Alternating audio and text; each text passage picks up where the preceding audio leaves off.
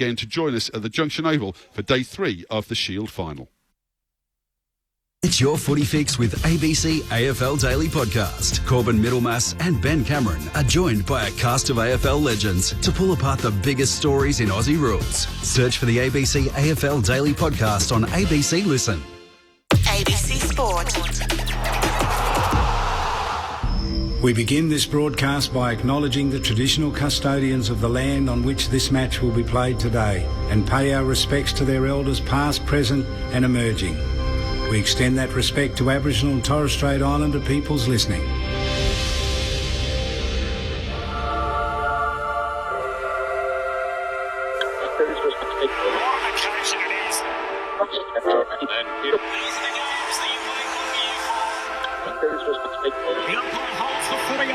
Boy, we're going to have some fun.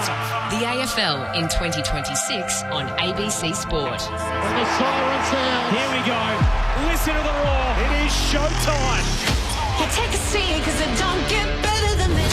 Right to the goal line. Jamie Elliott, the man who gravity forgot. That's why we love AFL football. On ABC Sport, this is the AFL. Sit back, relax, witness the greatest. It don't get better than this. From 45 and rides it all the way home. An ambitious effort. Unbelievable. The left foot is a goal. Oh, yeah. Take a seat because it don't get better than this. Rosen kicks on goal. And Branson Cody. What a goal. He's off and running from 45 to get the party started. Take a seat because it don't get better than this. It's bouncing. It's through. Bailey Smith. He'll want the cameras on him right now. Light camera action, baby. Countdown to contact. Spins around and buries it. Loads up from 55. That's a monster bomb. 40 metres out, snaps towards goal. What a beautiful finish. Bacon goes square, goes for glory. He eyes the goals and sends it home. Don't get better than this. 100% pure footy. Every minute of every match, all season long. Gathers, snaps, goal. It's just football at its best. Take a seat because it don't get better than this. Kick on goal, dribbles it through. What about that? Took them all on and said, I'll have some of this. Bailey pinches his pocket and bang, bang, bang. That's the price you pay against the Premier. Watson snaps. Oh, Watson puts it through. And the Wizard arrives precisely on time. He's built for the big stage. On his left boot, his kick is good. AFL. Inside 50, off a step, turns and goes bang. And snap. And goal. There's some bravery through the middle of the ground. How good is that? What a goal. He wastes no time. He whacks it through for another. It doesn't have to be your night, but it can be your moment. Hands it to Charlie Cameron. He can walk it in. Show him your tail lights, Charlie. Welcome to ABC Sports coverage of the 2026 AFL Premiership season. Runs the 50 out. What a way to finish. Take a seat because it don't get better than this. On radio ABC Sport Digital Radio. and ABC Listen. You take a seat because it don't get better than this.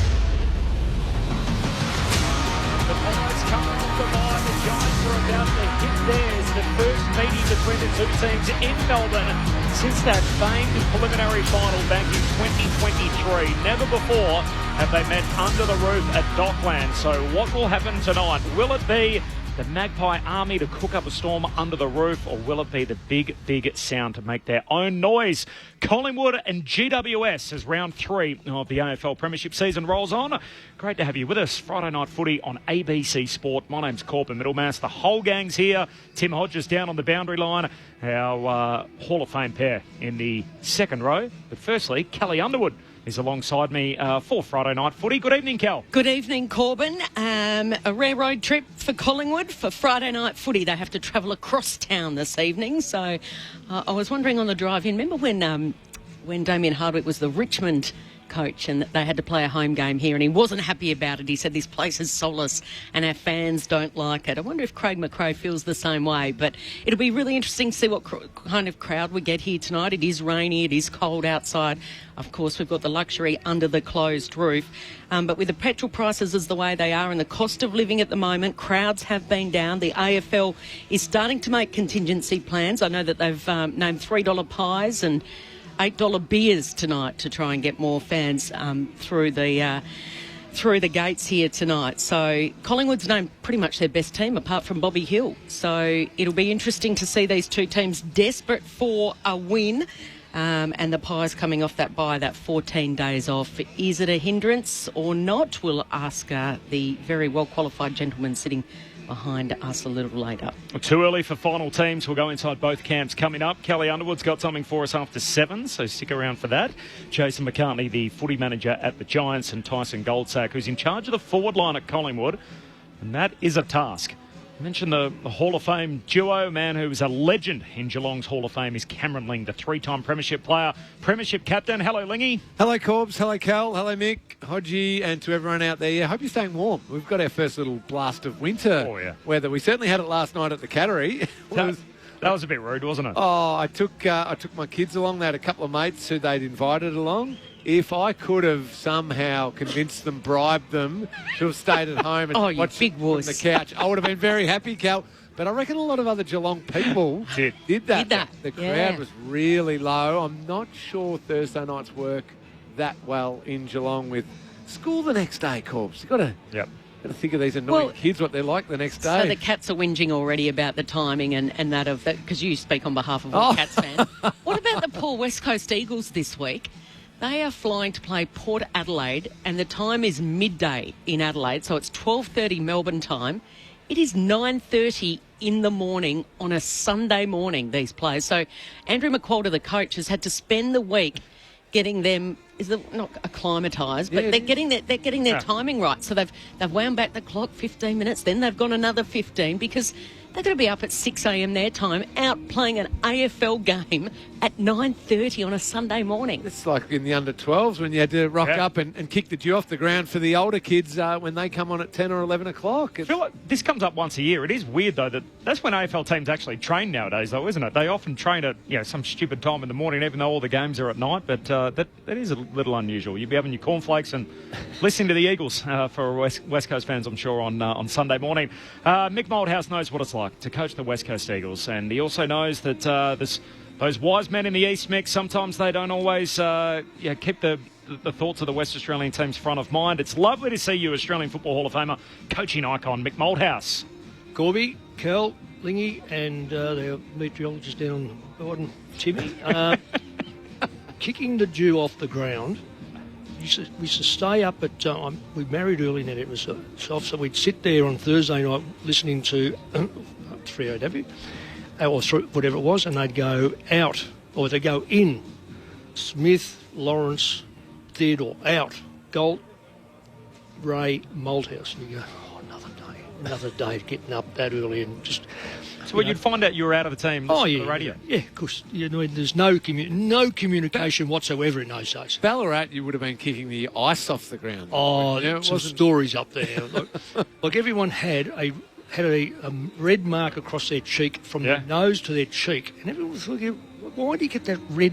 Because what you used to do is there was this red stuff that you used to rub your hands in with Vaseline to warm up, and you rub it on your back because it was still on your hands. So as you're wiping off your nose, you left this big mark across your cheek. So Lingy, been there, done that, know exactly what it's like playing under 14 for Wendouree West, wasn't it? That was 8:30 in the morning. What would you make of it if you were still the Eagles coach? Oh, I'd be really filthy on that. I'd be really. You've got to take in. What do you want to do? There's the way I look at football. It's for the crowd. We've got unless no crowd, nothing. Then you've got the player group, and then you've got media and administration. This stuff. So administration have got to sit back and say, now what is the best for the people in Perth who are going to watch it? The best for the players to play their best football. It's like they've been. If they had a loss last week, it's like saying, well, you're a second side anyway, so that's where you're playing. So, but they won last week. So I think that secretly they would be filthy on that time. Giants Pies coming up. This is Friday Night Footy on ABC Sport, and we're about to duck down to Tim Hodges, who's got the footy boss of the GWS Giants in Jason McCartney alongside him. The Sunday teams are in, by the way, for that game. So Lockie Jones, Will Brodie, and Josh Lay's going to make his debut for Port.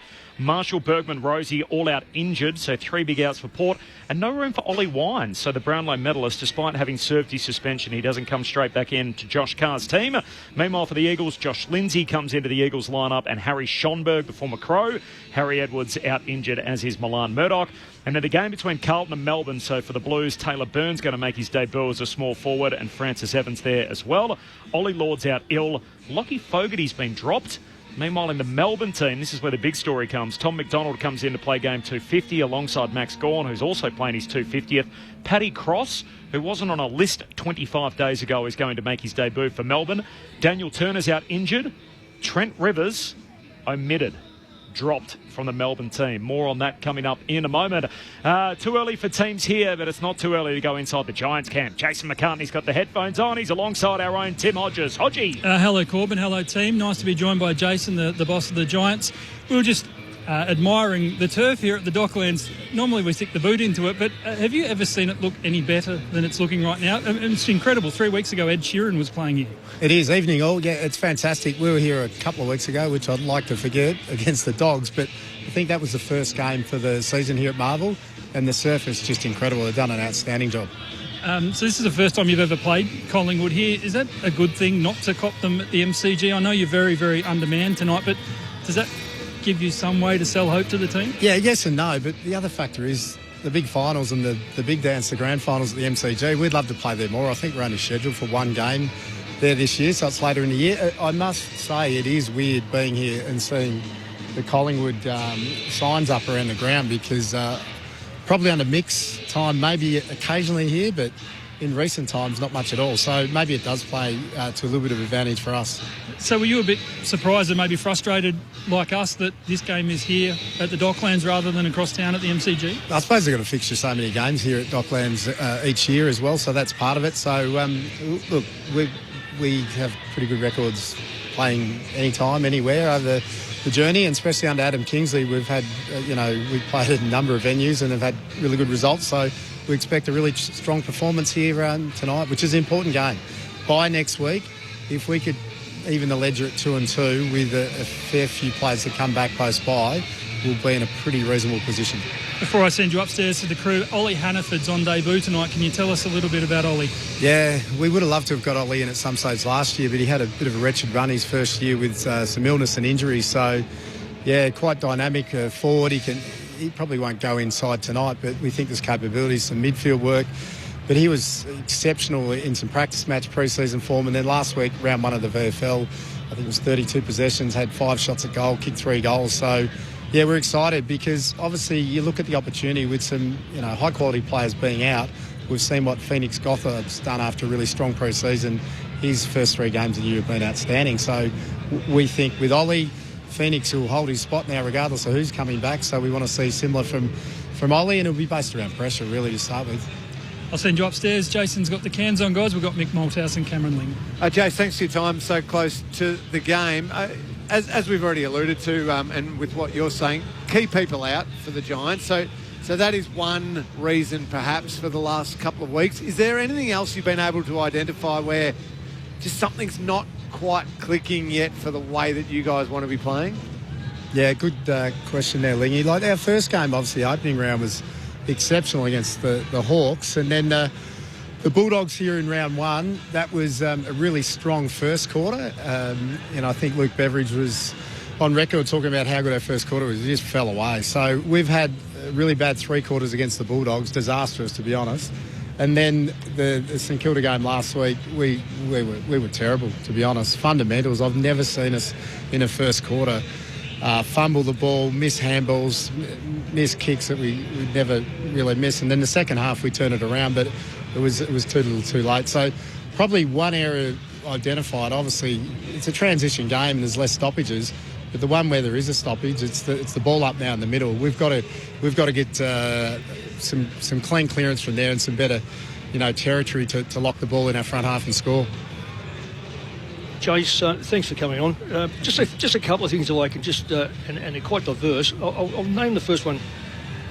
Briggs in the ruck. I've been such a big fan of his. Are the new rules now killing a bloke like him? And I just don't mean him. I see Darcy at Fremantle also affected.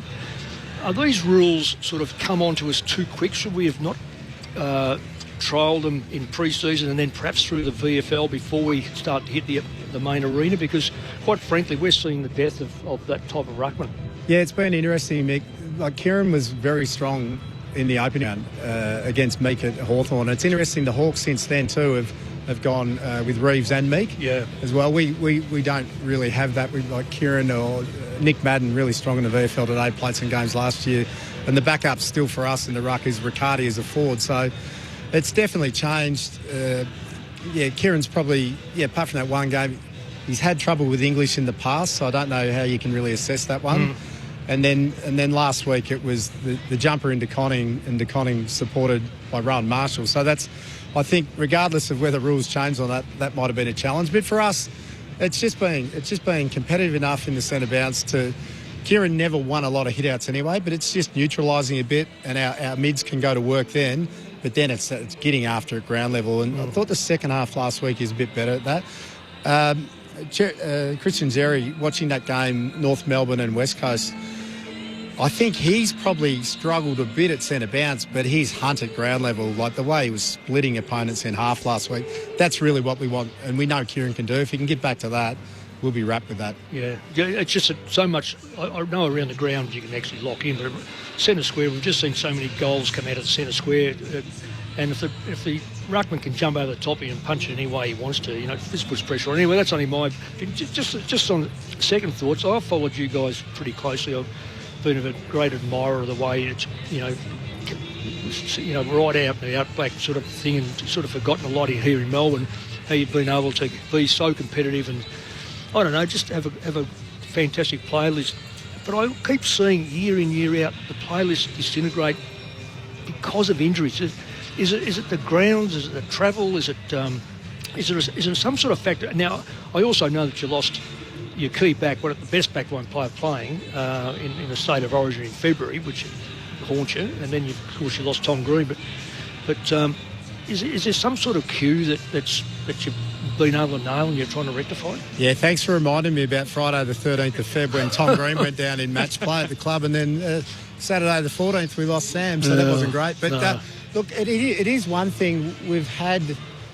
This is my 9th season at the Giants, and it's something that's we've always had patches where we would lose some key players. Like probably everyone goes through stages, but for us last year, the season wasn't too bad with it, but we just had some critical pieces missing at the end. So I don't know whether it is we've got this great partnership with the ACT government, play games in Canberra, which is awesome. We need that too because the Easter show period we're out of our stadium.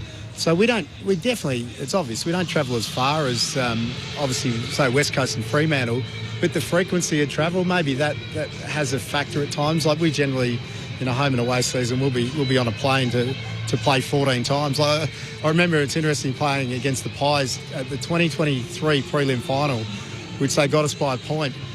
That was our 17th game where we went to the airport to get on a plane to play, and the Pies was their 17th game at the G. But that's part and parcel of being an interstate side, I suppose. And we just need to... We train hard. Our pre-seasons, we train... and all clubs have gone that way, that high-speed, high-intensity to replicate the way we want to play. So they are on edge. We've just probably...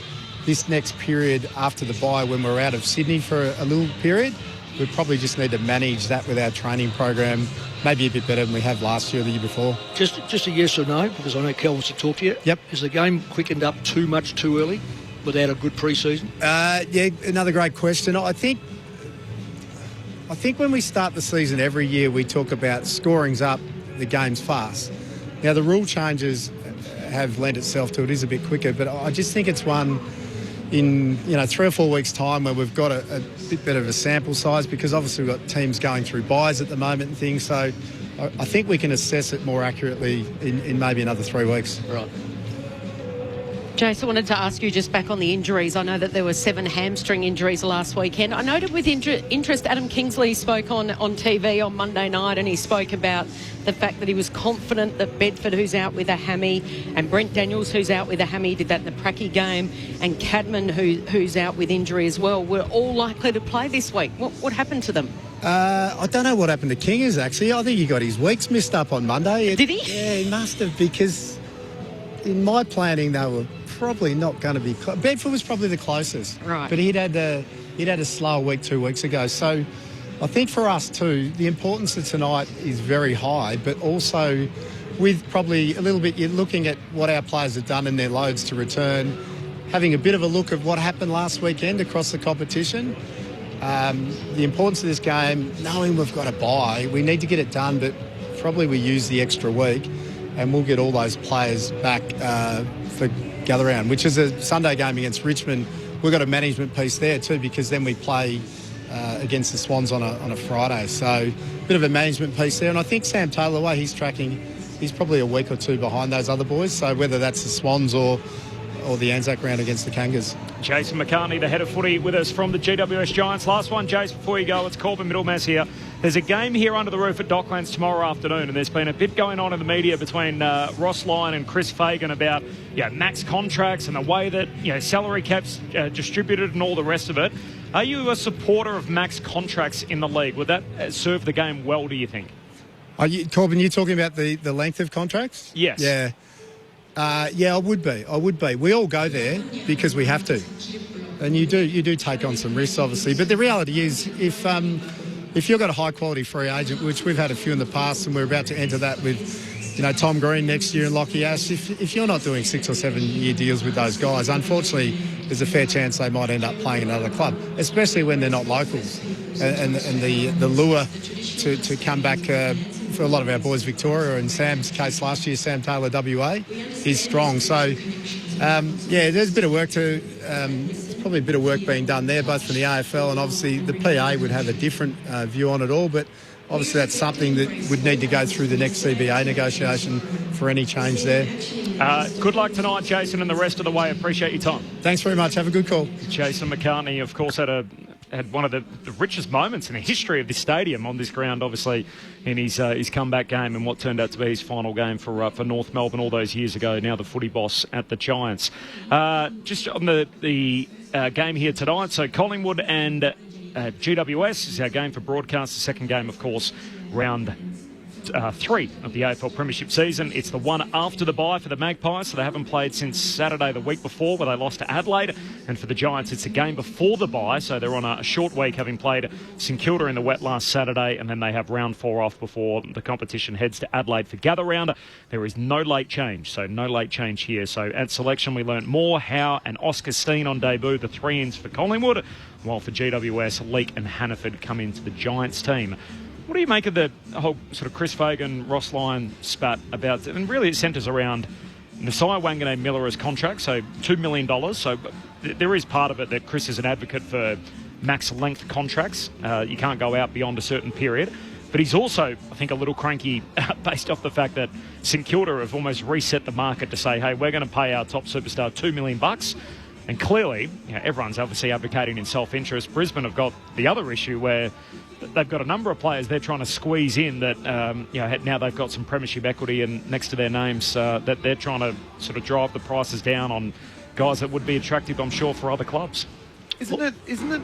Don't we see this every 5, 6, 7 years? I mean, the Chris Judd contract to come to Carlton almost reset the market. Well, Buddy Franklin was 10 years, and then or 9 years, was it? Then the Buddy Franklin moved to the Swans, so it reset the market.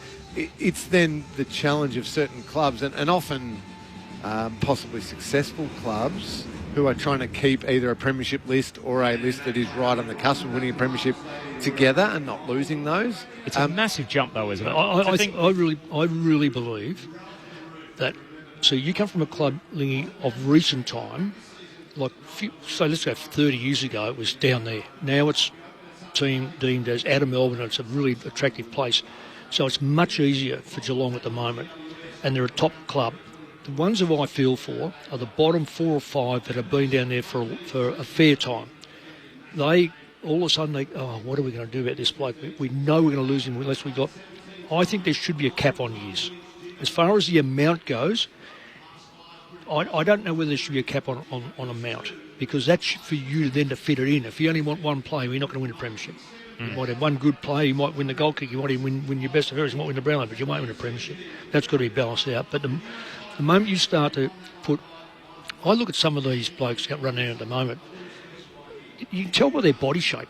They're going to get... And I know 30 is a bad number to use these days, but 31, 32, and you're going to go... He's going to lose his pace dramatically, and they're going to hang on to him for another 3 or 4 years. We're seeing it already. But isn't it to your competitive advantage then to say, hey, we're willing to let him go? If he wants to go to another club for 9 years and they get 4 years of dead money out of him, then too bad for them. We've got flexibility in our cap and they don't. But you've just lost a player that you've probably groomed for the next 5 years. Yeah. Which is what Jason McCartney just said. They have no other choice. Yeah. They have to do the long contracts because otherwise But if there was they'll a maximum, up and leave. though, if there was a maximum of 5 years, Yep. no 5, then you're hitting a wall. Both clubs are hitting a wall. You're not going to 6 or 7 and you think, well, Kelly's an interesting one. See, Kelly to me... He did 7 years, didn't he? 7 or 8, I think. He was never Josh going to be Kelly. a 7 year. He was always a bit proppy. He was okay. He was never going to win a lot of games off his own boot.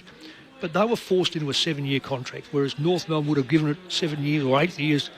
There's one that you probably could have said, yeah. But again, he was one of their better players, but not one of their great players in my book. But look what the Eagles did. The Eagles essentially kept a bunch of guys past their expiration date. It went bad. They've had multiple years down the bottom. Then they put their hand out to the AFL and say, hey, can you help us because we're historically bad. Now they've got 2 number 1 picks and a number 6, and all of a sudden they've had a huge glow up and everyone's thinking, oh, this is awesome. Look what the West Coast Eagles have put together. So why wouldn't you just blow it up and then ask the AFL for assistance and start again? You shouldn't be able to ask for assistance. That's right. When it's that quick a turnaround. When you've won a premiership in 2018, you shouldn't be able to put your hand out and say it. It's different if you've been down for a long time and you haven't had that premiership. I think it comes back to good management of your salary cap. We're all paying the same amount across the competition. Some are more equal. It's an animal farm. There's a few more equal than others, Lingy, and they're north of the Murray River. Okay. However, I think the salary cap's the same though, isn't it? Yeah. There's no cost of living anymore.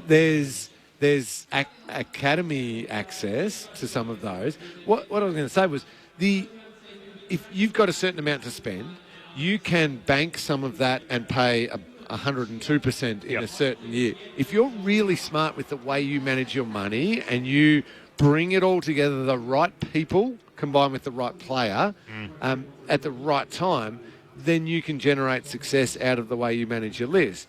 But if you allocate those resources and that money to the wrong player, either, or the wrong person who looks like a talented player, then you'll stuff it up.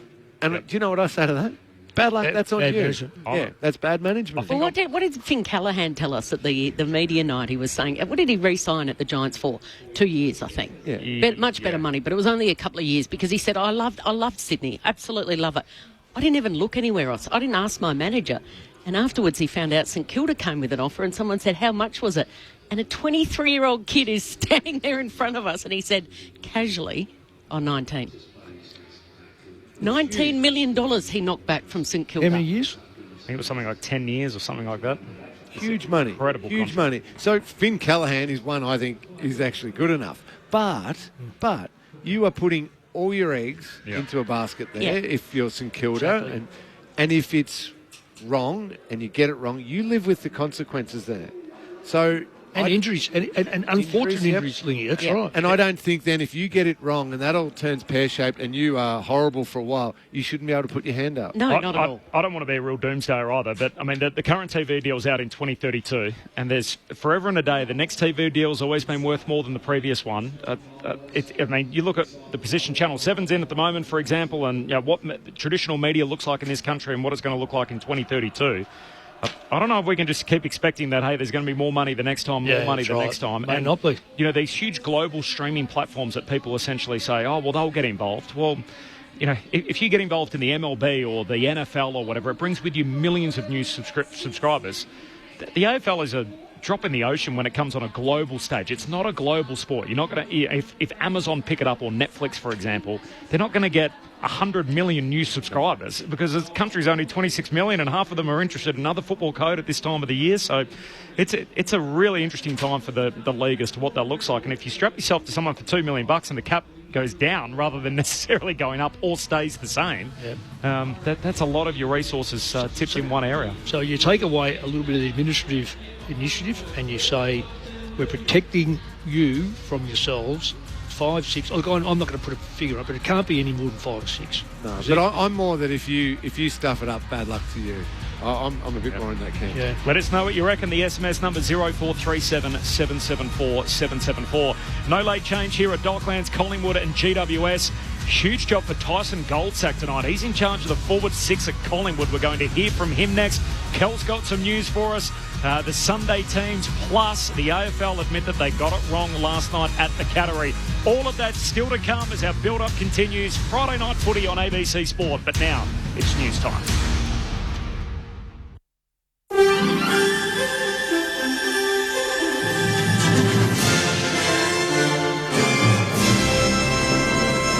Good evening, Nicholas Hines with ABC News. A Victorian-based fuel supplier has increased the number of oil shipments it receives and says supplies remain strong despite the Middle East war.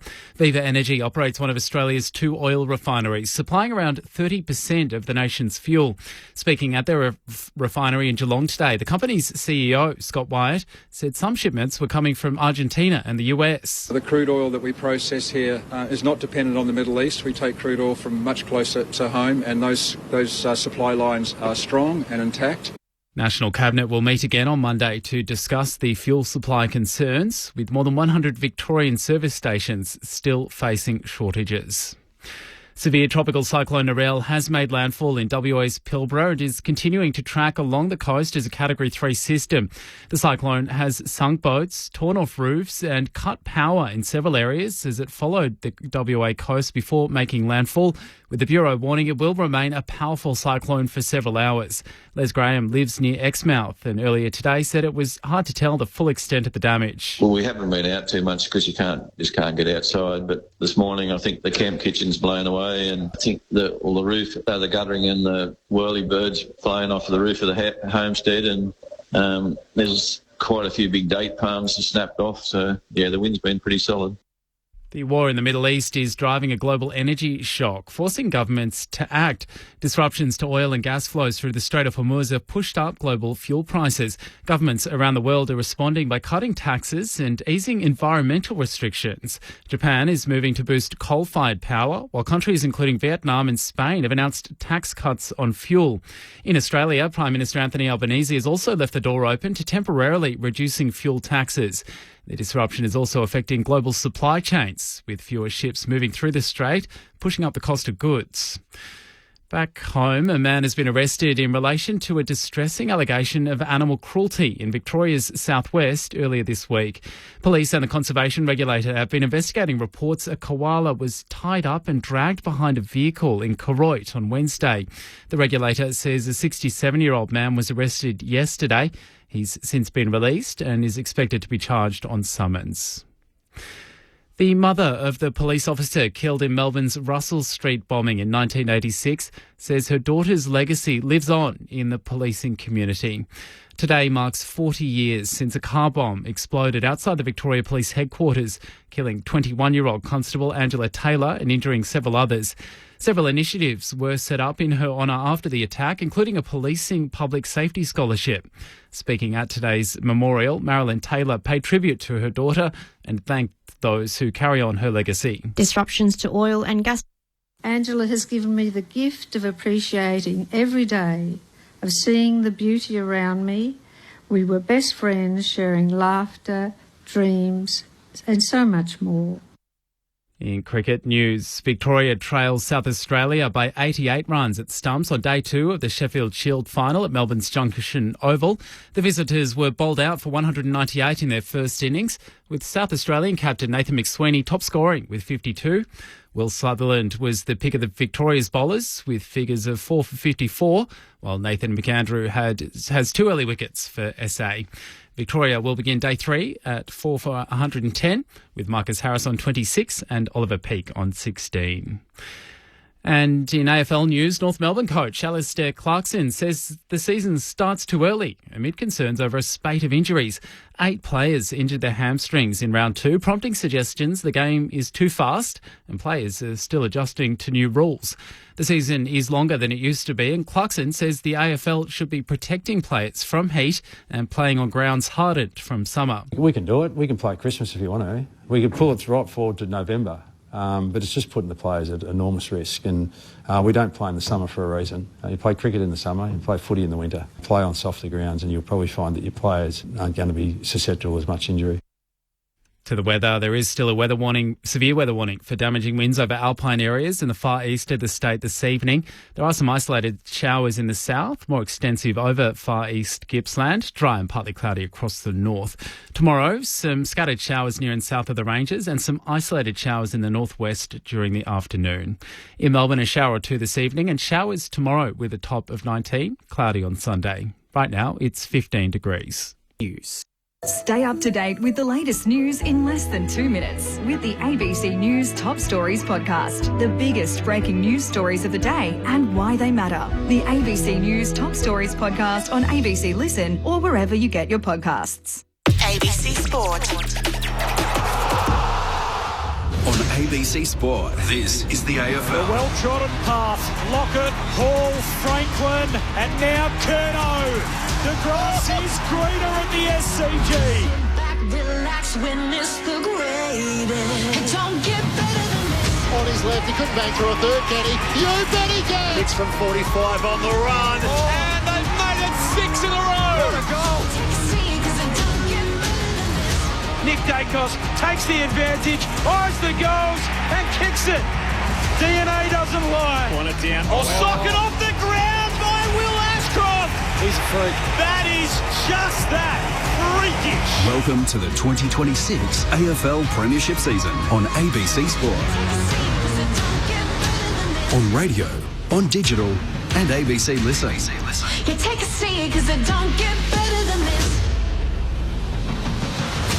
Besides the clubs, you couldn't get a bigger contrast in the competition. The biggest club in the land with the Magpie Army behind them. It's handed through the bloodline up against the GWS Giants. It's not the black and the white stripes. It's the bold, brash orange of the GWS side coming from Western Sydney with the small supporter base looking to grow through the generations, representing the AFL's final frontier. They come together under the Friday night lights, round 3. Here at Dockland Stadium, Collingwood and GWS. Despite that contrast, they have been September regulars in recent seasons. The last time they met in Melbourne was the 2023 preliminary final. They meet for the first time under the roof at Docklands tonight, and it is a good evening to be indoors. The weather's been pretty miserable over the last 48 hours or so the roof is on tonight, and both the Pies and the Giants are out there conducting their preliminary warm-up. There is no late change. The gang's all here. Friday night footy. Your thoughts, 0437 774 774. The SMS number, so the changes at selection, Moore, Howe and Oscar Steen, so a debutant along with the 2 experienced premiership players in for Collingwood. 3 guys omitted, Parker, Allen and Buller. Meanwhile, for GWS, they bring in James Leake for his first run of the year, Ollie Hannaford for the first start of his AFL career, so we get to see him tonight for the first time. The 19-year-old, pick 18 in the 2024 draft. Buckley's out concussed, and Ralston lost his place in the team. He played in the Magoos a little earlier. GWS finishing over the top, coming from behind to beat Collingwood there in the final term. So throw it all together. There's no Buckley, no Taylor, and what is a long injury list for the Giants. Among a host of others, they've got 12 unavailable to them. Corbin Middlemass alongside Kelly Underwood, Tim Hodges on the boundary, Mick Malthouse, the coaching icon, and the legendary cat Cameron Ling with you in commentary. Just before we delve a little deeper into this fixture tonight, and we'll go inside the Magpies camp in just a moment with Tyson Goldsack. Kel, good evening to you. Good evening, Corbin. Making a few phone calls around this afternoon. Little something bubbling along behind the scenes, and we just don't know when this might happen or not. But I can tell you that the current petrol crisis was mentioned at a meeting of all club CEOs last Thursday, so all 18 club CEOs. One club that travels a lot saying that it is a really big concern and something the AFL is closely monitoring. Canberra insiders telling me today that there's enough fuel coming into the country until the end of August. But we do know that state and territory leaders will meet with the Prime Minister, a meeting of National Cabinet on Monday, where the government could introduce rationing measures. Now, emergency measures to conserve fuel that could include less air travel to conserve jet fuel. So the AFL has already, clearly they've addressed the issue that crowd numbers are down over the first 3 rounds. And they have announced incentives to get more fans to the games this weekend, including, as I mentioned earlier, the $3 pies and the $8 beers tonight. And Carlton and Melbourne, they've offered cheaper tickets for the game on Sunday. But this is getting more serious by the day. We know the petrol crisis affects everyone, not just those in football. But in a few months, less flights because of limited jet fuel could really disrupt the AFL. And I just wonder at what point they're sort of meeting behind the scenes to consider a team like the Giants that we're going to see tonight. We heard from Jason McCartney, their head of football, earlier that they can't get onto their home ground for the next 6 weeks because of 6 weeks in a row because of the Easter show. So they have a bye over Easter, and then they've got interstate trips. They're going to the Barossa over Gather Round, then they're off to Canberra, then they go to the Gold Coast, and then there's Perth in the next 7 weeks. So we know that companies out there are already warning employees that, measures for work for home could come back into place. So I just wonder what effect this might have on the AFL and whether we're looking at a point where, the likes of Fremantle and the West Coast Eagles that travel all the time, we might have to see them, dare I say, in like hub type things where they are brought to Melbourne to play more games, because this is an issue that's not going away soon. And even if the war does end tomorrow, we know that it takes a few weeks to get the fuel into the country. So this is something that I'm sure the AFL is looking at behind the scenes, and that no doubt more and more clubs will become more concerned about it. But Giants said to me today that it's definitely an issue on their radar. Wow. Okay. So CEO's meeting during the week has been discussed, so flagged there, about what that means for the competition going forward. So Kelly Underwood with the latest on that with us on ABC Sport. It sounds to me, Lingy, a little bit of sort of back to the future. I mean, and you go back to the Second World War in 1942 and 43, your beloved Cats had to stand out of the competition due to fuel rations. It was exactly that reason back then. And Lindsay White, who won the goal kicking in 1942 wearing a South Melbourne jumper, so Geelong's best players went and played for other clubs during that particular period. Unfortunately, something like this, going back, say, 10 years ago, we would have thought that's impossible to impact the competition. And it feels like after the COVID days, we're conditioned for anything, for any kind of upheaval as to what this could mean for our game. Yeah, it's a massive upheaval though, isn't it? As soon as you use the word hubs, I think it sent it through a shudder through us all there. And even just the companies out there in the city saying work from home, that sends a shudder up your spine as well. But I mean, it's certainly not out of the question. No, and it may become reality, and contingencies need to be worked on now so they're prepared. However, then it begs so many questions. Why do the Perth teams have to come here? The WA teams are probably saying, hey, we can play footy in WA, send a bunch of Victorian teams to us, and we'll create a little hub over there with maybe the South Australian teams, rather than making us fly. I would imagine some arguments perhaps starting to happen around the clubs. I know the obvious one is Victoria because there's 10 teams sitting in here, but some of those interstate clubs, I say that being a Victorian, they could argue, well, hang on a second, why do we have to travel to Victoria to create these hubs? And the AFL is sort of saying at the moment, look, there's nothing to see here. Clearly that they've got to be careful because the farmers are the ones that are really hurting in this situation, and we're in an entertainment industry. But at the same time, there was a bit of a feel, wasn't there, Mick, during COVID? Remember, they all went up to the Sunshine and they were in the resorts, in their hubs, and everyone was thinking, well, hang on, they're getting a bit of special treatment here from the government. So it's a delicate one for the AFL to really keep their eye on. Yeah, well, look, I might be looking at it a little bit differently, but I just think a lot of people have jumped, and I think a lot of the price gouging in the petrol industry is rife. There is no government ruling that says you can't put prices up, believe it or not, and that is an absolute fact. Even if they put it up to $4, all they just justify by saying, well, that's what we're going to sell it at. There's no particular rule at this current time that says you have to keep to a strict thing. So clearly there's profit taking. we don't get all our oil from the Middle East. I mean, that's in fact, I think we only get 20% from the Middle East. So we seem to be jumping up. I think we're sort of a little bit scared of what took place at COVID to see how we felt, and we're now starting to feel the repercussions of what took place then, as opposed to the reality is we can still get fuel.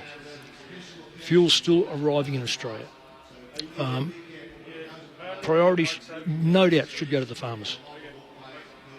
It should go for the truckies, the city truckies as well. It should go to the medical. It should go to the military. That's why we've got a network in Melbourne and most big cities have, of train, tram, and etc. So I don't know whether we really are as in dire strait as what we. I think it's easy to jump on and go, look, throw the arms in the air, but I don't think it's that bad. Yeah. I wonder whether it'll affect the crowds for gather round. Oh, definitely there, because a lot of people will not put $2.50 or $2.70 litre of petrol in their tank to go for a holiday, which is basically it, school holiday, take the kids over there, which has been magnificently run by the South Australian government. I'm not sure that people will do that now. It's almost double from what it was. Easter next weekend, then gather round the week after. So when the whole competition gets back together, it'll only be the second full round that we've had in the young season so far after round one, with all 18 teams playing when we get to Adelaide in a fortnight from now. No late change here at Docklands, Collingwood and GWS, so teams going in as selected. And just repeating Kelly Underwood's news that the AFL CEOs meeting during the week, that well and truly front and centre the conversation around the fuel shortage and what potential impacts it could have in the competition going forward. All right, let's head inside the Collingwood camp. A man who's got a very big role to play today is alongside our own Tim Hodges. Hodgie. Corbin, we're joined down here by Tyson Goldsack from Collingwood. We appreciate your time, Tyson. Is it weird you had 2 games and then had such the bye and a week off? It seems such an odd prep leading into this season. It's certainly different. 2 games. We had 4 games in a row with the 2 practice matches. So for us, it's a month of footy, and we kind of started setting ourselves from that first one against GWS. It's a weird time to have a bye and watch some games, but we'll take it. Was it a weird or ugly few days after that Adelaide one?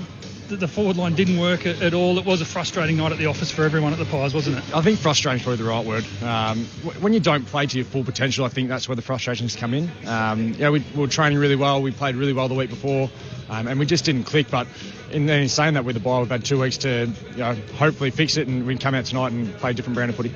You are the forward coach. What are your confidence levels that the team can kick the winning score tonight? I think that our total ball movement, if we're talking forward line and offence combined, I think when our ball movement is the way that it can be, it will give our forwards a really good look. Jack Bullard goes out, this week, and he's just still learning our system and where to run. His running patterns. He was good today in the VFL, and there was some guys down there that played well today. But our forward line, we can kick big scores. So are you confident that the Adelaide result was maybe a mulligan? I'm hoping it's a once-off, yeah.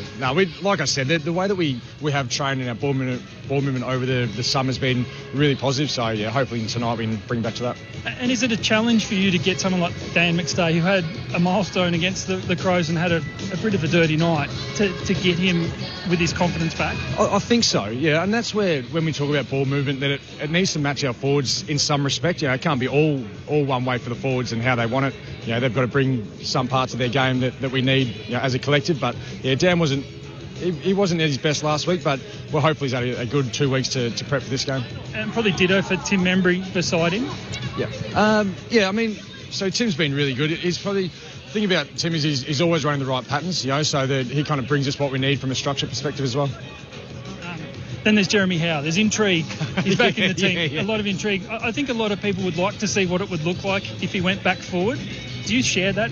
I'm a huge lover of Howie. We've been great mates for a long time, so I keep saying to him that there'd be, from my perspective, I'd be happy to have him in our forward group, but what he brings for us as a defender is huge as well. So if we need to use him forward, we've got that, up our sleeve, but ideally he plays down back and our forwards get the job done.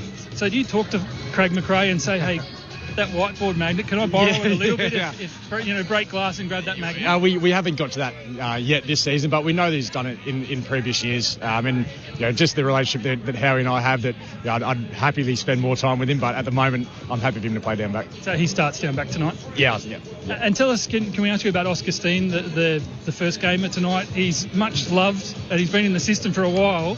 Yeah. You must be thrilled, as I know all of his teammates are, that he gets this opportunity. Yeah, it's really hard as a ruck when we've got such a dominant ruck being Darcy Cameron, that Oscar's just had to do his development, his apprenticeship at the VFL, and his the way he attacks the ball in the air and his movement around the ground strong. So we're really happy for him to get a crack tonight.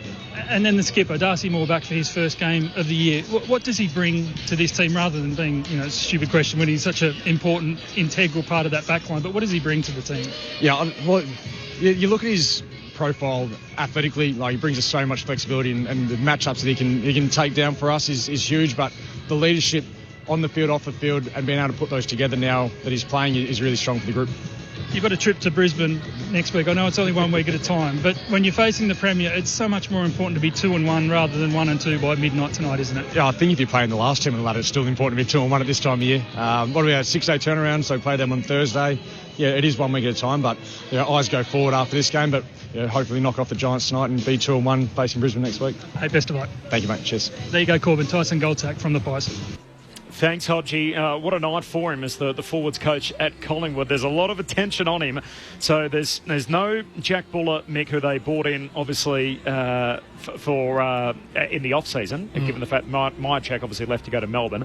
And then they've got a GWS team at the right time, which has no Taylor and no Buckley. No Buckley, yeah. Do you think if the forward line doesn't function tonight, when is it going to? And if it had been playing at Geelong last night, it would have got away with, because of the height factor with the wet. Even the MCG tonight might have been Big Cruise, you don't know. But this has got the lid on it. It's perfect. It's interesting. I'm just looking at the player list. Yes, GWS have got a lot of injuries. Collingwood have got probably one player that would be in their side out. They've got 12 players that are 30 plus this year. They're all playing. So clearly they're still backing in their experience as opposed to anything else. I go along with the fact that when you've got players like Howe, maybe the best thing is cameos forward as opposed to starting forward, because he is 35 and he's not a big giant of a bloke. But Myercheck is an interesting one, that they've kept so many of the players that are probably a bit patchy, and yet Myercheck was still performing. So there's one of their key forwards. He straightens them up. I'm not sure they've got a key forward down there that can straighten them up outside of, I know this might sound very strange, to go from full forward, but they need him in the middle to give him a bit more grunt as well. So you wouldn't be starting Howe forward? I know that. I would not. I would play him forward at some stage, but I wouldn't start him forward. I'd let the game drift a little bit and then pop him down there, find the best. Have a look at how GWS settled for a start off. Let's have a look at their back six without those two fundamental key backs and go, right, okay, you know what, if we can play him high or play him low, he's going to attract this sort of player. That's the sort of player we want him on, as opposed to going down there. They could be preparing for him. They've already done some work on him. So, no, I wouldn't do it early. Howe and Moore down back, if they're somewhere back to near their best, kickstart their offence and they can actually attack better across the ground, which will give their forward line a little bit better look. I agree with McStay. It's clearly not quite clicking perfectly. Hasn't. To go, he's the one. And Elliott. Yeah, and Elliott's a star. I absolutely love Elliott. But to go, I reckon you sit him 30 out from goal and just let him roam that forward 60 like a ruck roving forward, and just go wherever you want. You want to be one out, you call it. You want to hunt up the ground a bit, you call it. You run the show in that forward line. The numbers are incredible. So it's 11 matches now that they haven't kicked 100 points. The other data I saw during the week, last 5 games have kicked exactly 11 goals. The average winning score this year, average goals for a winning team, is 16.5. Yeah, so they're defending well. So they're a bit short of that. But the Pies, even when they were scoring more, it was built off that frenetic pressure across the ground, creating great turnovers, and then flying back through the other way. They're not generating those enough yet. Not many teams can get it from deep in defence with the opposition really well set and then perfectly work at the length of the ground and kick goals. You tend to do it.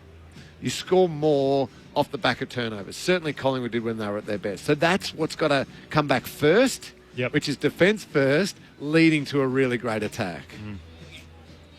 Lingy, where have you got them? Where have you got Collingwood and where you got GWS? Knowing Tom Green's out for the year, Yeah. Collingwood are basically a full side. And for all intents and purposes, let's say they stay pretty close to that. Yeah, so I think Pies win tonight. Don't forget they finished in the top 4 last year. They were on top for 4 games clear at one stage. Yeah. So, So I've got Pies winning tonight, but I'll probably, until they can recapture that really just hunt Can they get around it? the ground, I believe they can, only because of the qualities that are out there. Maybe I'm giving them too much credit from the leftover of the premiership team and the grand final, all that sort of stuff. I think that they are sitting in that danger zone of being in a wild card game. You know, do they slip to a 6, which gets them just in, maybe 7th, unless they can recapture it. The Giants, they're just trying to buy wins until they can get their players back. They are trying to get to round 8, 4-4, 5-3. that'd be very good if they get. Yeah. Really, I've got them 3 and 5 at 8. Yeah. So, and the risk is they hit it at 1 and 7 or 2 and 6, and then it's a long, long way back. Not when you get a medal, not when you get a ribbon for finishing 13th. So you might only need to win 10.5 games. Depending on look, I reckon a side will get 8th and finish 10th. Yeah, it's fair to you. That's. How many medals would you have? No, because you made the finals all the time. What are these other sides? I think in the 18, we did these numbers, didn't we? In the 18-team era, I think they're almost split evenly, sort of 33% each of 2 between winning record at 10th, even record at 10th, and a losing record at 10th. So in 1 in every 3 years, you can actually qualify now for the finals with a losing record. Yeah. In the way that the 18-team competition structured. That means the teams down the bottom need to win more games. Obviously, in recent years, it's that the middle part's been fattened up by the fact that the bottom 3 teams have had so few wins. Mick's just trying to fire me up. He is. Really He's trying to get me going, because I'm with him on that. And tell you what, Mick, as soon as we start whatever they're called, wildcard games, as soon as we start counting those as finals, they're not, are they? That's what they're saying will happen. That has got the bee in my bonnet about that. I'm with you, Lingy. Let's go. Let's go. Look, we'll do a parade at the front. We'll strip and walk up and down. And we'll walk. That's not good for anyone. I reckon everyone in this little booth should just run away. Kel's just run out. Kel's already run. That'll be great when we get there, the wildcard games. You'll love them. Yeah, okay, the games might be. But you know what they're not? Yep. They're not finals. They're an opportunity to qualify for finals, and you don't get a finals against your name. If you're still playing footy when everyone else is not playing footy, it is not finals. You guys still sitting in 10th position. Oh, call it the wild card, call it whatever you want. So round 0, we had finals. Because some teams weren't playing.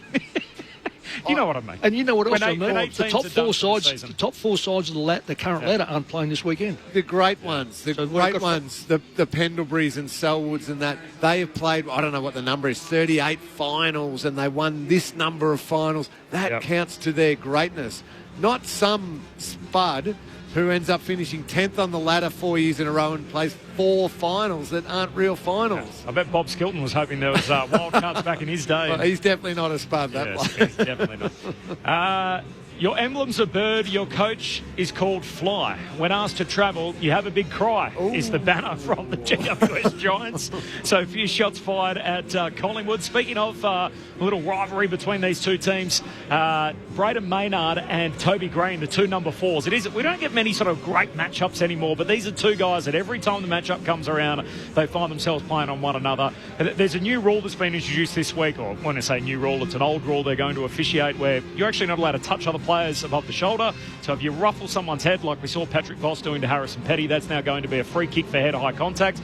I wonder if anyone's told these 2 guys. I feel like we could be looking at our first 2 victims of giving away a free kick the way that these 2 interact with one another. You know the thing that I really like about them? When they do it, they look so innocently, like if they just accidentally tumble on the other bloke. It's like, I don't know how you got down there. How did my knee hit you in the chin? Or, wow, I didn't mean to headbutt you. What are you doing there? It's just... It's a good 2 blokes go head-to-head like that. We were both at the game. love. We were both at the game last night, Lingy. It ended in a bit of controversy, at least was certainly dressed up that way after the Tom Atkins incident. Fooled the umpire and Zach Taylor, where basically he was able to claim the free kick. I'm not sure Zach Taylor was Ford, he was trying to make the case to the umpire that actually that should be my free kick for last disposal out of bounds. Instead, the umpire bought what Atkins sold. It led to a goal. Jack Martin put Geelong 8 points clear. There was no ARC intervention, the video review, who do have access to actually overturn last disposal out of bounds if time allows. That's the asterisk that was on it all along. The AFL confirming today that the last disposal was an error, and they'll review their late game processes going forward. Play resumed before the ARC officials were able to make a call. Well, that's the big one. We don't want the play to resume and keep going, and there's another contest, there's 30, 40, 50 seconds of play, and then go, oh, hang on. No, that's got to come all the way back. We don't want to get to that, but somehow we've also got to try and end up with the right decision there. It's tough. I don't know what the answer is. Did anyone walk away last night at the end of that game and thought, oh, the wrong team won? Like, Geelong had 25 more inside 50s. Adelaide were plucky, they were brave and everything else. Inside 50s don't count. You should know that now. But I think the right team won the game. But it doesn't matter what took place. Because Adelaide believe, you know what Adelaide like, I mean, they believe in the last few years they've lost games they should never have lost because of an umpire decision. Yep. I do not get why that central umpire couldn't have just drawn the box and go, I want to look at that. Do we want that in the game, though? Do we want more delays? Why delays? not have it when it's like that and you can draw and you can say, this is for Adelaide, it's not for Geelong, this is for Adelaide, or it's for me, and I've only got 2 of these, and I'm going to... So I think you need that. I don't know why that couldn't have been done. We'll pick that up, I'm sure, across the night and across the weekend. More on that to come. The Cats winners last night. Who will it be tonight? The Pies or the Giants? The preview next. Exciting, rule-breaking, shaping who we are. When the song was released, it was banned. Inspiring arts in When the War is Over. Take 5 with Zen and Rowe and the new season of The Piano. It's fabulous. Creativity and so much more on ABC iView. This is the 2026 AFL Premiership season. On ABC Sport. AFL. On ABC Radio. On digital. And ABC Listen. Look for the AFL button.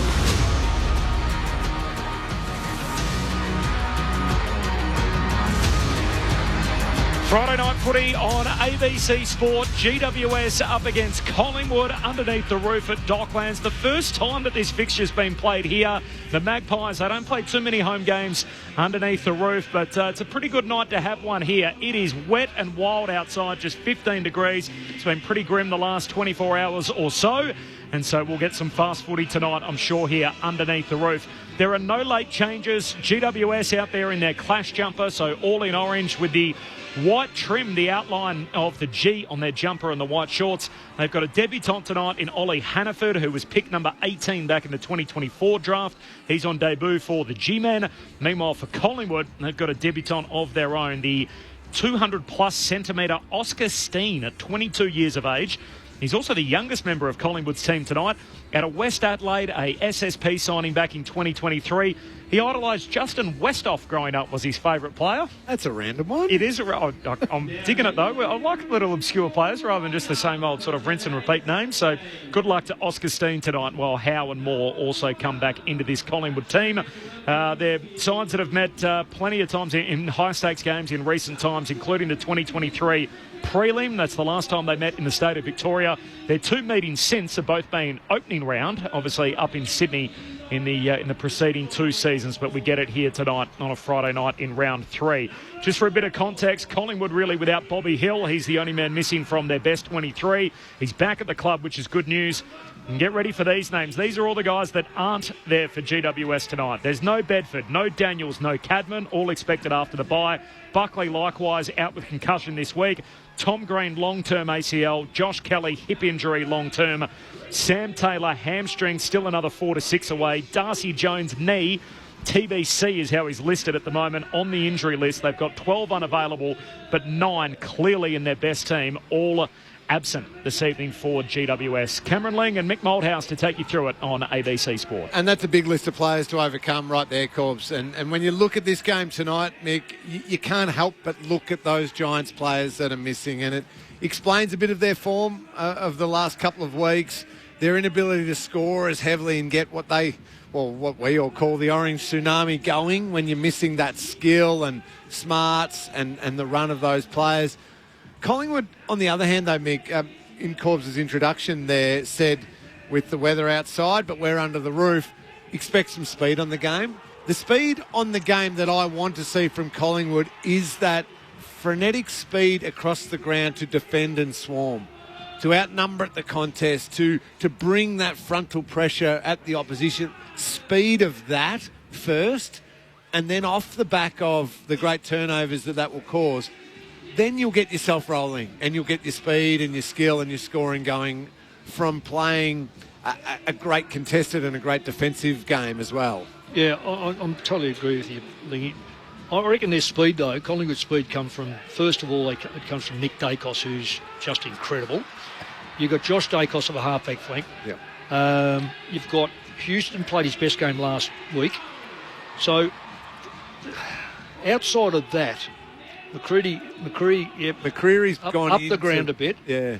But, and the dynamic to Goey when he's probably from centre more so than when he's got the ball in the half-back line. So they've got a few players. I'd be very interested to see what they do, what GWS do. We haven't spoken about GWS, but what GWS will do with Dacos. I think he's their thumb.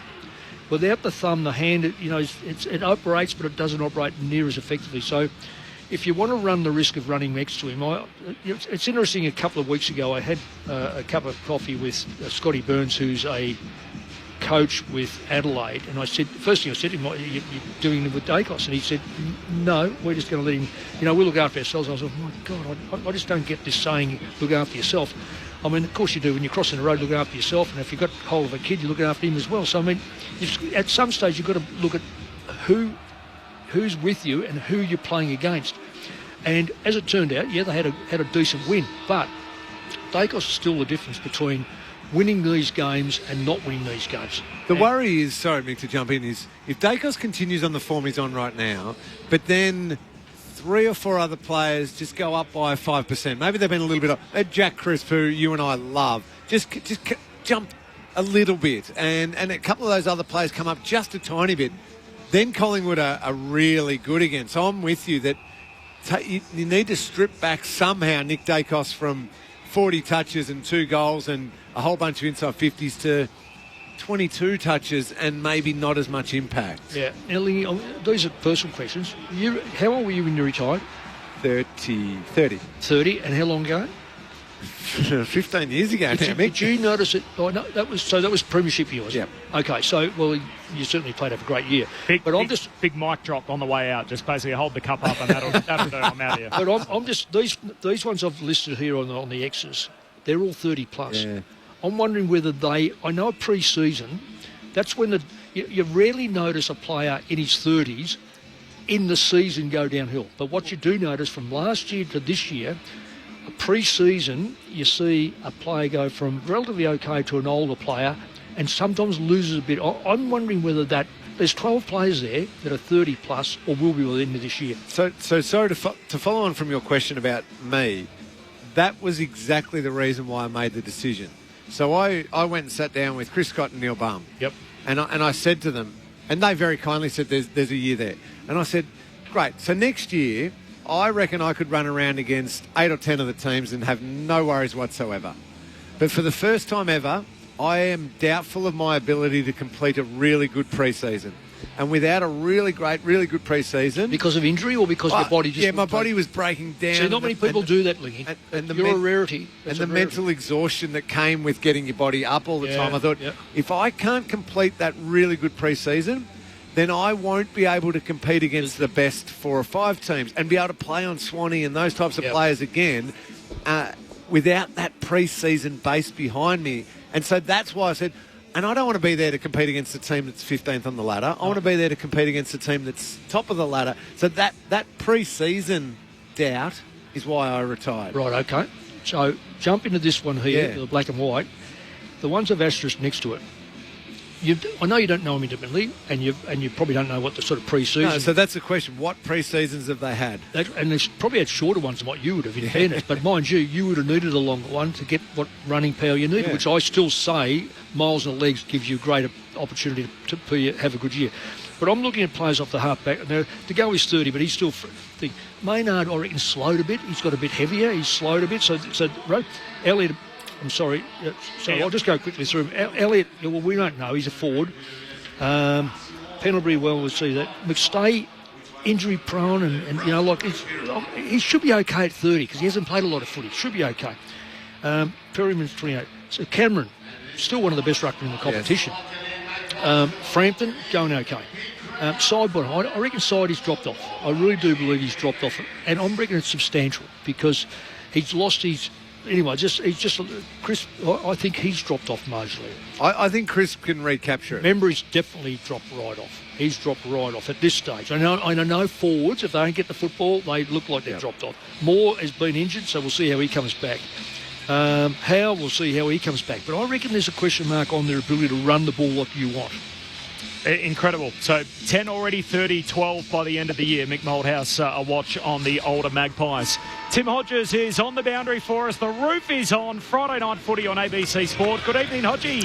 Hey, Corbin. Hey, team. Toby Green won the toss. The Giants will kick to the river end. That's the right of screen if you're at home watching the telly listening to us. It is a feral night outside. It's wet and it's windy and it's cold. Mick might need the beanie for the long walk home.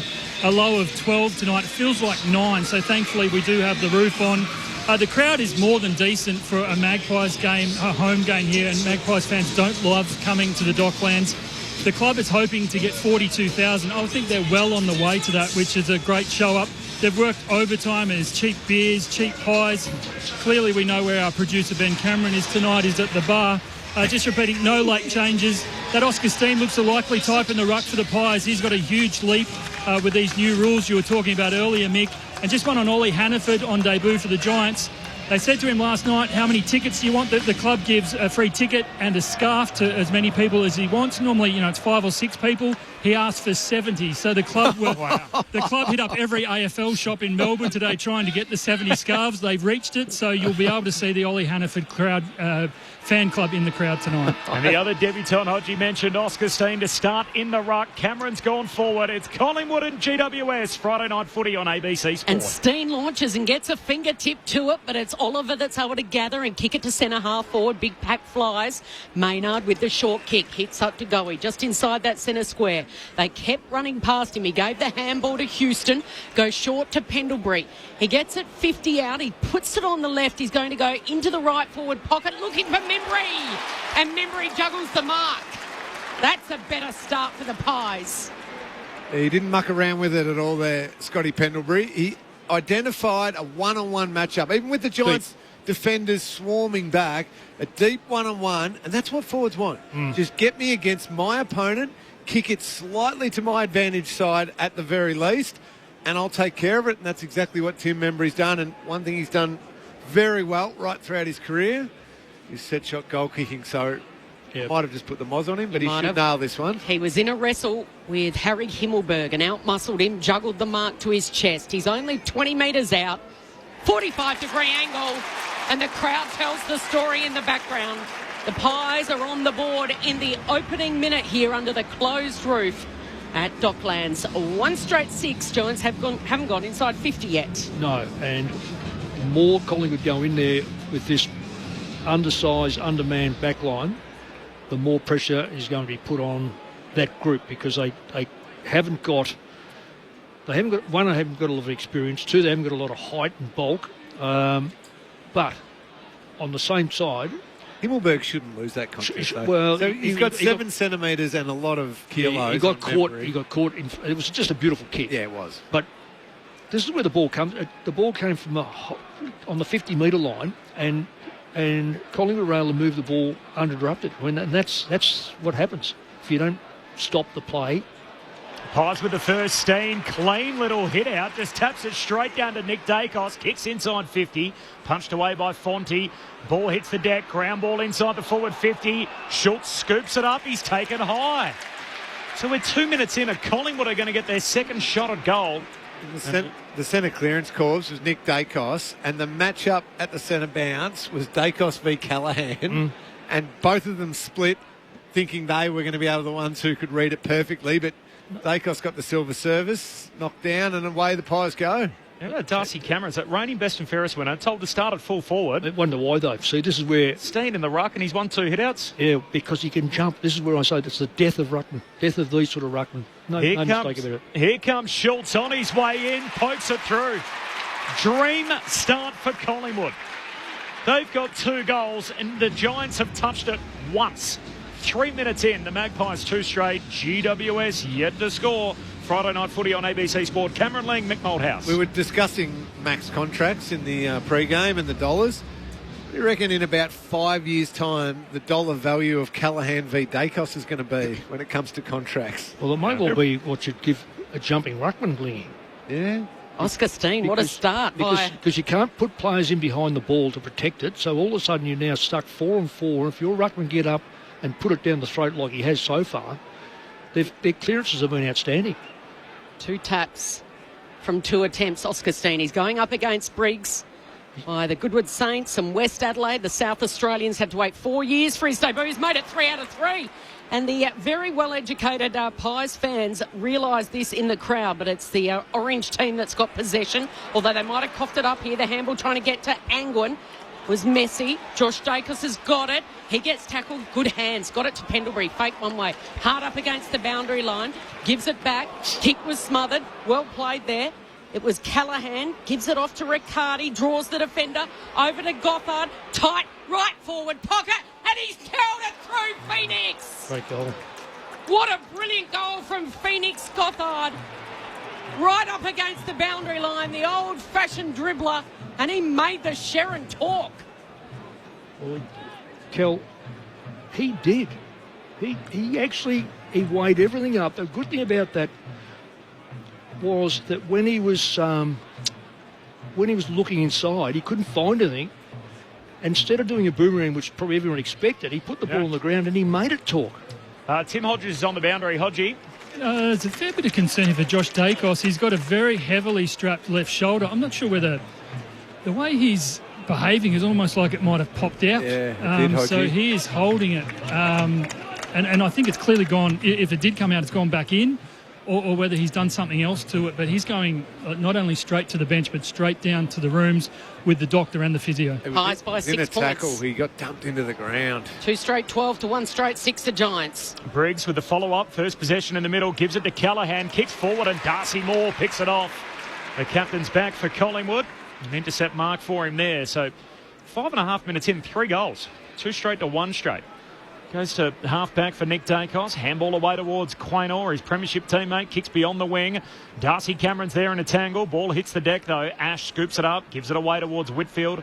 Handball to Callahan. Back in the defensive 50. Back to Ash. Long kick for Gothard, who's up on the wing. Stolen away by Sidebottom. Sweeping hand pass in the middle of the ground for Pendlebury. He dishes it off to Nick Dacos. Runs his way around Oliver. Kicks for Elliott. Leaping up. No mark. And a get out of here kick there from Iden. Bouncing towards half-back.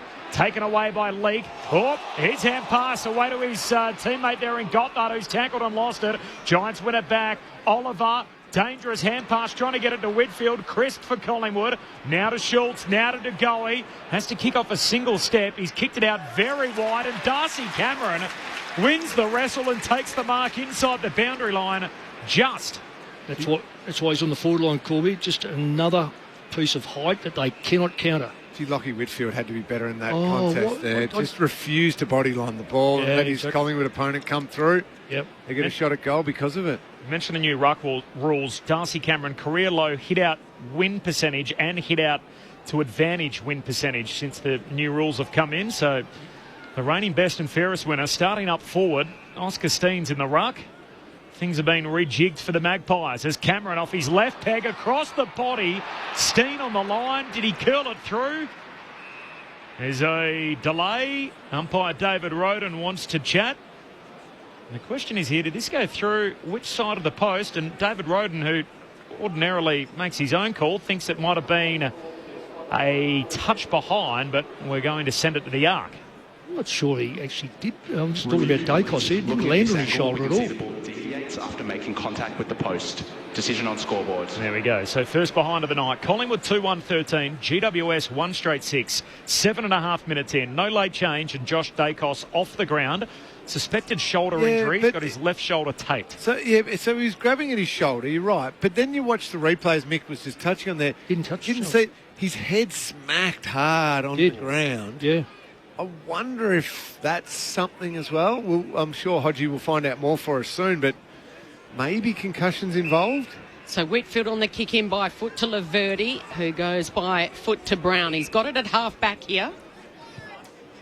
It's a high ball to centre half forward. Darcy Moore caught underneath. Big fly from Briggs from behind. Green with a quick handball to Delano. Over to Angwin and then off to Riccardi. He curls at Goldwood. Waiting at the back. Couldn't take the mark with Stringer. Here's a chance for Gothard. Handball's back in play. A little give and go. Gothard fakes one way. Then he gives it back to Thomas. And Thomas's little dud kick was smothered well by the Magpies over the boundary line. It was Perryman with the smother, the former Giants player.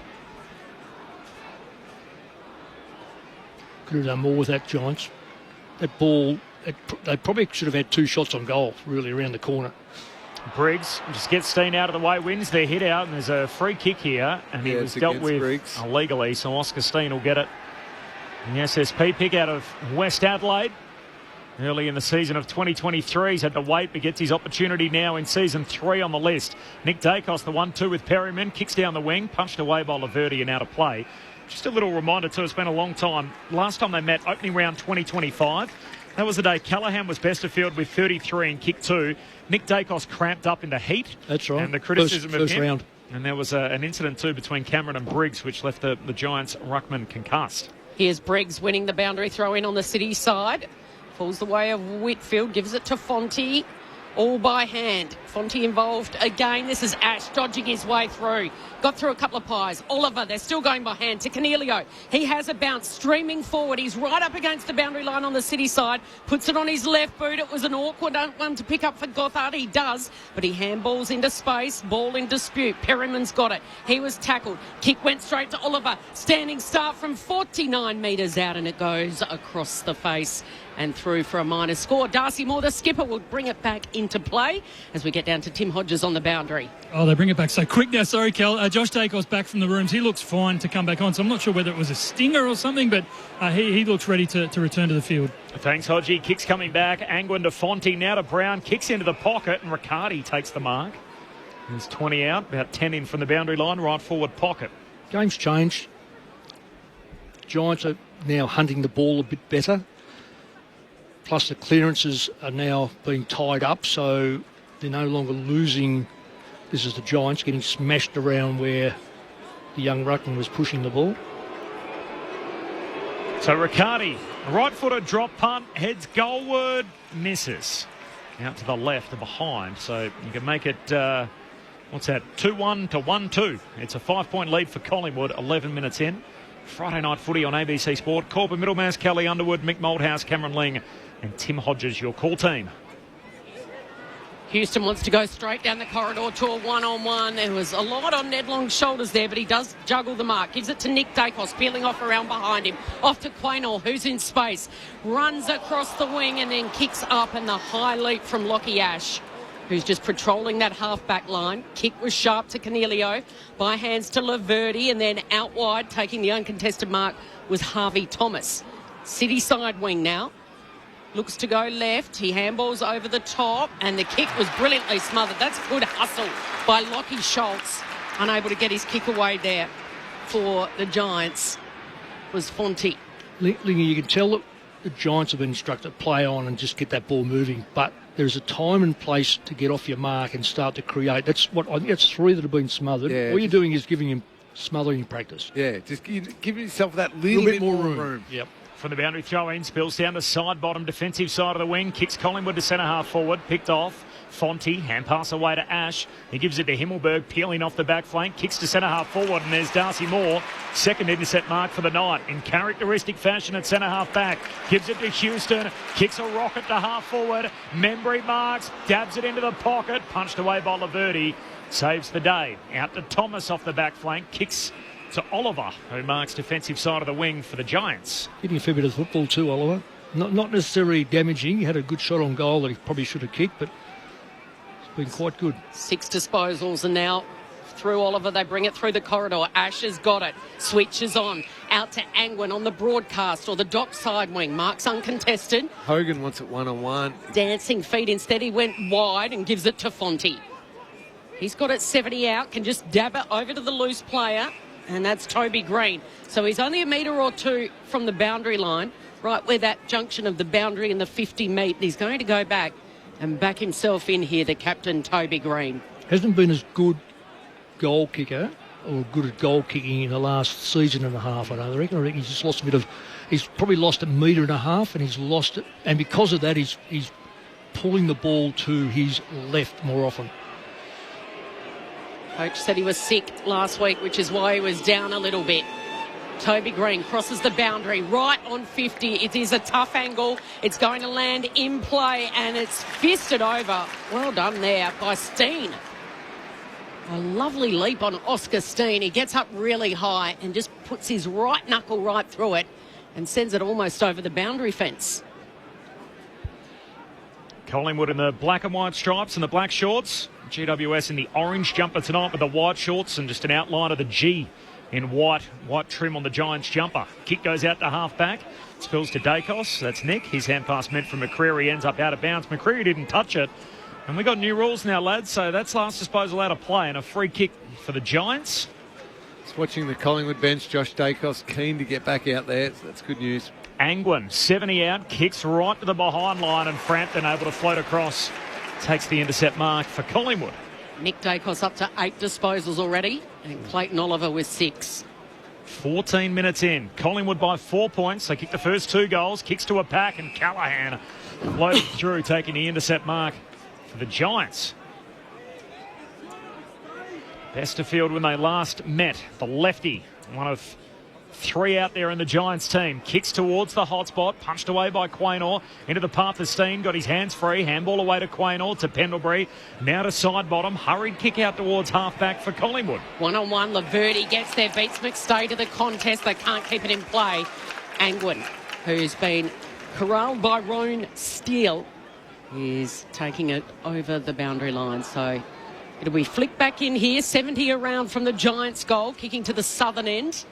In this opening term, it's Collingwood by 4 points. We've gone 15 minutes. Riccardi in front, gets it down to Toby Green. Tackled by Nick Dacos. Looked like it could be a little dangerous. And at the last minute, he just protected Toby to make sure his head wasn't driven into the turf. Riccardi wins it again, dabs it back to Angwin, gives it to Callaghan. They're going backwards by hand. Whitfield goes forward. Quick hands here. Quick active hands. Riccardi's involved. So too Fonte. Kicks out wide. O'Halloran had to get on his bike and he takes the mark. The man on the mark is right on 50, and that's Harry Perryman.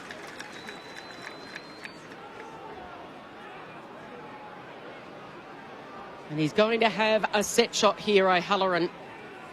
You're right on his range, or just make it. I was going to say, it's he's got 2 players. Collingwood have been split there. If he looked up, he probably could have found someone. He could have been Darcy Thomas. That makes it hard. He loves the goal, Xavier O'Halloran from right on 50. He lets it rip. I think that's a goal. Oh, the umpire says it was touched, the goal umpire. From the naked eye, it looked like it might have passed the line. I'm surprised he didn't actually try to get around him, Lingy, just get that extra metre, because the umpires are very slow to call that. Friday night footy on ABC Sport. It's the Pies by 3 points. Houston brings it in, goes out wide to Perryman, who takes some ground to half-back and then kicks long to the wing, and Himmelberg in front of Membry takes the intercept mark. That's happened 2 or 3 times now.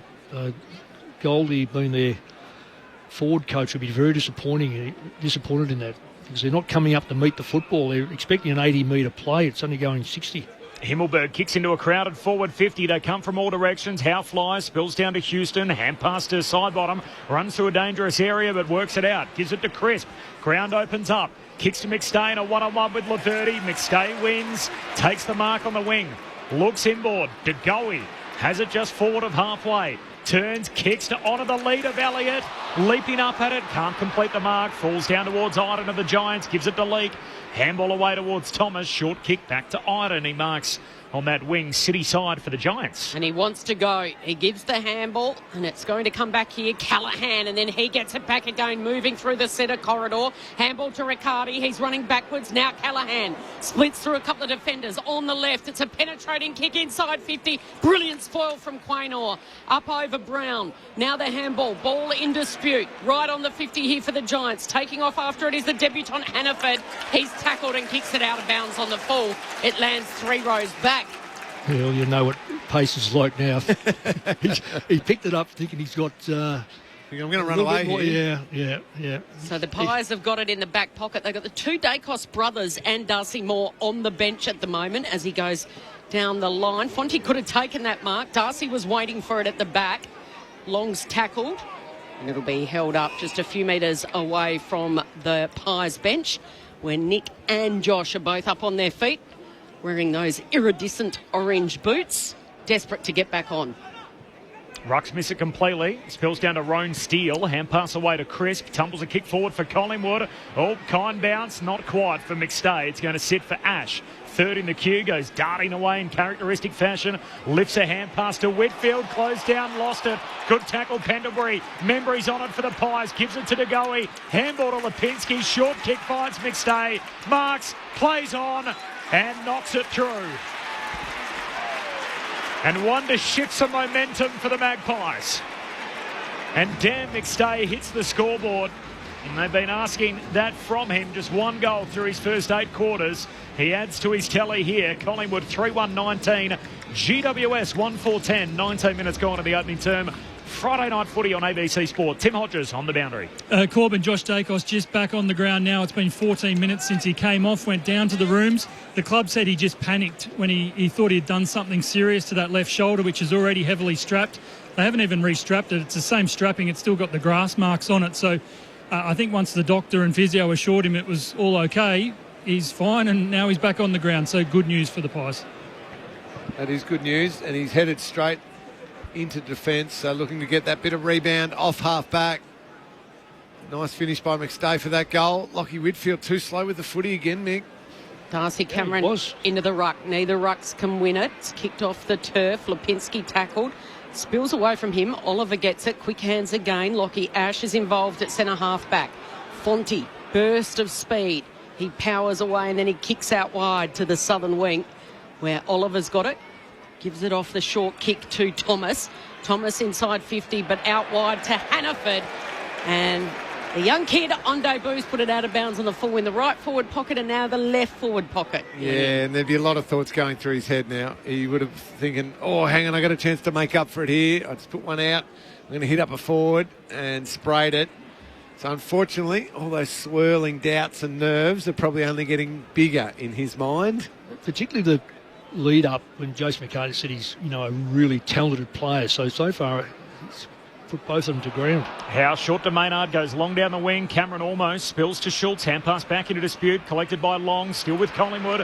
Hand pass away to Pendlebury. The veteran looks, corridor finds Josh Dacos, never broke stride. Marks kicks it deep. Elliott 1-on-1. Ball hits the deck. Elliott clever, paddles it away to Membry, snaps and goals. And back-to-back majors for the Magpies. Membry's got a couple. And Collingwood with a buffer restored. Back to 15 points, 21 minutes in, 4-1 to 1-4. Keep in mind, by the way, before the McStay goal, GWS had 5 out of 6 scores. Collingwood kicked the first 2 before the Giants had virtually touched the footy. McStay's goal against the run of play, they back it straight up with the Membry major. 21 minutes in, Collingwood by 15. Oh, well, how good was Jamie Elliott too? Even when watching the replay here, the work rate by him to get back inside forward 50 and really deep. First of all, to provide the marking contest, and then when he realised Membry was there, to not try and take possession, just tap it to his teammate. Well done, Jamie Elliott. Josh Dacos of a halfback flank too. That's that run we're talking about, that there's not a lot of players that do carry the ball like the Dacoses, and they're so dynamic with it. Pies by 15 points. Briggs just throws it on his boot out of the centre circle. Chasing after it is Stringer. Quaynor set off after him. Brown overruns it. Here goes Stringer. Good second effort. Gothard's hands looking for Oliver. Was too quick though, and it was stolen by McCreery. Here's Josh Dacos. Oh, what a kick. Beautiful kick right into the bullseye. Gives it to Membry. Dashing pass was Lipinski. It's a bullet-like pass, but DeGoey got caught behind, and Iden slips down and takes the mark defensively here for the Giants. I reckon DeGoey fell over. Long kick out to Thomas.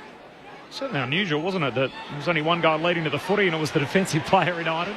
Thomas saw some indecision, ugly kick, but it'll work in the end. Trickles its way through to Callaghan, middle of the ground, sweeping hand pass, finds Briggs, got a hand pass away to Callaghan again, back to Whitfield. Whitfield inside 50, and Cornelio Low down, takes the mark, true centre half forward. Finn Callahan's up to 12 disposals. What he's doing right now, Mick, he's giving the handball first, then wanting to get it back to explode himself Once out he into gets past some that, space. Yeah, he's got to be a little careful that handball's not selling his teammate into trouble. They got away with it then. It was a good play. Well, it's twice he's done the same type of play. One, he got caught. Canelio's good for 50, so he's going to kick from 50. He's in the last year of his 7-year, $7 million deal, Steve Canelio, the 32-year-old, an inaugural Giant, right on the blue paint for the 50, looking for the extra distance. He gives it a tug out to the right and behind. They're letting themselves down, the Giants. They've had ample opportunities. They've drawn with as far as the stats go, Collingwood dominated early, but that's been reined in. It's just that Collingwood are far more, I guess, potent when they go forward. Pies by 14. Darcy Moore with a long driving kick down to the interchange gates. Mopping up. Crisp. Over to McCreery. Cuts back inboard with speed to Pendlebury. Standing start. Handballs out wide. Sitting for Crisp. Needs to break the tackle and he does. Closes to 55. Goes to the hot spot. Launching himself was Membry. Yeah, can't get the matchups right down here. Giants, they're all over the shop. This is where, your Taylor and Buckley are so instrumental in holding the back line together. They're out, and Lavardi, when he's been at Essendon, just patchy. Then you've got Himmelberg's just Himmelberg's patchy. Trying to do it. Yeah, Iden's the one good lockdown down there, but he can't take 5. No, that's exactly right. And you don't. Ash can defend, but Ash you want setting up the play and running. And he should have been better there, though. Yeah. Beautiful passage of play by the Pies. Can Membry finish it off for his third in the opening term?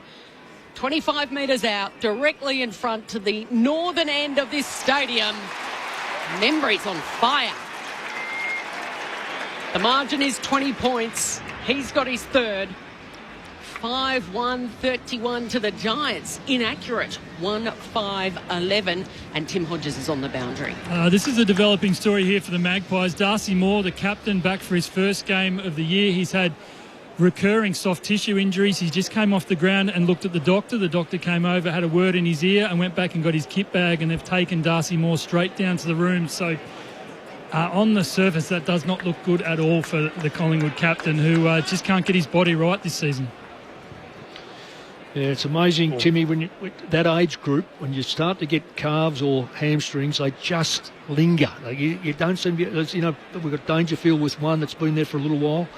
So it's hard to shake off. First game since last year's prelim for him. Darcy Moore, the captain of the team. Steen leaps high in the air, palms it down. Nick Dacos in a tangle here with Callahan. Got a free kick. Advantage was applied. Taken in the end by Steele, who kicks out on the full. Going inside 50. Between Oscar Steen, Roan Steele and Steele Sidebottom, there's a bit to work with. Bit of Steele. There's a lot of vowels and a few S's. He's been impressive, the Big O. Yeah. The new Big O. Well, he doesn't have to touch the ball as in hand pass or kick. What he's doing. When you've got the quality underneath, if you can release it into space. And against a ruckman who can't jump. So it doesn't matter whether it be him or Riccardi, they can't jump. O'Halloran's kicked it straight into the man on the mark. It was a good smother by Steele. O'Halloran goes again, and the intercept mark. The Pies are all over the Giants at the moment. The intercept mark was from Steele, again getting involved. Now Josh Dacos, he's got it on the City side, draws the defender, handballs to his brother Nick. High ball, he skies it inside 50. Big launch and the big sit from behind the defender Himmelberg. Easy pickings in the air for him in the end. Has Stringer had the ball at all? No. Hasn't looked like it, Mick. No, just thinking the same thing. Quick couple of kicks. Whitfield's got it. He goes through the centre. He was looking for Hannaford, who was outnumbered. And now Quaynor should be able to mop up for the Pies. Kicks laterally to Josh Dacos. There is not an opposition player anywhere near him. He's got it half back on the City side and he keeps it short. Jake spends a lot of time by himself when the opposition got the ball. Marking uncontested with Steele. He went down the line to half forward. Swooping on it after it came off the pack was DeGoey. Centering kick, waiting at the back. Pendlebury. Oh, a brilliant tackle. It was a goal-saving tackle by Brown. And he'll be rewarded because Pendlebury, at the top of the goal square, put it on his left boot, thought he was going to kick the goal. Oh, wow. Kicks to centre-half back. That is a horrid kick. Quaynor almost intercepted. Ball bobbles around in front of Crisp. His hand-pass back in dispute. Giants work it out. Angwin to Green, and now out further afield to Hannaford on debut. He feels good now. He hasn't put one out in the full court. Kicks wide to Hogan, who pokes it down the line to Briggs. So Briggs has got it. The big man 60 metres out. Kicks into the forward pocket. Big climb from Stringer, not to be. Falls out the back to Riccardi, and he can pop it through for one of the easiest goals that he'll kick.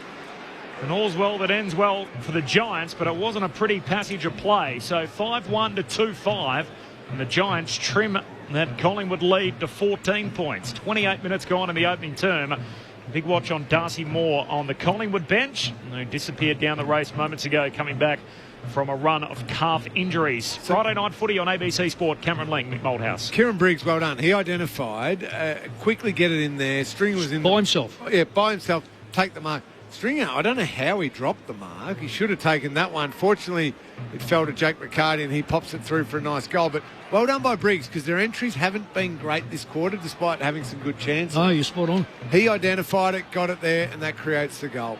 Giants have had more inside 50s, 18 to 14. 18, you've kicked one. Umpire's gone down behind play after he tossed the ball in the air. Oliver's got it, gives it to Toby Green. The long kick to the hot spot. Oh, that's a brilliant smother up over the top from Maynard. Desperate stuff. And his spoil went right into the pocket and it dribbled over the boundary line for a boundary throw-in. That's what we call just killing the ball, Maynard. Yes. Yeah. Big fist. Seconds ticking down before quarter time. It's Collingwood by 14 points. Toby Green's got to get involved as well. He's another forward that's been very, very ordinary. 25 metres out from the Giants' goal. Green's got it, stripped of it, lost it, gave it to Stringer. He's called it as a throw. From a set shot, Stringer had a go. So Green, I thought, gave a little handball to Stringer, and the umpire saw it as a throw. Yeah, I'm with you. I think Green's bamboozled too. All right, free kick to be taken by McCreary, who just kicks long to a contest on the wing. Steen tries to climb, almost lands in the lap of McStay unexpectedly. And that'll do us. So 1 quarter down. Started well for Collingwood. They had a little purple patch in the middle. They kicked 3 more goals in a 6-minute burst. And you throw it all together, they lead 5-1-31 over the Giants 2-5-17. So 6 scoring shots to 7. And yet the side with the fewer scoring shots is 14 points in front, and they have led throughout. So Collingwood on top. The goal kickers, Tim Membry's got 3, and then singles for Schultz and McStay. So their forward line responsible for all 5 goals, which will please Collingwood fans, I'm sure. Phoenix Gothard's got 1, and Jake Riccardi's got the other for GWS. Tim Hodges on the boundary. Hodgie. Well, it's not great news here for Darcy Moore. So the doctor has returned from the rooms, which is always not a great sign. Darcy Moore remains down there. On the replay, it looked like Darcy Moore had a long kick out of the back line on his right leg and pulled up short.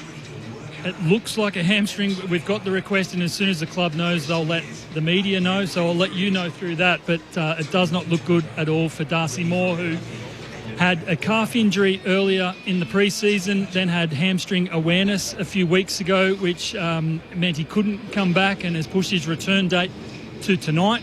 So tonight is his first game for the season, and unfortunately, it's fingers crossed at the moment until we hear from the club, but gee, it doesn't look good for the Collingwood captain. Playing his 196th game. He played the 22 games last year. But his first for the season because of a calf injury. It's not great news. I just saw that the games he missed, two to a shoulder and 1 to an ear. So it wasn't like he had soft tissue injuries last year, but he certainly got him to start the young season. That's no good at all for Darcy Moore, the Collingwood captain. All right, the thoughts of Mick Moldhouse and Cameron Ling coming up next. This is Friday Night Footy on ABC Sport. Who will win the AI race? Has gambling become our national sport? Questions. They've never been more important. So the one thing we'll never question is our duty to keep asking. ABC News. Keep asking. This is the 2026 AFL Premiership season with ABC Sport. Goes short to Pendlebury. He gets it 50 out. He puts it on the left. He's going to go into the right forward pocket looking for Membry. And Membry juggles the mark. That's a better start for the Pies. He's only 20 metres out. 45-degree angle. and the crowd tells the story in the background. The Pies are on the board in the opening minute here under the closed roof. Ball hits the deck, ground ball inside the forward 50. Schultz scoops it up, he's taken high. So we're 2 minutes in, and Collingwood are going to get their second shot at goal. Here comes Schultz on his way in, pokes it through. Dream start for Collingwood. They've got 2 goals, and the Giants have touched it once. Callahan gets it off to Riccardi, draws the defender over the goal line, tight right forward pocket, and he's held it through Phoenix. What a brilliant goal from Phoenix Stothard. Right up against the boundary line, the old-fashioned dribbler, and he made the Sheriff talk. Lifts the hand pass to Whitfield, closed down, lost it. Good tackle, Pendlebury. Memory's on it for the Pies, gives it to McGoey. Handball to Lipinski, short kick finds McStay. Marks plays on and knocks it through. And one to shift some momentum for the Magpies. Josh Dacos never broke stride. Marks kicks it deep. Elliott one-on-one. Ball hits the deck. Elliott clever. Paddles it away to Membry. Snags and goal. And back-to-back majors for the Magpies. And Collingwood with a buffer restored. Briggs has got it. The big man 60 metres out. Kicks into the forward pocket. Big climb from Stringer, not to be. Falls out the back to Riccardi. And he can pop it through for one of the easiest goals that he'll kick. The AFL on ABC Sport. On radio. ABC Sport Digital Radio. And ABC Listen. Sounds there from the opening term. Collingwood 5 goals to 2. They lead by 14 points at quarter time. Friday night footy on ABC Sport. Mick Malthouse, Cameron Ling. Mick, the score might say that Collingwood went pretty well. 5 goals in a quarter, 14-point lead. Things are looking pretty good. But the reality was probably something pretty different. The Giants had opportunities. They got the ball inside forward 50 more than what Collingwood did, 19-14. They had chances. They have 7 shots at goal. They just simply didn't capitalise on the chances they did create for themselves. They got some good rebound off half-back through Lockie Ash. Finn Callahan found a heap of the ball through the middle of the ground. I think you said it throughout that first quarter. Collingwood, just when they went forward, looked more dangerous, and they were better isolated. There were one-on-ones, or there was space to work in, and they were able to kick the goals to give them that 14-point lead. And I reckon too, Lingy, that when you looked at the goals that they got, the player got the ball between centre and 50-metre line relatively free, so was able to pick and choose, whereas the Giants are getting the ball under pressure between the centre and the 50-metre line, and sometimes just bombing it in, and sometimes really just, quite frankly, screwing it up. There's a couple of times when the young fella playing his first game could have shot, didn't shoot, out in the pool. But when you've got Hogan, Stringer and Green, who have done absolutely nothing, Green maybe I'm a bit harsh on, but the other 3 have done just nothing in the forward line. I don't know what's... Well, Jake String's had 1 handball, Mick. Jesse Hogan's had 1 kick. So 2 disposals between their 2 star, would you call them key forwards? They've got to kick goals. Yeah. They've got to kick goals. Jesse Hogan certainly, yeah. You know, and we looked at Membry saying, well, how's he going? Will he stay in the side? He's kicked 3 in the first quarter, and he's done it well. So if you're going to get the ball inside 19 times, I'd rather bring it back to 14 times and mark it 6 or 7 of those, and direct shots from, say, 30 to 35 metres out, not 50 metres, which they're doing at the moment. Tim Hodges on the boundary. Hodgie? Just on Darcy Moore watch, it's interesting. Craig McRae had his quarter-time address, ran off the ground and has run straight down to the rooms, I think, to check on his captain. So, Mick and Lingy, you both know your coach and a captain, how much time you spend with each other. So, just a nice gesture. So, yeah, we're not expecting good news from Darcy Moore, unfortunately. No, you wouldn't leave the bench if he was coming back. Briggs wins a hit out to start the second term. Collingwood by 14 points, despite the fact the Giants dominating territory with 5 more inside 50s. Eventually they win the footy in the middle. Toby Green gave it to Briggs, high up and under inside the attacking arc to full forward. Ball squirts down towards Perryman, got a hand pass back in a dispute, and Josh Dacos becomes tackler on O'Halloran. So we'll have a ball up here.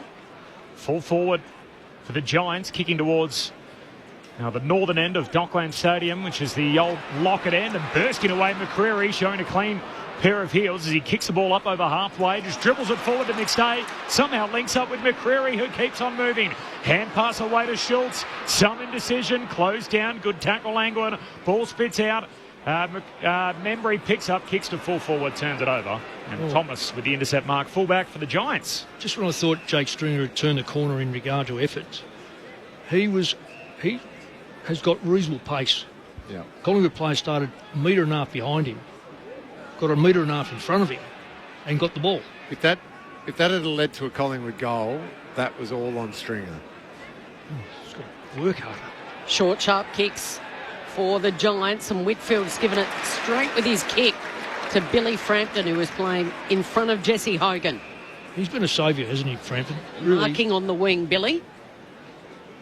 Bangs it long. It's set up here for Membry. Got his hands around it before it was knocked out. Great handball by Ned Long. Still sideboard goes the underground handball to Lipinski. Grubbers it along as he tries to centre the ball in the left forward pocket. Ball in dispute. They go in hard. Elliott holding it in. Elliott asking the question. Bodies pile in. Comes out the back. Sidebottom's got it. He handballs forward only as far as Whitfield, and then it's Iden who bangs it out of the defensive 50. It was a dumping exiting kick. Brown's there, tries to scoop it only as far as Josh Dacos. Brilliant hands. Right. And then an even better tackle by Jake Stringer on Josh Dacos. Good. You know, we're first to criticise him, and that is a fantastic tackle, and it's a chase down tackle, so that should get him into the game. Stringer was delisted and redrafted at the end of last year as they balance the books. The Giants. Stringer's kick goes down the wing and turns it over straight to Darcy Cameron. Just had no one down there. Cameron goes out wide with a kick for side bottom. Hogan's got to present more. He's just getting caught under the ball. And Darcy Cameron, no one does it better behind the ball than Cameron. Collingwood, they're going to come the long way around here. They're well set up to bring it to our commentary box side of the ground. Side bottom Howe back to Frampton. Now kicks out to right half back, finds Perryman. Dock side of the ground. Short kick to Crisp. Collingwood by 14 points. They have led all night, despite the fact the Giants are in front in the inside 50 count by 4. Darcy Moore back from the rooms. He is on the bench. We'll get down to Hodgie shortly. As Chris goes back to Nick Dacos, and Collingwood again in this retention game in their defensive 50 and try and back out on the City side now as Frampton with a long kick to Quaynor. Pokes the pass down the line, finds side bottom. Two-time premiership winner with the Magpies just got it in a slow play now, defensive side of the wing, still on the City wing. Bucking the trend here because the trend's been quick, frenetic footy so far this season, but this is slow and steady by the Pies. Still side bottom. Gets it off to Lockie Schultz. He has a little bit of a dash, drives it long, taking it was Briggs, the ruckman. It was an awkward little handball stolen by Jamie Elliott. He gives it to Lipinski. Off to Chris. Fakes the handball. He's running backwards. Gives it to Josh Dacos right on 50. Had to get it away quickly. Hogan was bearing down. The kick was put in the air. And Long runs and grabs it and takes the mark right in front, 30 metres out, as we can get down to Hodgie with the latest on Darcy Moore. This is just a weird one with Darcy Moore that it looked like it was going to be a hamstring. He came back from the rooms about a minute ago. He went to run around the boundary with the doctor and physio watching him. He couldn't get through halfway, shook his head, has just sat back down, but it looks like he's getting ready to come back on the ground. So really interesting one. Ned Long directly in front, never in doubt. Pies back out by 20 points. 6-1-37 to the Giants, 2-5-17. It's Friday Night Footy on ABC Sport with Cameron Ling and Mick Malthouse.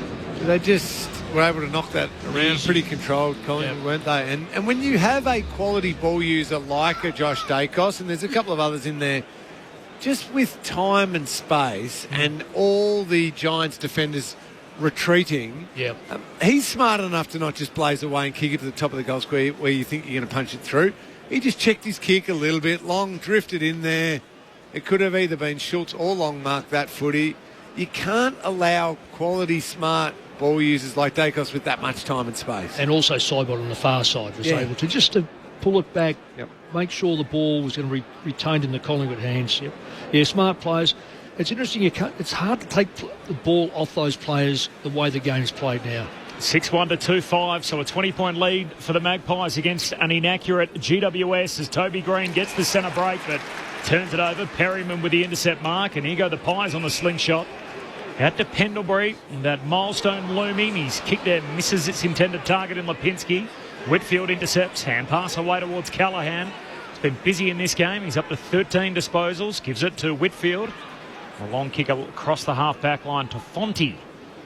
Marks at right half-back for the Giants. Short kick to Angwin. But Collingwood have got this covered, so they're really well set up. Through the middle, its only option is really to go long down the line. Angwin does that eventually. Brown climbs up, can't complete the mark. Spills out the back to Frampton. Collingwood back with it. Hands it to Houston. Short kick to Dacos. He was in the wars earlier, but he's okay back out there. And the kick retreats all the way to Howe, who marks at fullback for the Magpies. Collingwood by 20. Early stages, second term, Friday night footy on ABC Sport. Howe sends it back the way it came from. Frampton. Now by hand, Josh Dacos to Nick Dacos, all very casual. Houston kicking backwards. Now the dockside. Howe's got it again in a one-on-one. He puts it out in front of Crisp. It's going to bounce in front of him. Whitfield gets there first. Can use Thomas. Got himself in a pickle. Gets the handball away just in time. Lockie Ash dabs it beautifully to Callaghan. All short. All across halfback. Callaghan takes off with that explosive speed. Down the line, he delivers to O'Halloran and then to Gruzevski, and his kick missed the intended target of Stringer in that left forward pocket, and instead it goes over the boundary line. That's the big difference, isn't it, Mick? Oh. You've got to be able to kick the ball well. When you've got that much time and space, you simply have to hit your leading forward. It's a shot on goal. It might be wide. Yep. It might be wide, but it's marked and you have a shot on goal. So a little out of sorts, the Giants, to start this one. Toss back in, Stringer met heavily, brought down in a huge tackle by Long. And O'Halloran got it, and he's set upon by both players. One was Pendlebury and one was Josh Dacos, and Pendlebury will be rewarded holding the footy against Xavier O'Halloran. Yeah, he ducked his head and just led with his head. Yeah. The moment you do that, you take away your prior opportunity. It's holding the footy. A Pendlebury long kick in front of the boundary line, punched away by Leake and out of play, but there's a free kick for a hold, and it's going to Darcy Cameron. Started at full forward, by the way. His new ruck buddy Oscar Steen starting in the ruck. Clayton Oliver down behind play. I think it was Ned Long. Yeah, just ran into each other. Long bent down to almost try and pick him up. I don't know if there was back up on his or feet. at least Oliver wasn't expecting the contact and a little sore from it. Houston marks the short kick and then goes long inside the forward 50 himself. Laverty running back, intercepts. Hand pass away to Fonte, retreats by hand to Iden. Fullback for the Giants, short kick to Brown. He's got it right half back for the Giants, down by 20. Gets it over to Riccardi. DeGoey knocked the Sherrin out of his hands. Questions were asked to the umpire for 50. He said no. So Riccardi's got it at centre half-back. Flares it towards the benches. And marking uncontested is Leake. James Leake, his first game for the season after playing 3 last year. Defensive side of the wing. He goes to the attacking side. He's kicked it to Billy Frampton, who had about 10 metres on his direct opponent, Jesse Hogan. I hope everyone heard that sigh from Mick because it was warranted. Goodness it was me. So obvious. Switches on. Magpies through Josh Dacos. Long kick to side bottom off the back flank. He's got a runner in support and uses him. It's Perryman. Receives a hand pass. He just dishes one of his own over the top to Quaynor. In a bit of space on the wing. Kicks to half forward. McStay marks. Handball away to Nick Dacos. The little champ gives a handball on to DeGoey. DeGoey's handball to Schultz. On his right peg. Good smother. Riccardi with the 1%er. Forces the ball back into dispute and a ball up as Schultz tackles Green. So ball up 30 metres out for the Pies goal. And that Riccardi smother, certainly a score saver. Some big news on the bench. Darcy Moore back out there for Collingwood. Comes on through the interchange gates. A big watch on that. We'll get Hodgie to keep an eye on it as Oliver gets the clearance out of defence and spots Gruzevski. Marks in the middle of the ground. And in fact, there's a player who's in his protected zone. And Max Gruzevski is going to be put into a goal-scoring opportunity here. He'll have a look from about 40 out, dead in front. Well, that's the shortest 50 in the history of the world. Yeah. That has gone... He's only gone 20 metres. Surely where he marked it, didn't he take that mark where about he is now? So that's 25 metres. Maybe it was only a half a infringement. The only way I can actually justify saying that that's worthy of 25-metre penalty. So wouldn't want to be buying real estate off that guy. Oh, give you the outhouse would be in your lounge. Big moment for the 21-year-old Max Gruzevski, directly in front. To get themselves back in this contest, it goes straight as an arrow. Brilliant by Max, and it's back to 14 points. Collingwood 6-1-37. The Giants 3-5-23. 11 minutes we've travelled in this second term. Friday night footy on ABC Sport with Mick Malthouse and Cameron Ling. The difference, Lingy, is what we spoke about before. It just seems when Collingwood move the ball, they move it with such precision. And another element to them is patience. They're not fast. If someone, it looks like it's closed up, they'll change it around to the other side of the ground. They're not worried which side of the ground they're coming into. And until they get the ball to about 60, then they're prepared to get the ball into about 40, 35, 40. Yeah, absolutely. Whereas we've just seen now the young fella off halfback, they just kicked a 1-on-3. Yeah. And I'm saying 1-on-3, 1 Giant and 3 Collingwood. So inevitably going to come back. So it is ball movement at the end of the day. Back in the middle, GWS trying to trap it. Callaghan does on his knees. Got it to Toby Green, who's again at the centre bounce. Handball back to Oliver. Slips the would-be tackle there of McCreary. Kicks in the middle of the ground for Ash. Decides just to play on. No one in front of him. Runs a gauntlet. Gets past 2 and then kicks laterally. Just into the grasp of Fonte, who collects. Keeps moving. Kicks out wide for Gothard. Pokes the kick into the pocket. And this will be Riccardi, who marks against the boundary line. Right half forward for the Giants. Kel, you just saw the replay, that Ned Long, Clayton Oliver incident? It looked like he actually, Ned Long put his hand up and made contact with the face of Oliver, and then Oliver went down. What He was did a he little put bit his hands stunned. up for? I don't know whether he turned around and saw him. It looked like a little shove, but he did turn around to go and help him back up. I reckon Oliver got in, sort of just almost out of his peripheral vision into his personal space, put it up, made contact. Definitely high contact. Tight angle. That's out of bounds on the full as Riccardi misses near side. Adam Ramanauskas, we love our experts here on ABC Sport. They all have various theories that they bring to the party. Ramas is that is the dead pocket. Cannot kick a goal up against the boundary line, right forward pocket, and it proved to be right on that occasion at least. Well, the angle he come in from for a start off, you've got if you can bend it back, you're a good player. Some players can, but that angle there is a nonsense shot. Pies have got it. Nick Dacos across half-back, handballing backwards to his older brother Josh. Houston, he kicks it short to Maynard. Pulls for 50 from the Pies fans. Doesn't come. Big mark. That's a huge leap by Laverty, and he went up his back of Himmelberg. Yeah, he shot up his teammates' back. He virtually had to go, though. That's a good commitment, because had he not, he would have been outmarked, so he had to go. In the end, he takes the mark up the back of Himmelberg, and then he kicks to Himmelberg, his teammate, almost as if to apologise for that. Himmelberg squares the kick, and this is the vice-captain in Iden. Short, sharp kicks here. Ash just trying to slice and dice their way forward. Lockie Ash has given it straight to Long. Handballs over to Nick Dacos. They're running in waves now. Darcy Cameron's got it. Going to give it back now. This is Josh Dacos all by himself inside that centre square. He goes to the left forward pocket and outnumbered on that occasion. It was big Darcy Gardner. And it was Iden coming across that was able to thump it over the boundary line. It was...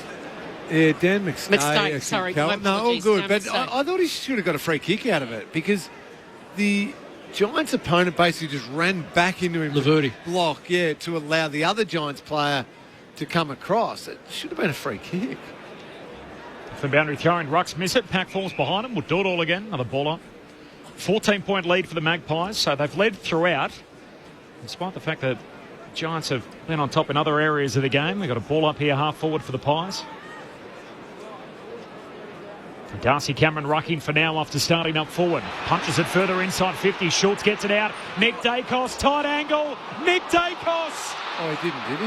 No, he didn't. No. Jeez. Well, his old man made a name for himself out in those pockets. And Nick Dacos there off the left peg just snapped it from a very tight angle, just the wrong side of the post and behind. 15-point lead for the Magpies as many minutes gone in the second term. That's how he got the ball, though. That was fantastic ruck work again. The young ruckman, he's not going to get that sort of luxury against all sides, because Briggs can't jump, but at the moment. There was warm applause there for Oscar Steen, who again killed the ball over the boundary line by getting up high. It's going to be tossed back in City side. Briggs and Steen go at it again. Steen just gets his fingertips to it. Nick Dacos takes off after it. Josh is there as well. They're buzzing around and the ball can't break clear. It'll be a ball up on the City wing. Pies lead it by 15 points. Toss back up in the air. Here's Oliver. Gets the kick away after he was tackled by Long by one arm. The kick was stolen there. High side bottom, got it back to Josh Dacos. Kicks inside 50, bouncing ball. Elliott's out after it. Iden's after him. Elliott gathers, gives it to Long. Long closes and misses. Ooh, 25 metres out and he pushed it across the left-hand face of goal. Oh, how strong was Jamie Elliott? Yeah. His body work then. He's not he's 6 foot, but he's on a player who's probably a bit taller and a bit heavier. He just moved him off the ball. That was brilliant. And Iden is a very good player. Himmelberg brings it in, goes short and wide to Iden. And they love this man at the Giants. Part of their leadership group, Connor Iden, short to Whitfield. Or short laterally to Clayton Oliver, not the required distance. Has to give it back to Whitfield. That's a longer kick, finds Leake, who marks at centre half back, and James Leake. Long kick into space, out towards that City wing. Angwin marks uncontested, keeps it moving. Short kick to Briggs. This is where they get in trouble here. They can't move it past the centre. Collingwood get their numbers back, block up spots. And it just generally has to be marked. In big long kick in, and it is marked. Cool. Contest kick to Callum Brown. He had a fair piece of it. The ump's going to pay it. I think high contact as well, Corbs, though. Okay. Yeah, he gets Darcy Moore. Got him. So he's done a Lazarus, didn't he? Yeah, Moore's back out. Looked for all money like he'd overextended to kicking the ball and done a hammy. Spent a long time off the ground. Didn't look all that confident on the bench, but he's back out there. Giants working around. Whitfield turns it over. Side bottom. Pokes it in the middle for Nick Dacos. His kick misses the target. Back the other way we go. Iden with it. Long kick out to Brown, who'll mark it half forward. No, he won't. Maynard distracted him, and then Brown left it behind. Gee, a comedy of errors at the moment. Schultz, hand pass away to Maynard. He kicks down the wing. City side, McStay collects. Hand pass in front of Nick Dacos. Toe pokes it inside 50, but straight to Laverty.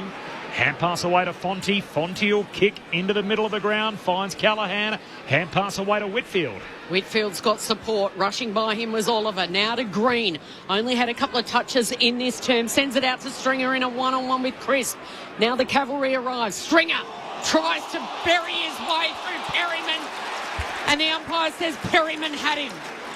Stringer looked at him, tucked the Sherrin under his arm against Perryman and took him on. And Perryman, with a bear hug, just held him up. So free kick for the Pies.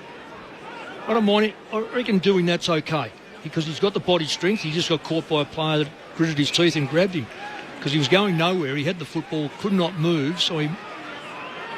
Pies by 16 points. Not a lot of options there, Lingy. No. A goal apiece in this second term after it was Collingwood by 14 at quarter time.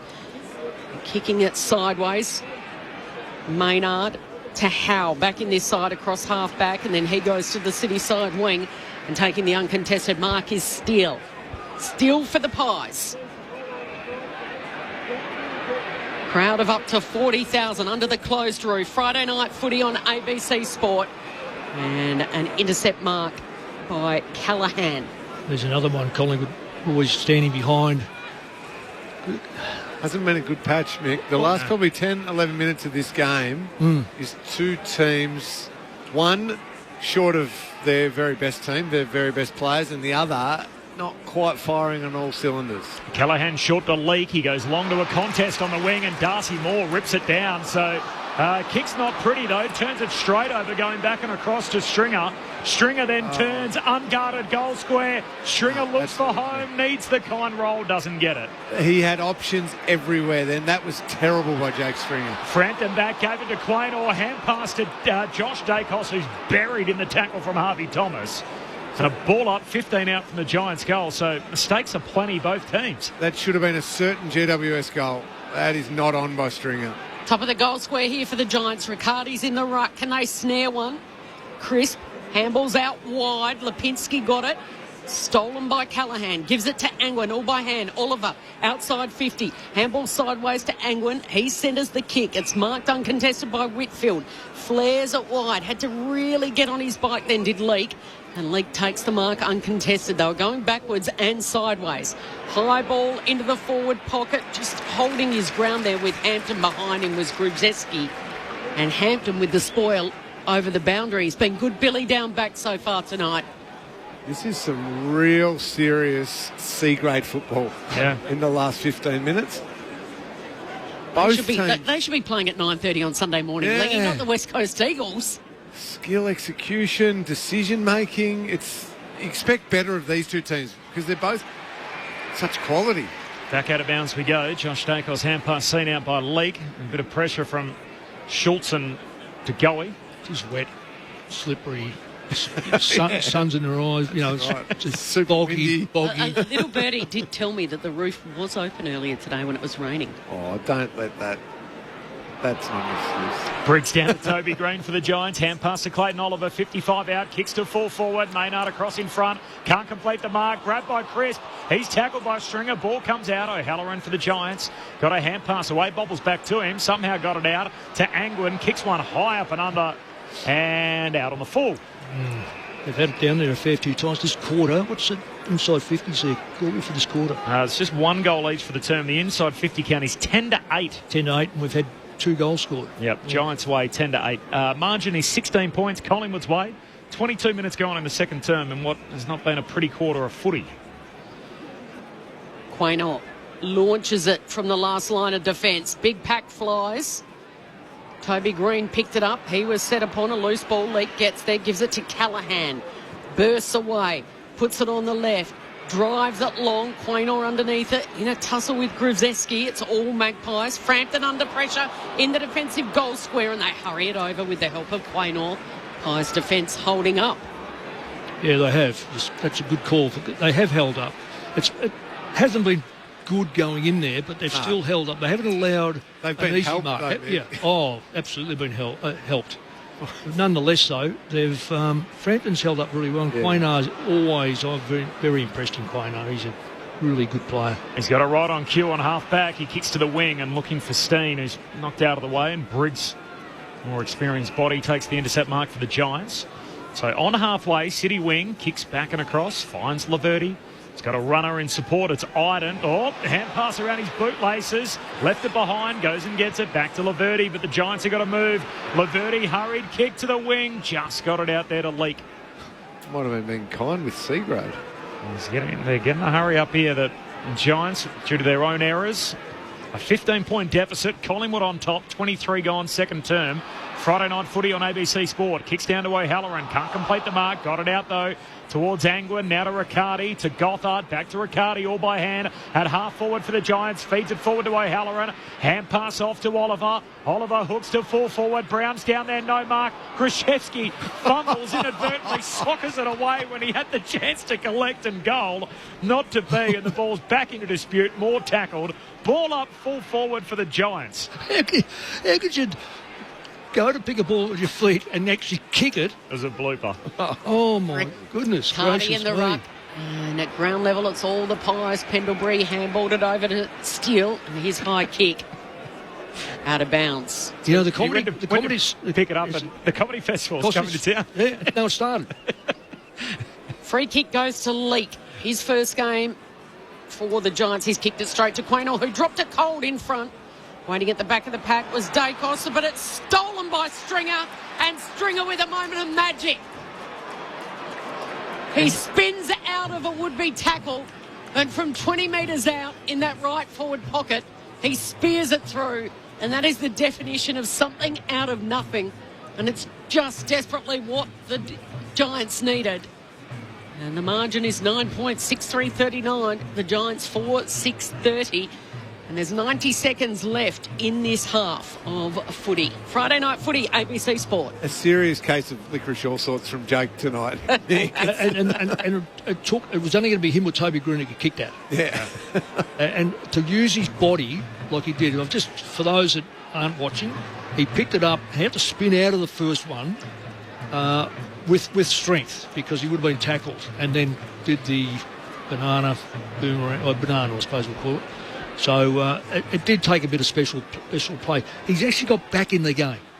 He's tackled the goal. He's back in the game. Darcy Cameron grabs it out of the ruck, kicks the centre half forward for the Magpies. They'll lead down to single digits. Spills down though to Leak of the Giants. Hand pass to Ash. Handball to Finn Callaghan, who just spears his kick short and finds Cornelio. 9-point game. Collingwood on top. They've led throughout after kicking the first 2 goals before the Giants had their second disposal. Cornelio's first touch in this second term. Jesse Hogan hasn't touched it. Goes back to Laverty. He's been ordinary, Hogan. Laverty swings it round the arc, finds Himmelberg, right half back. Himmelberg pokes it up to Xavier O'Halloran. And the number 33 looks for Riccardi. Short kicking game. Riccardi marks. He's going to dish it off by hand. He's got a runner on the outside. It's Whitfield, who's ordinarily a good user. Kicks inside 50. Hogan hits up. Competes in the air. Ball spills down to Brown. Hand pass to Gothard. Spins into trouble. Lost it. And Josh Dacos cleans it up. Hurried kick out towards half back and can settle it down for the Magpies. Finds Lipinski. Hogan very slow to get up. He just... Well, he's been slow all day. He doesn't look like he's in the mood, does he? No, holding his head a little. But just slow and shoulders are slumped. They can sook it forwards. I thought Lingy was a forward in his early years, wasn't he? He's in the men's department. He's a tagger. Here's McCreary. He's got to beat two, and he does, much to the delight of the Pies fans, and the siren sounds just as he gets his kick inside 50. Bo McCreary, what about that for wheels? He knew he was going to take them on, and there weren't too many moments to get up off your seat, but that was one of them in that opening half. It is Collingwood by 9 points at half-time on Friday Night Footy on ABC Sport. 6-3-39, the Giants 4-6-30. Pies, after kicking 5 goals in the first quarter, held to just 1 in that second term. The goal kickers, 3 to Membry, 1 to Schultz, McStay and Long. And for the Giants, Gothard, Riccardi, Gruzevski and Stringer. Half-time, Pies by 9.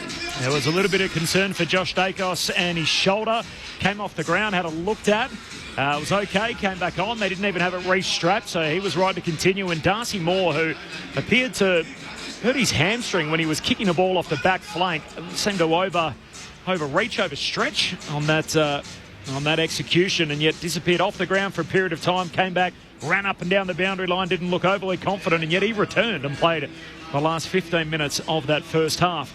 Off the SMS, 0437 774 774. Margaret of McLeod says, as an Essendon supporter, Stringer's performance is very familiar. From Eamon and Georgia in Canberra, loving the commentary, go the Giants. Thanks, guys. Nice to hear from you in the nation's capital. Hi, team. Fran here. Thanks for the call. Nerves kicking in, go the Pies.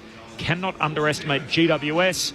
How long has Tyson been at the Pies? Thought he was elsewhere. I think he was at Port Adelaide, wasn't he, Tyson Goldsack, and then has come back? Yeah, he went to Port. He was there. He actually went there as a player and broke down the first year. So then they put him with Ken. This was sort of a development coach he was. It was kind of post-COVID crackdown on footy department spend, and he was like a plain coach, wasn't he? Yep. And then Haylingy and Mick, listening to your call and regarding the Pies and players 30-plus and starting to slow down, I believe the Cats are showing similar signs. Been a Cat supporter for nearly 70 years, and to me, the injury and speed on the field are starting to show against the younger sides. From Jeff in Queensland. 0437 774 774. Well, you got the mayor here. No, it's a good observation, because, and it's probably as part of Geelong are trying to transition to their Holmes, Tanner Bruin, Bailey Smith, Ollie Dempsey being the more important engine room players, as opposed to having to rely on Dangerfield and even Tom Atkins and Blitzarves, who are still important players, but you can't rely on them to be able to do it every single week at the same intensity because of the age of those legs. Young halfback flanker too. Who's the halfback flanker? Humphreys. Yeah. He's a sort of player that could probably go into the centre every now and again too. Half-time here. Collingwood by 9 points, 6-3 to 4-6. Here's a number which pretty much tells the story of that half of footy. So it was GWS 2-1 to 1-2. And the inside 50 count was 14-10 the Giants' way. So it's about a third each when you look at that. So it's 33%. 50% is probably acceptable, and you'd like to think most of those are goals. I.e., you have 7 shots, you might kick 4-3 or 5-2. But that's an extraordinary game.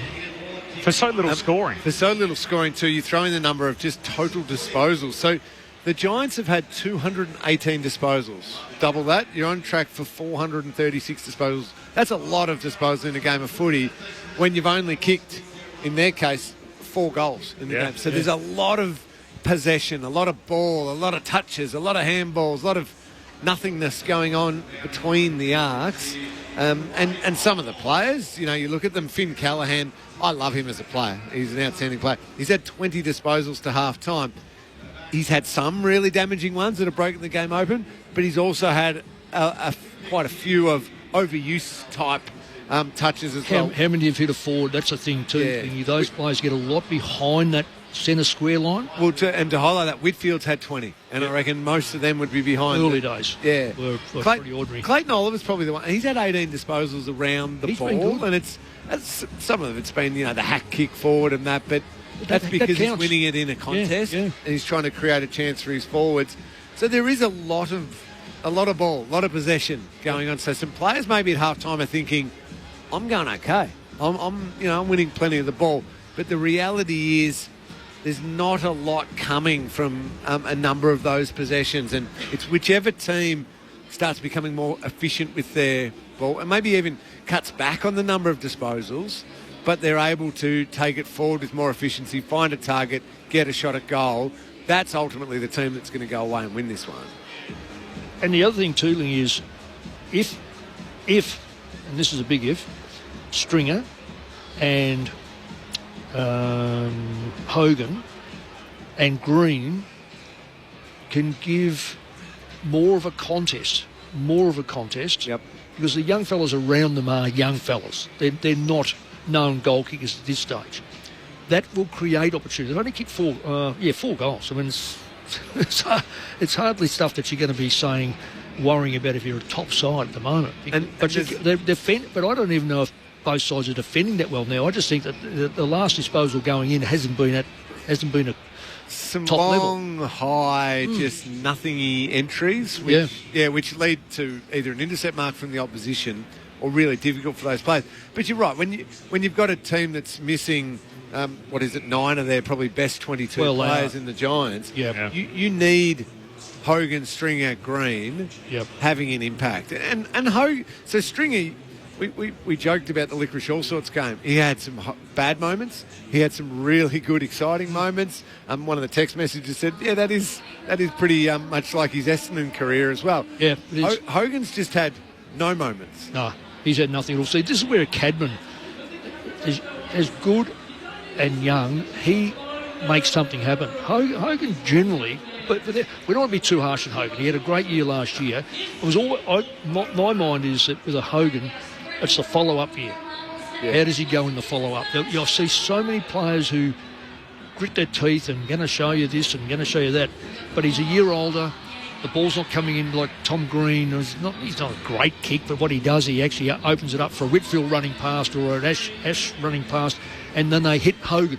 And at the moment, that's not happening. No, and Hogan got that incredible season, and I rate him highly as well, on the back of his work rate. Be multiple leads, lead up hard, not use, get back, and just work his opponent over with his massive aerobic capacity to then make it look as though he took a nice easy mark or was able to break free by a few metres. There was a lot of work went into that. Maybe he's not quite working to that same rate right now. What do you reckon? Can I just throw one on? Young Oscar Steen. How good's he been? Yeah, he's been excellent. I think he's been fantastic. He's something tonight that you'd come away going, this is what.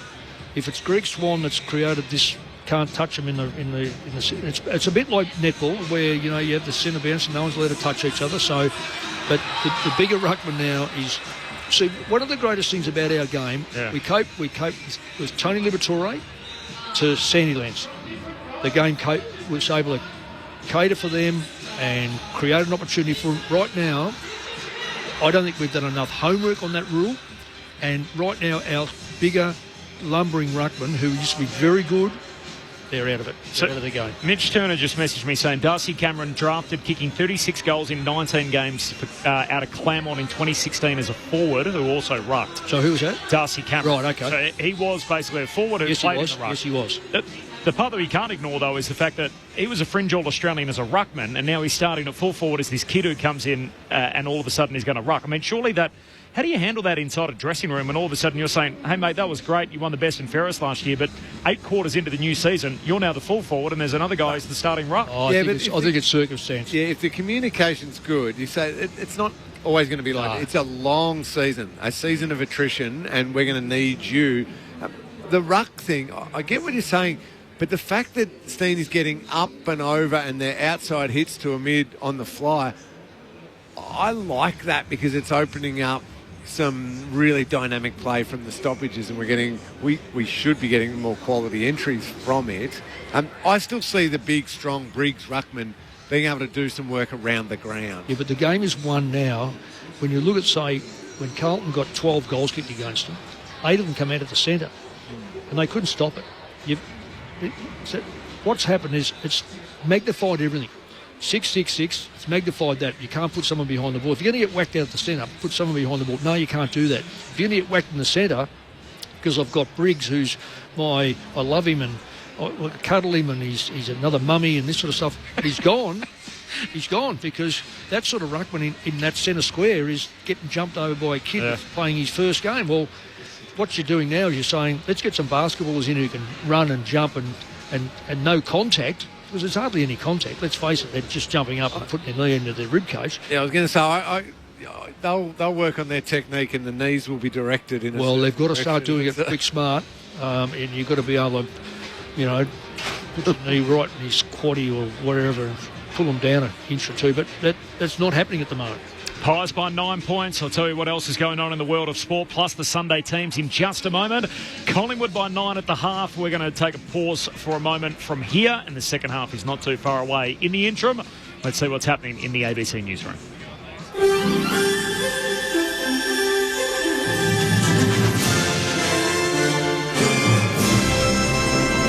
ABC News, hello, I'm William Howard Evans. Severe tropical cyclone Narelle is now over land after crossing the WA coast between Coral Bay and Cape Couvert as a Category 3 system.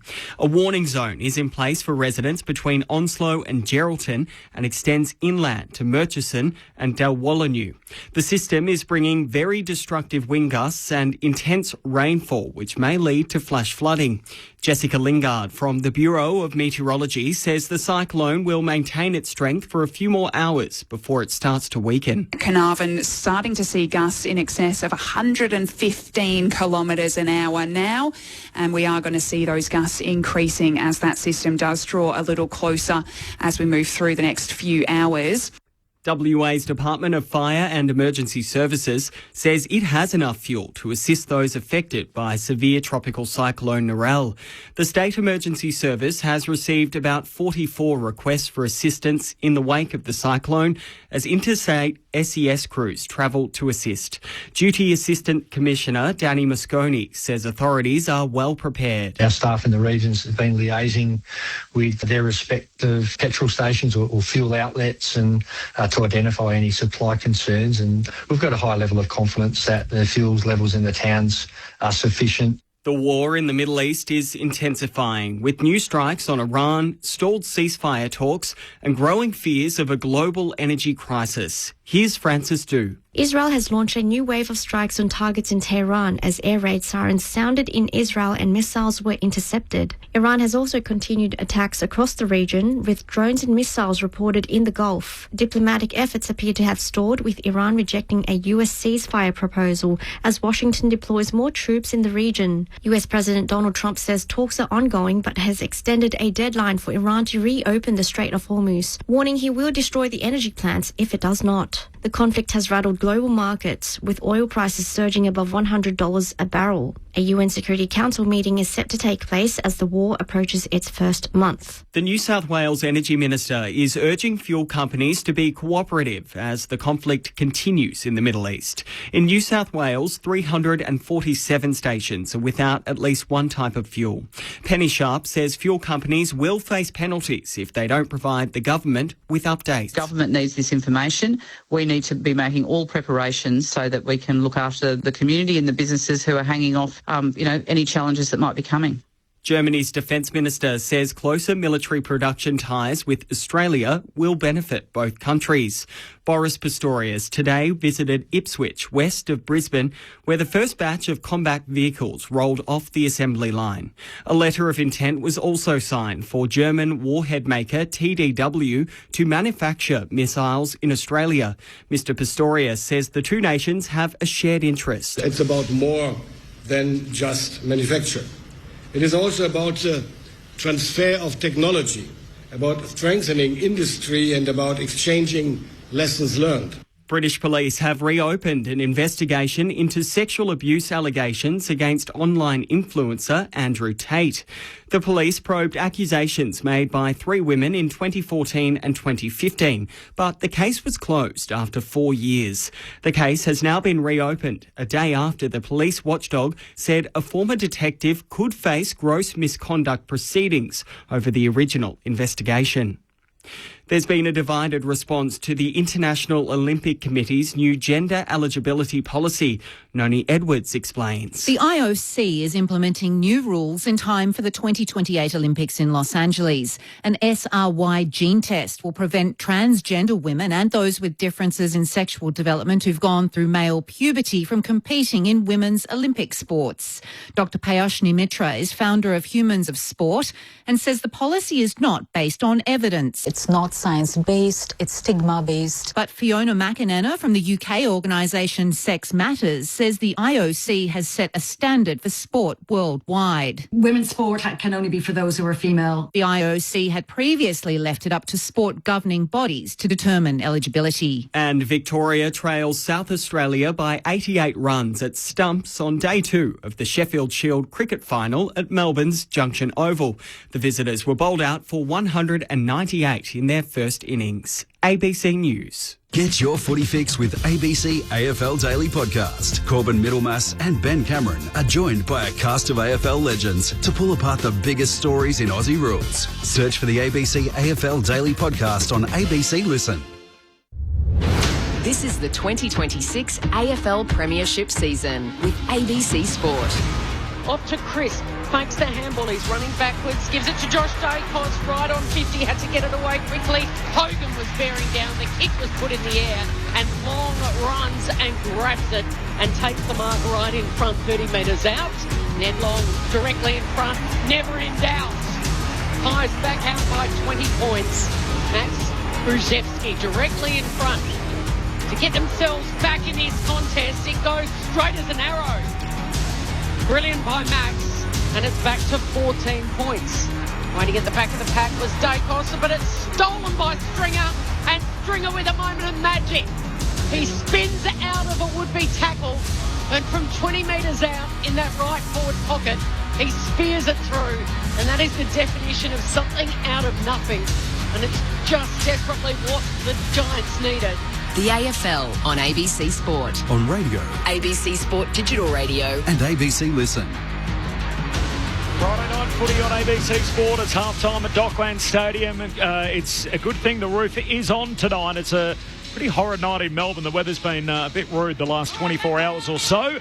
Collingwood by 9 points at the half. The Magpies 6-3-39. They lead GWS for 6:30. Just in other sport and what's kicking around, the Sheffield Shield final, which I know everyone's following along with the Shield final. You can find it, of course, through ABC Listen. Mitch Turner, along with Ned Hall, doing a great job on the call from Junction Oval. Day 3 tomorrow. So we're 2 days down, but we did lose a bit of time due to rain. They're going to try and make that up with early starts, late finishes for the next 3 days. So 5-day fixture. South Australia all out 198. So effectively SA 200 batting first. Victoria 4 for 110. And Ollie Peake, who was put down, is still there. So he was dropped. Go Ollie. 4 for 110. Good Geelong man. Yes. Bring him, put him straight in the test, Lingy. Love him. Yeah. He is. How cool is he? He's a nice young player. 88 runs for Vic Strower on first innings, still with 6 first innings wickets in hand. So Victoria 4 for 110 in response to South Australia. 198 all out, stumps day 2. So 3 days to go, 5-day fixture. In the NRL, the West Tigers pumped the Warriors tonight, which is a bit of an upset, 32-14. So 32-14, West Tigers big winners. And in the Battle of Brisbane, the Broncos 10, the Dolphins 6. Halftime score there. Call available through ABC Listen. Look out for the green ABC Sport button. And it's halftime between the Socceroos and Cameroon, who are playing at the Olympic Stadium, or at Homebush, whatever we call it nowadays. 0-0. Half-time, so nothing to worry about there. The Socceroos are coming to town. They play Carousel on Tuesday night here in Melbourne.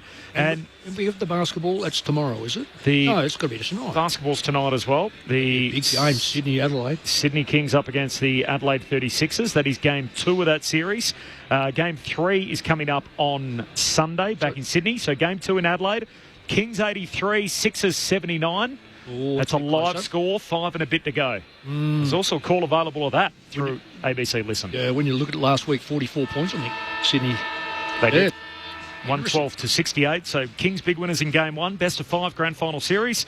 Kings leading by 4. So 2 possession games, 6 to go. Final term call available through ABC Adelaide. You can find that in through ABC Listen.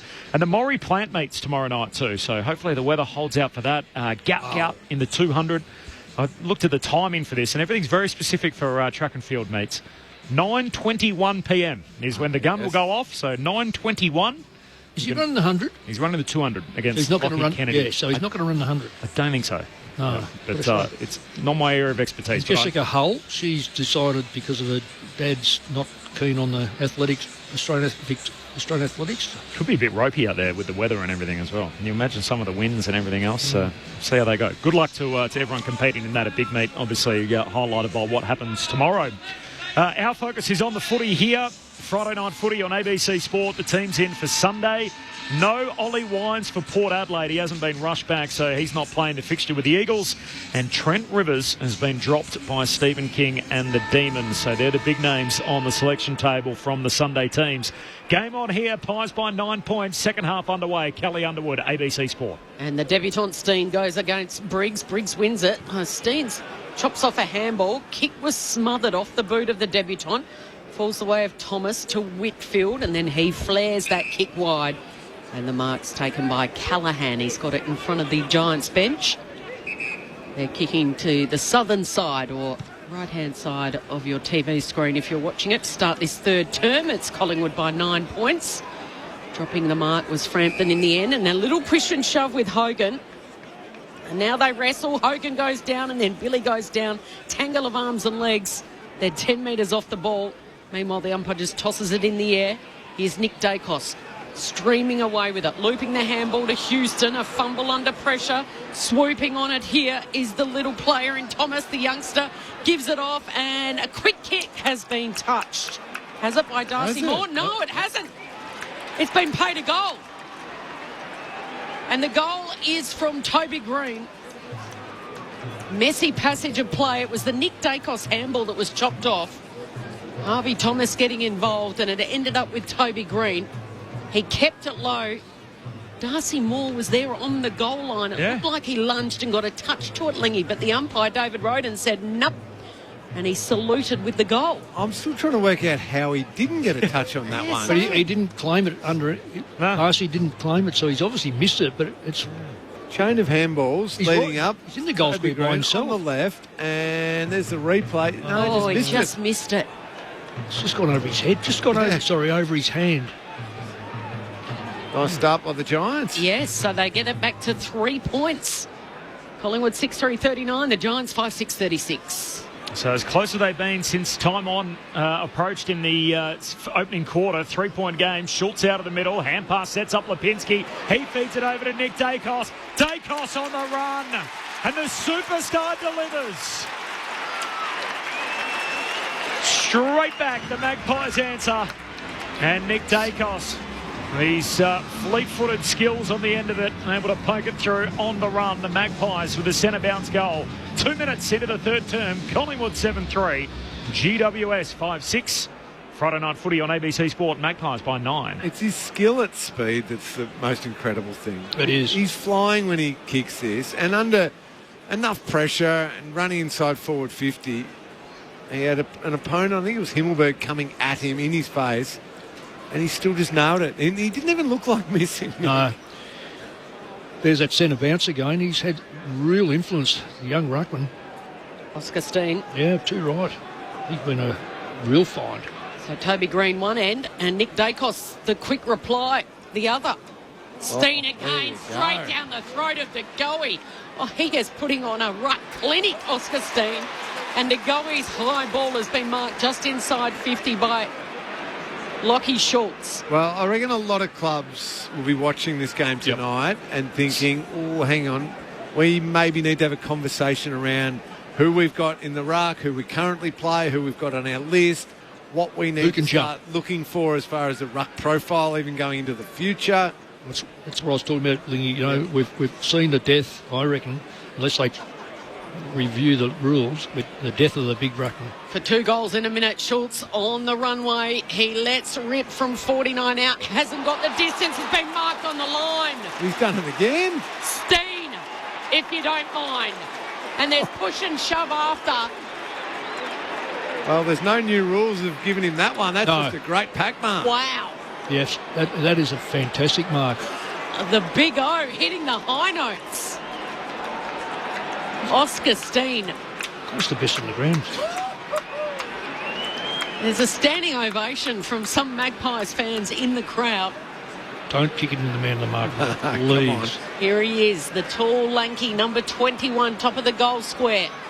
The man on the mark in the goal square is Iden. He dabs it through for his first goal. Welcome to the Magpie Army, Oscar.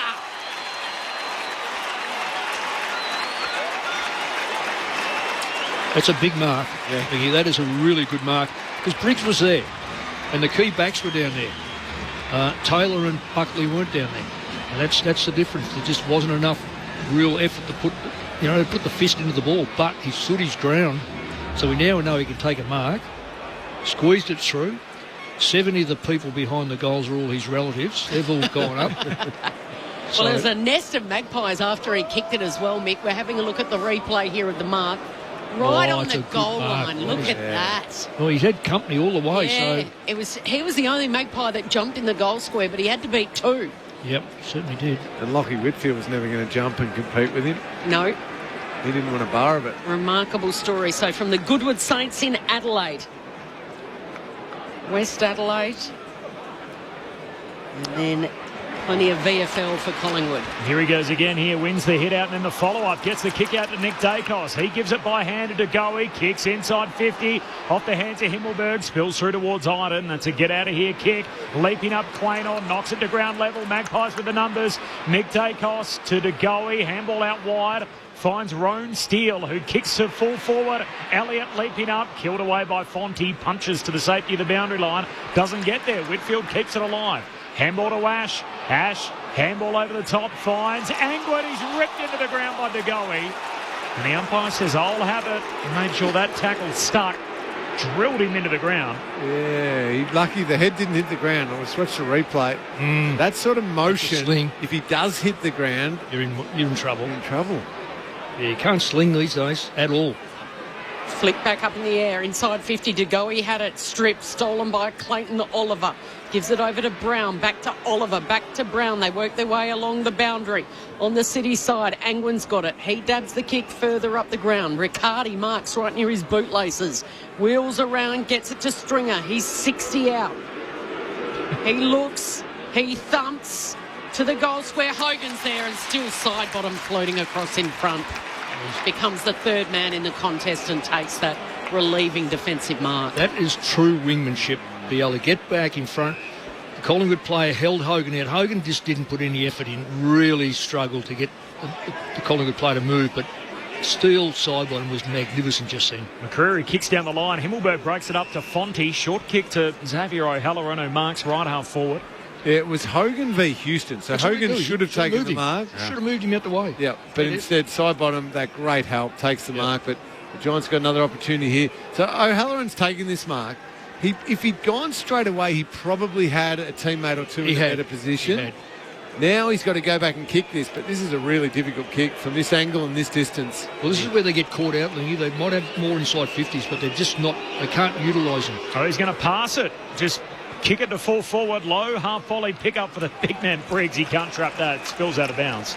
So throw in forward pocket for the Giants. 15-point lead for the Magpies. 8 gone in the third. Friday night footy on ABC Sport. There was nothing wrong. Actually, the kick was wrong, only by half a metre. The idea was right. Found Collingwood napping. Twirling ball back in play. Briggs this time, but it's all Collingwood. Quick hands. Maynard's involved. Josh Dacos still side bottom, running towards the boundary line. Keeps it in play. Hit hard by Whitfield. Quick handball by Green. Now also involved is Thomas. His handball was smothered. The recovery was good. He got it back, kicked it, and he found Briggs. Now it's interesting. Briggs, a sly look, I reckon he had a look, and young Steen just looked at he didn't know what to do there. He's 1 for 1. If he kicks this goal... Yeah, the shootout of the big ruckman. Yeah. Mind you, I'd rather be kicking it a 10-yard square than...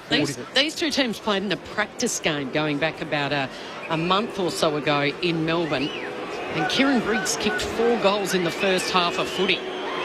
So he does know how to kick them. He's not going to kick it on this occasion. As soon as he struck it on his boot, it was wayward. I bet you all 4 of those he kicked in the practice match were from the 10-yard square. Yeah. He's never been a good set shot at goal. Anything over about 35. Margin is 14 points. Pies lead it. Houston with the kick-out duties, takes a bounce and goes long to the wing, and Fonte with the intercept mark. Looks inboard with the kick, finds Canelio. Steve Canelio is going to swing it all the way across the centre square. Dangerous kick, but it works out, and Leake takes the mark. That attacking edge. So they're going inside 50 again. Hand pass away to Himmelberg. Himmelberg's going to kick it out wide to Riccardi. He's got the body on Moore and then beats him in the one-on-one. He'll have a look from left half forward. Yeah, I reckon Darcy Moore's ever been really good one-on-one and can get caught in the lead. Darcy loves to be able to come across the back or stand his ground in front where the ball does fall short. So he does get found out in these one-on-ones. I wonder if he's worried about whatever's going on because he hasn't been good tonight at all, Darcy. Oh, it's his first game. Yeah, granted. More on that applause in just a moment as Riccardi's drop punt misses everything. No change to the score. Pies by 14, 10 gone third term. Tim Hodges on the boundary line. Hodgie, a nice big cheer there for the young man. We spoke to Tyson Goldsack pre-match about the fact that he's a cult hero, Oscar Steen, already. He's been in the club 4 years, finally gets his break tonight in a first game. Couldn't have been more impressive, and every time he does anything really, even come to the bench, he gets a warm round of applause. Ball in dispute on the City side wing. It's held up as Oliver tackles. Just want to go back. Membry, rather. To Riccardi. He's missed 2 sitters. Yep. For a full forward, he is a full forward. Too close to the man the mark. Not enough attention to detail. Briggs to Oliver. It was beautiful ruck work. Oliver's handball, though, was picked off by Steele, and now Steele gets the handball back. He's involved in a quick chain of handballs. Tried to be a little bit too hot then and a bit cute for Nick Dacos. He's now under the pump. And the ball will be held in. The umpire will blow his whistle and throw it in the air, only a metre or so in from the boundary line on the City side of the stadium. 70 around from the Pies goal. They've kicked 2 goals to 1 in this third term. Collingwood lead it by 14 points. Flicked up in the air. De Goey tried to go off the ground. It was smothered. Oliver, quick hands, goes backwards. Now here's Lockie Ash. He's kicking from one side to the other of the 50, and it was a well-weighted pass. Thomas is on the end of it. He goes long. This is the debutant Hannaford. He's had a couple of kicks. Both have gone out of bounds. That's better by Hannaford. And he can hit up Gruszewski. He's got it at half forward. A couple of kicks out from goal. There's a loose player inside 50. His kick was smothered by Quaynor. Still it goes. It's ricochets to Thomas, comes back to Gruszewski, and this time he makes better of it. And Brown marks the end on the end of a long lead. He had a step or two on Maynard, and he's got it in the right forward pocket. Probably got a little lucky then, Gruszewski, that it came back to him and he got a second shot at it because... I think that's the second time he's been either smothered or given the ball up too. They just don't get back far enough. This is an interesting kick around the corner from... Yep, the Irishman, Callum Brown. He's going the set snap off a couple of steps on his left. Does he squeeze it through? No, he squeezed it the other side. Didn't get enough curl on that angle in the end. And across the face and through for a minor score. Pies by 13. Membry has 3 goals, all single goal kickers for the Giants.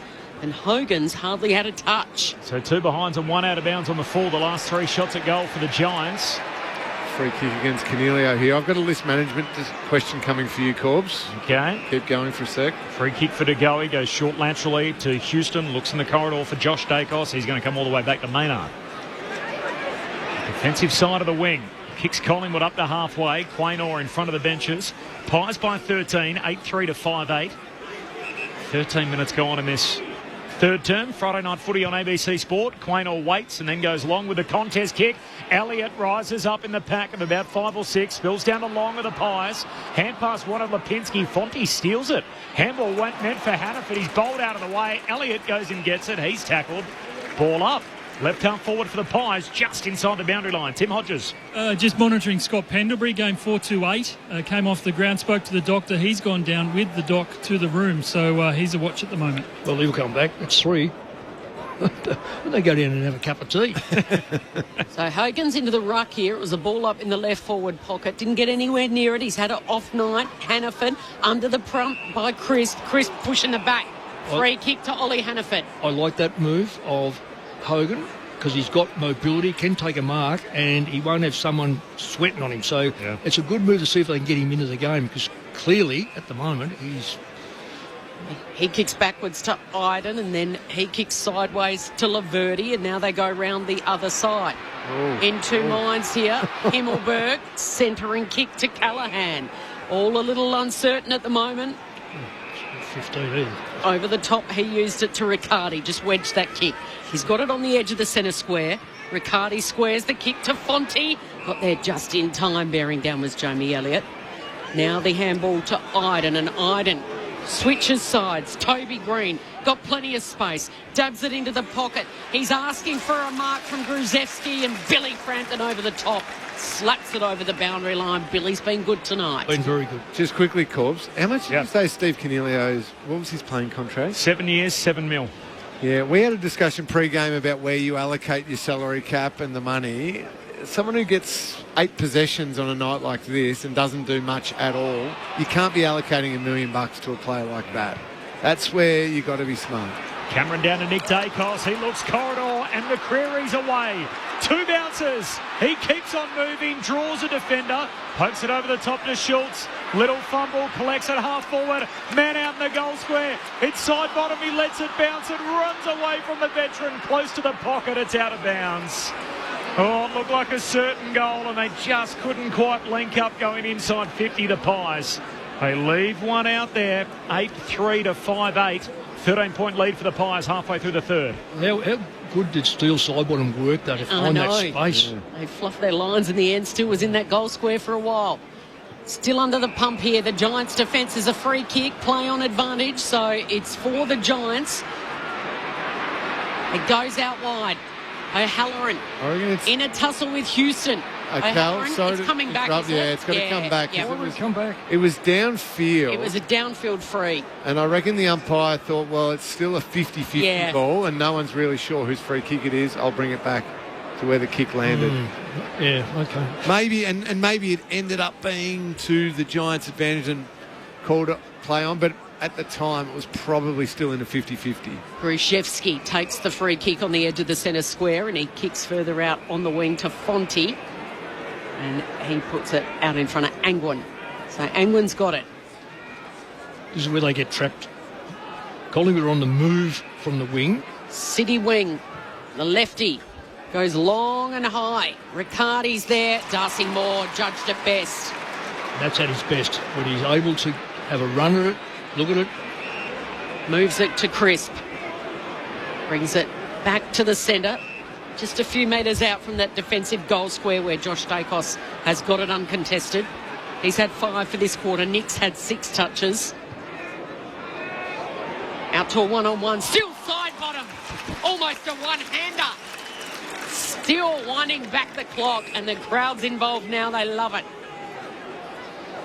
Game number 357, and he's still got every bit of it. Wrong foot's the first gamer in Hannaford. Kicks down to half forward. Membry the target. Spills to Lipinski. Handball to Membry. Membry over his shoulder. Almost turned it over. Gruzewski clever. Knocks it away to Hannaford. Met by Steele Sidebottom. Just upends him. Ball spills out to McCreary. Gives it to Quaynor. Kicks inside 50.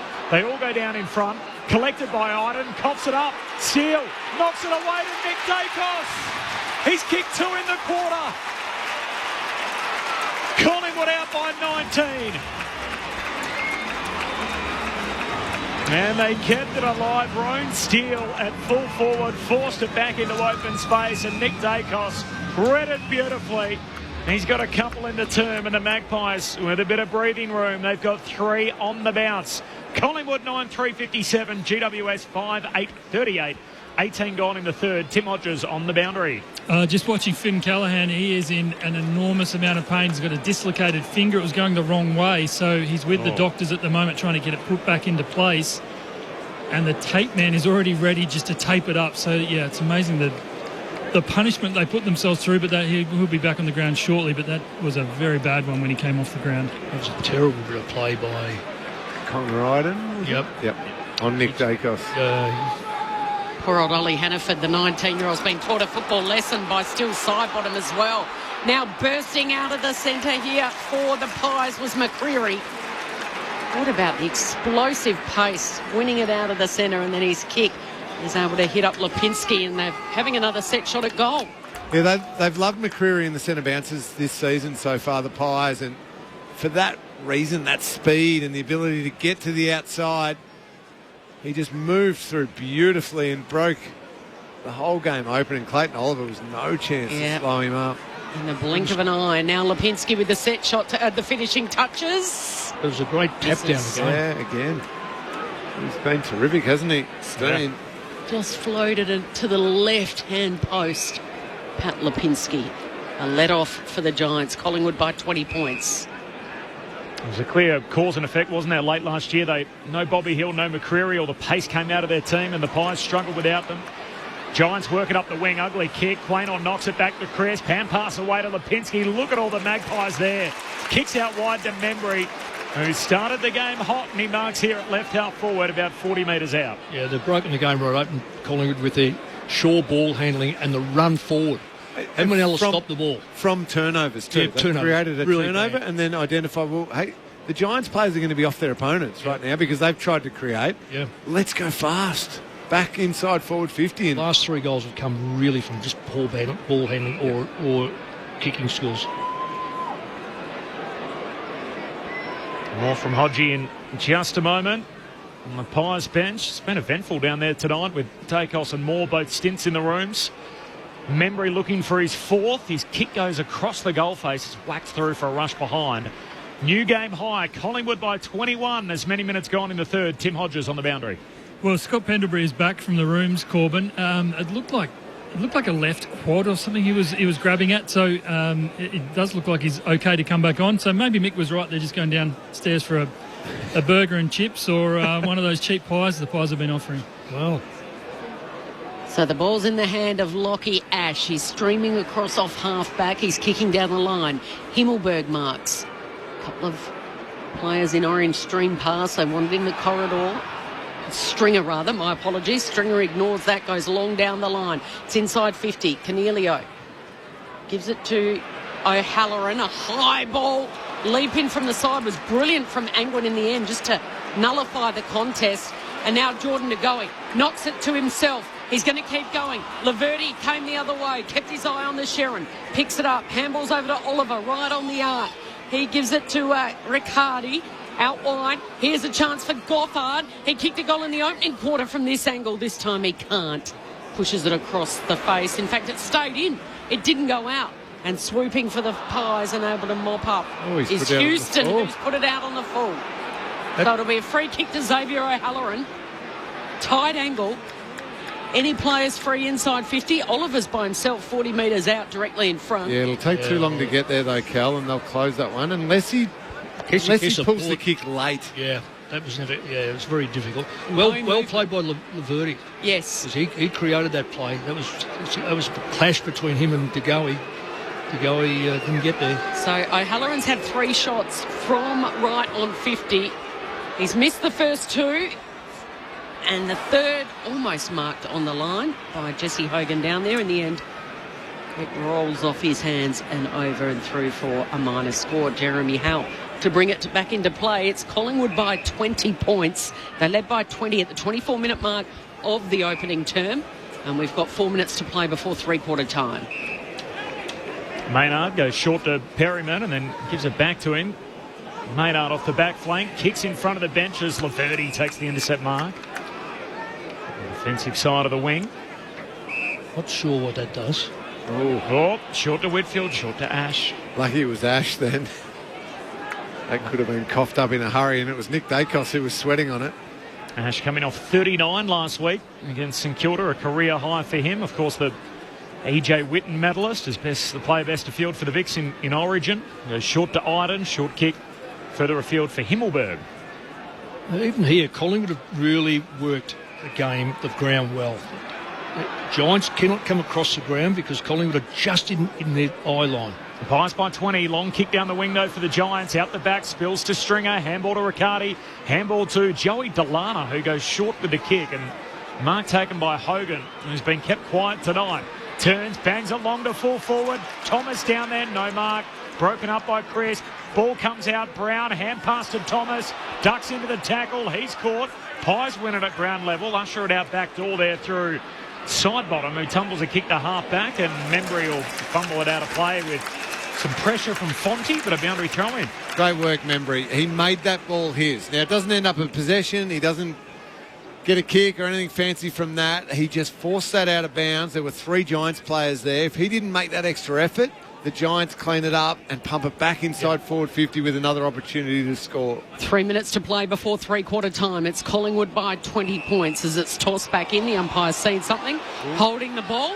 Yeah, I think Perryman tried to spin out. Is the prior opportunity gone? It's on the bottom of the pack, and it'll be a free kick to Gothard. Doesn't waste any time, and that's a brilliant mark. Leaping up in the air by Briggs. He had 2 Collingwood players around him. Maynard's gone down sore, and Crisp was the other side. Briggs moves it, and finally Jesse's got his hands on the Sharon. For the first time tonight, Hogan takes a mark and will go back for a set shot 25 metres out on a 45-degree angle.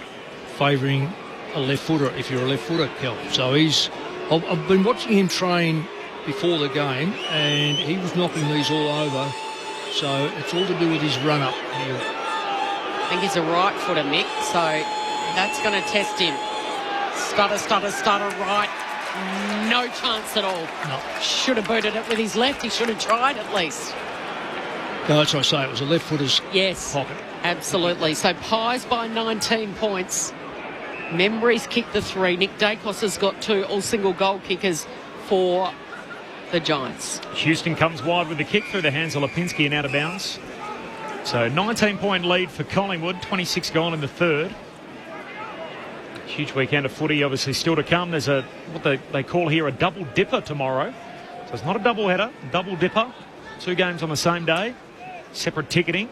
St Kilda, Brisbane to start. You've got Freo and Richmond in between, and then the nightcap is Essendon and North back here at Docklands as Oliver's tackled out of bounds by Crisp. And the boundary throw in. I did get the forecast sent to me a little bit earlier on for Perth tomorrow. Obviously the aftershocks of Cyclone Narelle, and there's a lot of rain on the way. Rain easing, windy, max of 21. Between 15 and 35 mils. At one stage they were talking about as many as 60 for Saturday footy in Perth. All under the roof here in Melbourne tomorrow. Through traffic goes Toby Green from the restart. Got it from Oliver. Kicks to full forward. Krzyzewski the target, not to beat. Knocked away by Quaynor to Perryman. Hand pass away to Frampton for the Magpies. Kicks to half back. Oh, leaping into it goes Leake in the other direction. Contact with Roan Steele. Ball spills back out to Leake. Pokes the kick into the pocket. Krzyzewski can't trap it. Ball spills out of bounds. Forward pocket for the Giants. 19-point lead for the Pies. 27 gone in the third. Tim Hodges on the boundary. Oh, well, it's not good news for Collingwood with Scott Pendlebury. Achilles tightness. He's out of this game. So with a 6-day break, you would think he's probably unlikely to be heading to Brisbane next week as well for the Easter clash up there at the Gabba. So that's a blow for the Pies. Boundary throw in inside 50 here for the Giants. Oliver got his boot to it. Top of the goal square, loose ball. Frampton kicks it towards the boundary line and it'll roll out. We'll reset again. It was deliberate.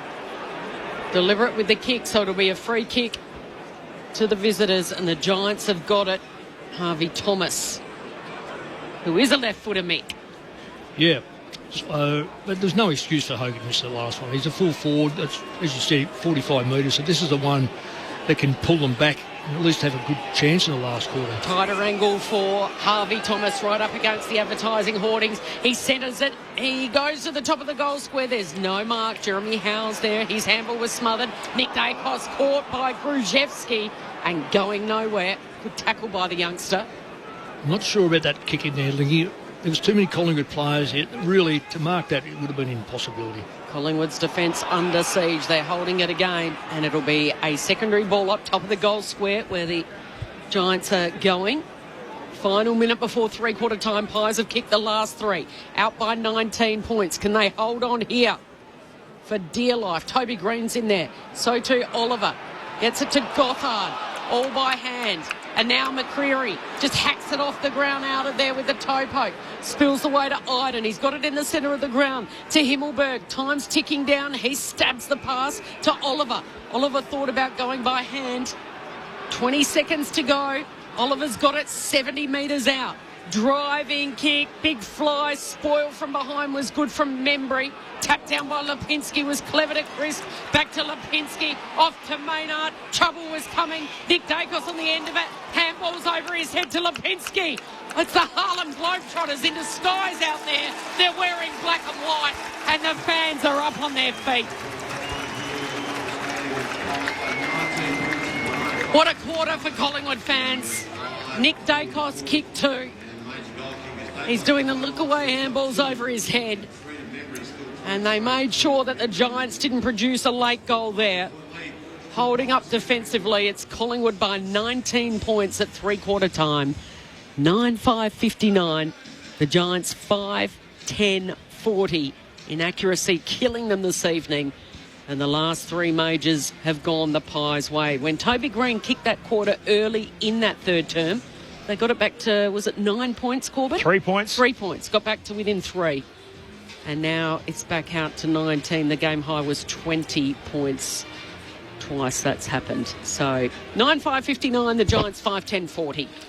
We've got it all covered on ABC Sport, not just the AFL, not just the NRL, not just the Sheffield Shield final. What about the NBL Grand Final Series? Sydney Kings, Adelaide 36ers, Game 2, scores tied, 89 points apiece, 30 seconds to go. Let's pick it up with Aaron Bryans.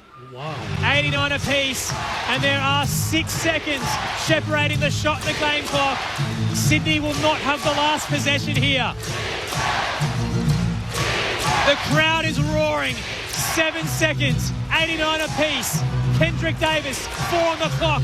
Crossover, has to put up a shot. Drives, misses, rebound. Cotton for the win. He drives, open lane. He makes it. Adelaide winning a thriller. It is party time in the entertainment centre.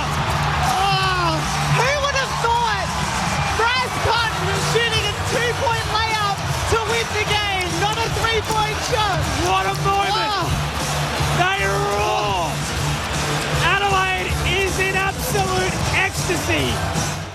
Another page in the great legacy of Bryce Cotton. Done it so many times for the Wildcats, and now for the Adelaide 36ers, plays a starring role to win them Game 2, and as a result that series is tied at 1 apiece as it heads to Sydney on Sunday. So 2:30 Australian Eastern Daylight Time. You can find coverage of that through the ABC Listen app. Just look out for the ABC Sport Extra button. Dramas here on the Collingwood bench with the man who's second in the game's record, Scott Pendlebury. Tim Hodges on the bench. Hodgie. Yeah, so just repeating the news from the club, it's Achilles tightness for Scott Pendlebury. He went down to the rooms during the third term. So he's a scratching for the rest of this game, and you would think with a 6-day lead-in with a travel to Brisbane for the Easter Thursday clash next week against the Premiers, he'd be highly unlikely.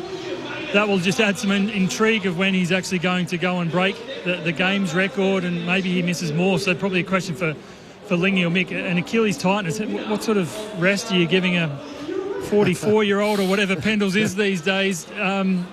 Clearly they're putting him on ice for the rest of this game, but you'd think it would be highly doubtful for next week. The word Achilles... You're closer to 44 than... Yeah, the word Achilles just sends a shiver down my spine when you think of how close he is to that game's record. You only need a little tear in there, and that could take weeks and weeks and weeks. Well, because they don't clear up that quick. Now, we don't know. I mean, if he's feeling it though, Scott Pendlebury's the sort of bloke. He's very pragmatic about things. He would look at that and think, well, you know what, it's the record, that's there, and I've got a whole season to do it. Do I really need to push my body through it? I'm not sure, but if he's feeling it. So he's on 4.28 tonight. He's chasing 4.32, of course, Boomer Harvey's record. 4 more games to equal it, 5 more to pass it. Yep. Yeah, but he's got a whole Suddenly season. yeah, but think of the marketing department. They've worked out the whole celebration. And if there's one hurdle, it goes from being a home game to an away game. If there's 2, it changes again, and so on and so forth. Yeah. Back with the thoughts of Mick and Lingy and the final term next. Collingwood by 19. Friday night footy on ABC Sport.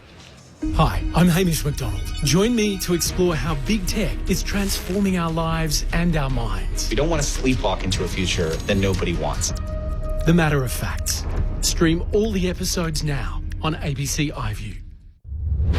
This is the 2026 AFL Premiership season with ABC Sport. Swooping on it here is the little player in Thomas, the youngster, gives it off, and a quick kick has been touched. Has it by Darcy Moore? No, it hasn't. It's been paid a goal. And the goal is from Toby Green. Schultz out of the middle. Hand pass sets up Lipinski. He feeds it over to Nick Dacos. Dacos on the run. And the superstar delivers. Straight back to Magpies' answer. Schultz on the runway. He lets rip from 49 out. He hasn't got the distance. It's been marked on the line. He's done it again. Steed, if you don't mind. And there's push and shove after. He daps it through for his first goal. Welcome to the Magpie Army, Oscar. Upends in, ball spills out to McCreary, gives it to Quaynor, kicks inside 50. They all go down in front. Collected by Iden, pops it up. Seal knocks it away to Nick Dacos. He's kicked 2 in the quarter. Collingwood out by 19. Oh, well, it's not good news for Collingwood with Scott Pendlebury. Achilles tightness. He's out of this game. The AFL on ABC Sport. On radio. ABC Sport Digital Radio. And ABC Listen. Pies by 19. They did lead by as many as 21 earlier in the quarter. They've kicked the last 3 goals of the game. And they've led from start to finish. The thoughts of Mick Malthouse and Cameron Ling through 3 quarters. It was Mick, they built on the lead, Collingwood. You get a 3-goal quarter, you think everything's great. But again, the Giants generated opportunities. So just like the first quarter, I feel like we're back at quarter time where they kicked 2 goals 5 and we were talking about more inside 50s, just wasted this chance. That quarter, they kicked 1 goal 5, the Giants, and had opportunities and they had inside 50s and should have taken more of an advantage. So we got a 19-point lead to the Pies, but it could have quite easily still been the halftime margin of maybe 8 or 9 points if the Giants had taken those opportunities. Yeah, well, and the opportunities, though, we have a look in the first. Membry took the marks, got the free kicks, kicked the goals. So we go to the third quarter. Dacos, smart play, reliable play, never going to miss, finishes off. We go down the other end where again it was 15 to 9 inside 50s. Everything was around the 50-metre line or boundary. Yeah. There's nothing clear that you can get to. Final term underway as Green got a hand pass over his shoulder to Callaghan. His handball picked off by DeGoey. Gives it off to Josh Dacos, who teams up with his brother Nick. Takes the mark, front edge of the centre square, onto the chest of McStay, who takes the mark at true centre half forward. And Dan McStay will get a look here in the corridor to try and make it 4 on the bounce. Honestly, as a forward, you just lead that little bit harder when Nick Dacos has got the ball. He brought McStay, he made McStay go to that one. Yeah. McStay hasn't looked like it tonight. Nick said, here, I'll just pop it in the perfect spot. Yeah, it's pretty hard to... That's the difference. Look where he's kicking from, right in front, 35 metres out. Did not touch it in the third. He starts the final term with a goal. He's got 2 for the night. And the Magpies have kicked the last 4 in the game. New high watermark, Collingwood by 25 points. 1 minute gone, final term. This is Friday Night Footy on ABC Sport. Cameron Ling and Mick Malthouse. It is a great point you bring up, Mick. We sometimes are in the habit of looking at inside 50 numbers and stats, and sometimes they paint a really good picture. Other times you can see a number where it's 14 to 9 in a quarter and you think, gee, they should have had this and they should have had that. But when an inside 50 counts, it's gone 1 metre inside the 50 up against the boundary. That still counts as an inside 50. And it might bring it back and it goes back in again further. And you just know that's not, those 2 opportunities aren't really scoring opportunities, whereas that one, lace out to a full forward, kicking straight in front, 40 straight in front, goal. Yep.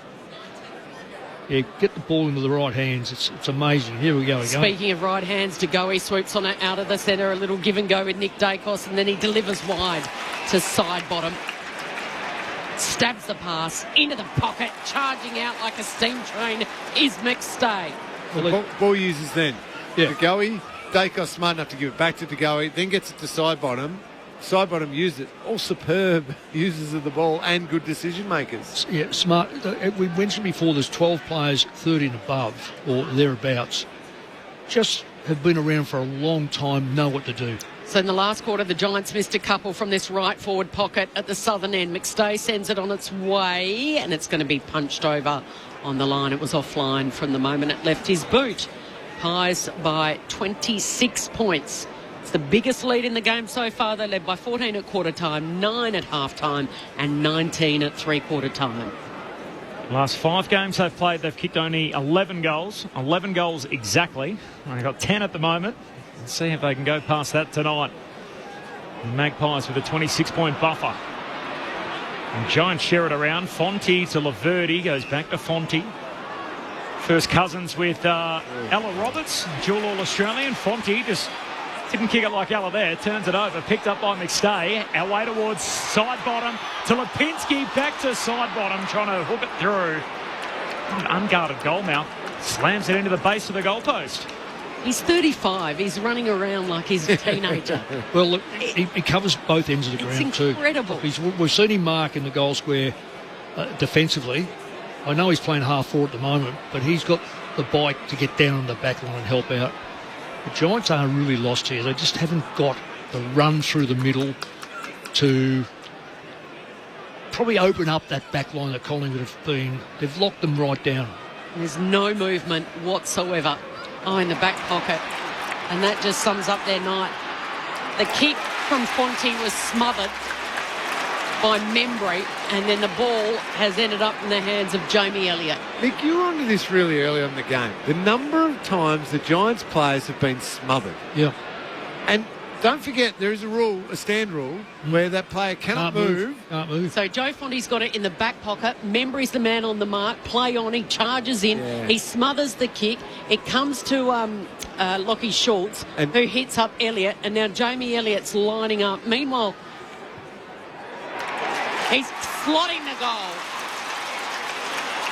And Adam Kingsley is going berserk in the Giants coach's box. And the black and white fans here at Docklands are going berserk. Margin is 33. The Pies are running away with it in the final term. 11-7-73. The Giants 5-10-40. On that particular occasion, it was great concentration by the man on the mark. So he was onto it. The moment it was called, remember it was, play on, he just charged, closed that space down, and he created that. That's really good manning the mark. Seems like such a strange skill to pump up, Mick. Oh, but basic. It's important, isn't it? Yeah, too right. Well, we've seen it happen here where Collingwood have smothered at least 4 or 5 balls, which effectively, okay, that's caused a goal, but stops the play. So you can't get any run from that sort of stuff. Cameron and Briggs in the ruck as Cameron grabs it out of the ruck, kicks it forward for the Pies, hands on it for Long. He's getting a free throw over the shoulder. It's against Whitfield. Collingwood's going inside 50 again. Long is going to kick it himself. He goes deep to full forward. What a McStay. Falls out the back. Membry. Hand pass away towards side bottom. He gives it to Crisp. Handball back to side bottom. Is he still in bounds? Umpire said yes. Side bottom kicks right to the behind line and it floats through for a minor score. So one more to the tally. Collingwood, their lead grows, and Giants, unless they want to do something dramatic here, they appear this game is going to pass them by. Collingwood by 34, 6 gone in the last. Iden's kick up to the wing, but it's all Collingwood at ground level. Here's Maynard, goes back into that right forward pocket. Laverty. He's been a good pickup. He has. Really surprised how he has gone. They're flirting with a bit of danger here, handballing across the face. Fonte again. And now back to Thomas. They've coughed it up. Over-possessing it by hand. Fonte goes in hard. He's been collected even harder by Perryman. Thomas can't keep it in play, and he's tackled over the boundary line, and they've kept it inside. They're attacking 50, and now Fonte and Perryman are going at it. Yeah, Collingwood have gone up a gear, though, haven't they? have. They're just hunting them, coming at them quick. They're Big rubbing their noses in it, aren't they, Lingy? Yeah, the tackle by Long on Cornelio was a beauty. Boundary throw-in, still camped inside 50 here for the Pies. Oliver, Fonte, Whitfield, Oliver, head turning at centre-half back, looking for some run. Accepting the handball is Ash. He takes off and has a run. It's a high ball to a one-on-one. Stringer. He marks a long way from home and in front of Billy Frampton. Frampton's probably had the better of him. Kicks to the centre of the ground, and the mark's taken by Thomas. That's the only way you're going to get through this defence. It's quick movement, catch Collingwood one-on-one. They'll still get their numbers back. Even I count now, they've still got about 9 players back, so their work ethic is fantastic. But Stringer's kick was good, and coming out and meeting the ball was good. But you won't beat Collingwood unless you move the ball through this area here and get the ball inside the front 30, not front 50. So set shot from Harvey Thomas directly in front. The man on the mark is 25 metres out. In the meantime, Jesse Hogan, 3 disposals, trudges off and takes his place on the bench. And he has lobbed it over the top of the goal umpire's head. And a late consolation goal for the Giants off the boot of Harvey Thomas. Margin 28, Collingwood 11-8-74. The Giants 6-10-46. Yeah, if you're gonna get them at all, Mick, you've got to be prepared to be quick with the ball and immediately just take that option, because Collingwood will get back well if you allow them time. But if you can just, as Stringer did on this occasion, took a really good mark, nice strong mark against Frampton, and then just immediately wheeled and went and get one of those Giants players, one of your teammates, just heading back towards goal, catch them out before Collingwood can get set. Yeah, well, they haven't been able to move the balls through the middle, whereas Collingwood have, and that's the difference in the whole game really has been how do you move the ball through this area right in front of us, 50-metre line, and Collingwood have done it so much better. Stops a run of 5 consecutive Collingwood goals out of the middle. Cornelio hooks it forward for the Giants. Packer players compete for it. Spills down to Lipinski. Hand pass releases Nick Dacos. Possession 30. Kicks inside 50. Membry the target not to be. Falls down towards Iden, who just tumbles a kick out of defence. Here's Thomas, the goal kicker. Oh, dangerous. Goes back but finds Ash. His intended target. Ash up to 25. That's not a good kick for a big man. Briggs collects the half volley. Gave it to Cornelio. Almost stolen by De Goey. He had it, lost it. Ash intercepts. Giants back with it across the back flank. Leak. Handball away to Angwin. He's a left footer. And chips it further afield. Finds Brown in front of the benches. Just repeating Achilles tightness for Scott Pendlebury. He's out of the game. Game number 428 as Brown goes short to Angwin. Angwin long down the line and Stringer marks. Got to go quick. He rolls immediately. Round the planted man on the mark. Stringer drives it all the way home, but he's offline. A behind. Play was right. Execution not quite right. Pies by 27. 10 minutes gone in the final term. Pendlebury out of the game. Short turnaround. So they had 6 days coming in, or they had the bye coming in here, and now they've got 6 days going to Brisbane to play the Holy Thursday fixture against the Lions. Josh Dacos up to possession number 26 with those kick-in duties. Only his brother Nick Dacos has had more with 30 and a couple of goals. Go down the line and Briggs thumps it over right in front of the Giants bench. Oliver coming off for a breather. Finn Callaghan going back on. Hogan's still on the bench. He's had a dirty night. He's had a shocker.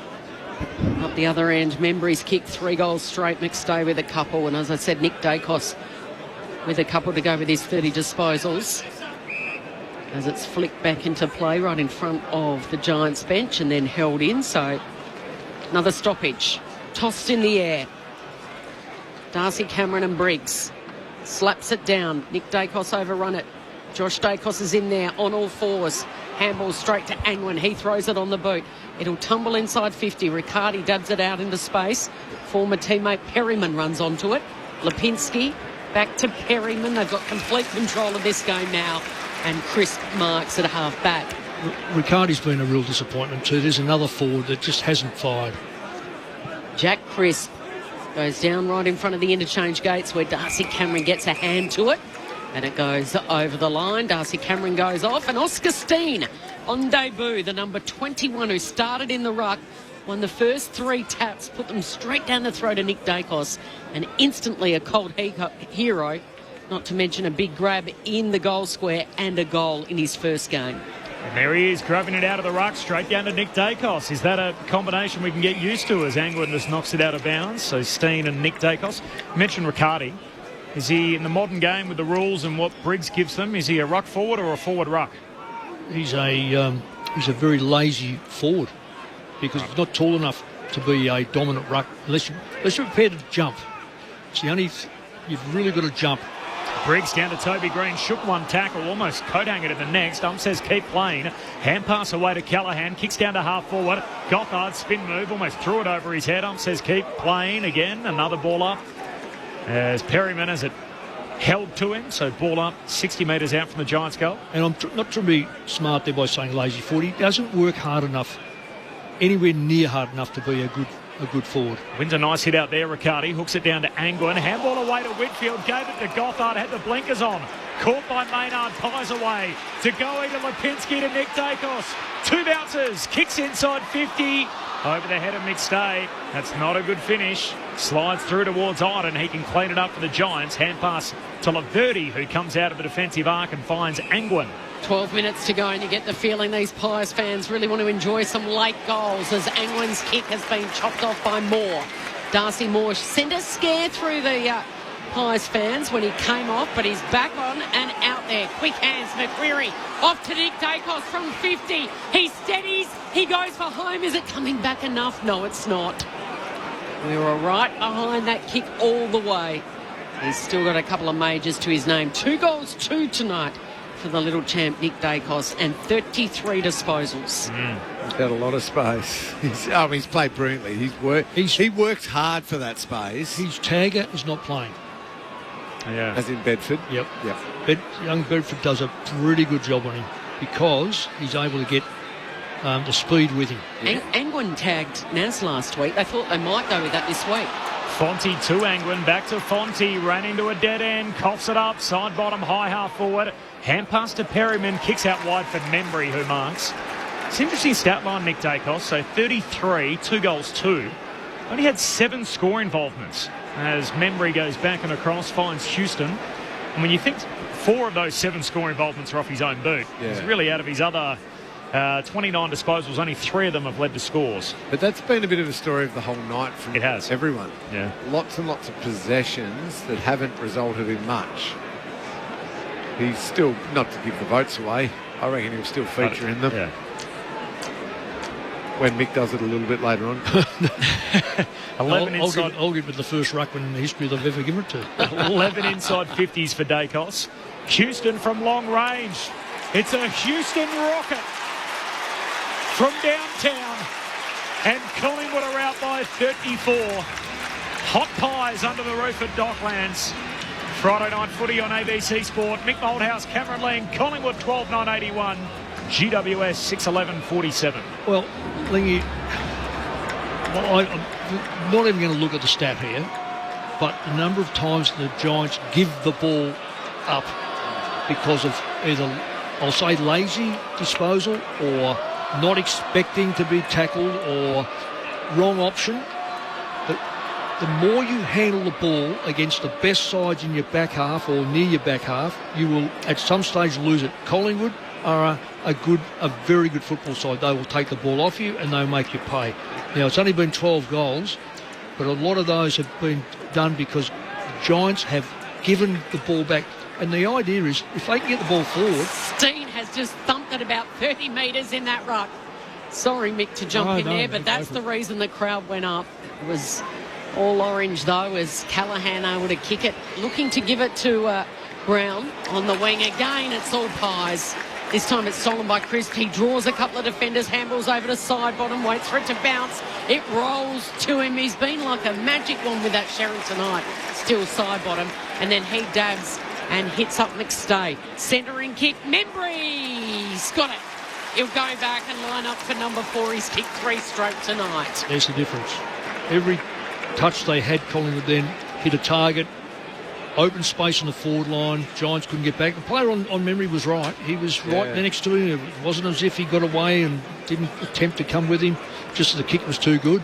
And Sidebottom's first touch set it up. So, a couple of quiet opening weeks for Membry. A chance to hit back for his fourth goal, pretty much directly in front. No angle, no problem. It's blown out to 40 points. Membry's booted his fourth. And the fast finishing Pies are up and dancing and enjoying this. 13:09.87. GWS 6:11.47. Tick over 8 minutes before full time. And Mick, you're right. The ball use, excellent by Collingwood there. Just really precise. At the same time, I think it was Himmelberg who was trailing up Membry. He was pretty close. It took a really nice kick. What Himmelberg needs in that situation is some help from a midfielder just to get back enough in that hole and just block that. Don't let that McStay kick happen. But watching it, it was Clayton Oliver got left behind. Stephen Cornelio got left behind. Yeah. You can't have those two players, and they're going to have it again in this centre bounce, Oliver and Cornelio, in the same centre bounce midfield setup. They just can't leave the contest well enough. There it is here again. Yep. Cameron got it out to Schultz, who runs it out the front door, drives it deep to full forward. Membry had a fair bit of it. Not to be. Spills down to Laverty of the Giants, to Whitfield, to Himmelberg. Now Iden all by hand. Gives it to Leake. Kicks wide for Angwin. 40-point lead for the Pies, a game high. And Howe covers across and knocks it away from Stringer. The Angwin kick down the wing, and they love having him back as Perryman and Houston run over to join in the celebration. And cheering Spoils. It's late in the piece, the defensive work. And Darcy Moore too, who had a little hamstring scare in the first half, but played out the game thereafter. Cameron down to Nick Dacos. Long bomb to centre half forward, and Schultz protects the drop zone, wins the one-on-one with Ash. A new member of the leadership team. He goes across the ground to Nick Dacos. A busy start for his year again. Looks inside the forward 50 over the head of his intended target, and GWS come up with it. O'Halloran to Callaghan by hand to Whitfield. He wanted a free for a hold. He appealed for it. Almost like an umpire decided in LBW. In the end, umpire Craig Flair went, yeah, you know what, that is holding the man. Free kick for the Giants. He kicks out wide for Hannaford. Lays it off by hand for Callaghan.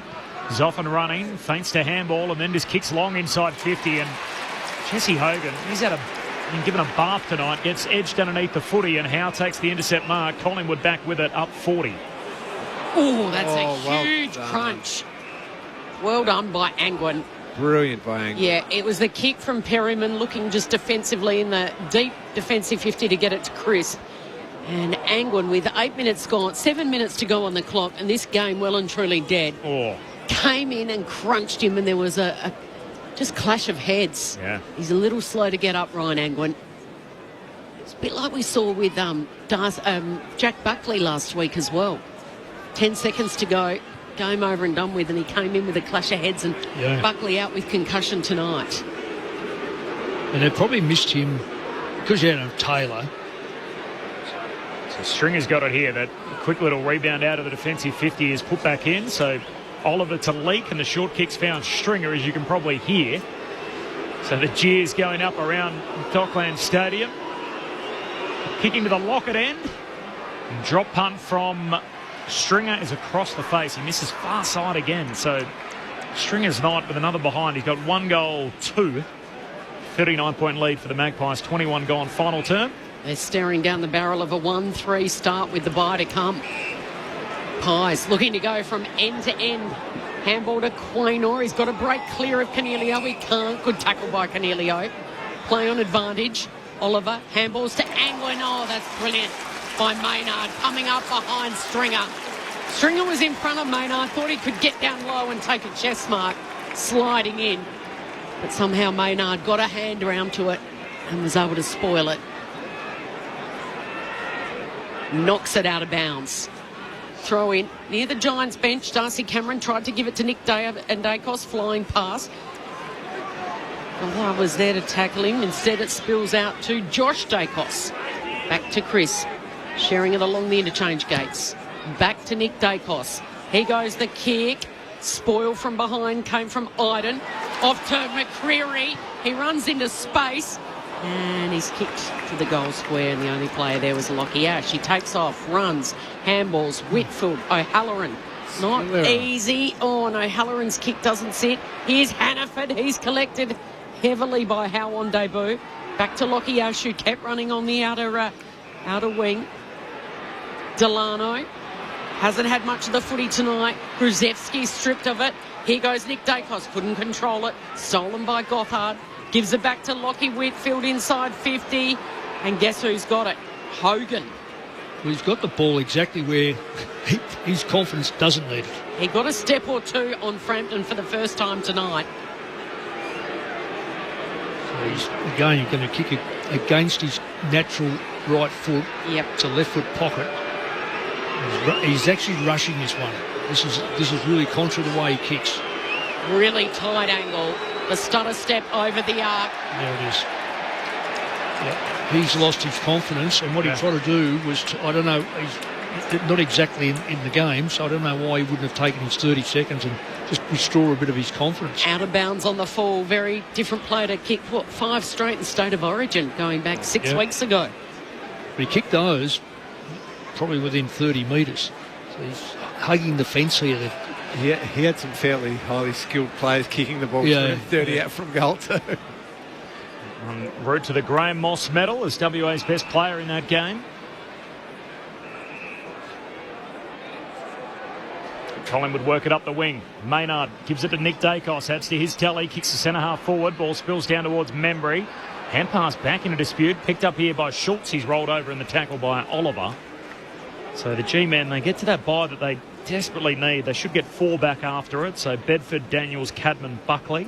I've just been watching Angwin. Sorry to jump in, Cobbs. I reckon he's potentially ruptured like an eardrum or something with that collision, or just something. Right. He's constantly trying to, when you try and equalise your nose and your ears, and really struggling with that ear at the moment. We'll keep an eye on him, Ryan Angwin, after that head clash. Hurried kick forward for the Pies, rolls out of bounds. So the next time we'll see the Giants is against Richmond in the Barossa. So that's the Sunday middle game. So we'll see the Giants out there. That's their next date. Meanwhile, for Collingwood, as we've touched on, short turnaround, 6 days up to Brisbane. Pendlebury in doubt. Hasn't played this last quarter with Achilles tightness. Darcy Cameron in the ruck, but at ground level, it's all the Giants. The exiting kick should favour and sit here for Quaynor. He's got to get around Hannaford. Well done. Well done by the first gamer. Tackled, spilled free. Quaynor went and got it again now. He's come in with Membry with a little bit of help. Stolen. Toby Green's got it, and he kicks down the line. Will that mark be paid? Umpire says yes. Stringer marking up over the top of Maynard. Long way from home. He kicks to the 50. Halloran charged out, had to beat a couple. Coming in from the side, couldn't control it. It'll be a ball up. All the Pies fans, we heard Tim say earlier, up to maybe 40,000 tonight, and not moving for the final 3 and a bit minutes. The Pies by 39 points. Knocked inside the forward 50 for the Giants. Picked up by Callaghan. 40 out against the boundary line. Centering kick. And a one-hander. Perryman just reels it in. It's been all fun and games for the Pies in this final term. Goes short to Frampton, and he just chips it short to Crisp. Crisp is going to go long down the line to try and find that man Ned Long. He's put it out on the full free kick here, going to go to Iden and the Giants. So Pendlebury on track to play a record-breaking game against Hawthorn, which would be round 8 at the MCG. It's a home game. Should he miss one, that'll then be against Geelong, also at the MCG, but that's an away game for the Pies against the Cats. If he misses 2, we're looking at Sydney in Sydney. As Iden kicks inside the forward 50, spills down towards Crisp. He's tackled, taken to ground, half forward for the Giants. If he misses 3 games, Pendlebury, between now and the record-breaking feat, it will be against West Coast at the MCG. So there's the little domino effect for Pendlebury's milestone. Glenn McFarlane reporting earlier in the week that the Pies have got a few things planned for his milestone game in terms of a bespoke jumper. As Thomas kicks inside the forward 50, ball sits up, swatted away by Howe towards De Goey, hands it back to Howe. Kicks into the middle of the ground. It'll sit for Himmelberg. This is all a bit of junk time here. Hands it away to Whitfield. He kicks out wide. Stringer protects the drop zone and marks. Left half forward, 35 out. There's talk that not only they'll have a special Pendlebury logo, but he not his teammates, just Scott Pendlebury, could be wearing a gold number. So number 10 on the back would be gold. The rest of his teammates in the white numbers. As Stringer snaps across the body and fills his boots late, hooks it through for a goal. His team's going to be well beaten, and it's been rocks and diamonds tonight for Jake Stringer. And in the end, he comes up with his second goal here. 2-2 from 13 touches. Collingwood's lead 33 points, 2 minutes to play. Do we like the gold number? Yeah, why not? It'll be how often you... Will it be the first time ever, though, a player has played with a different-looking jumper to the rest of his teammates?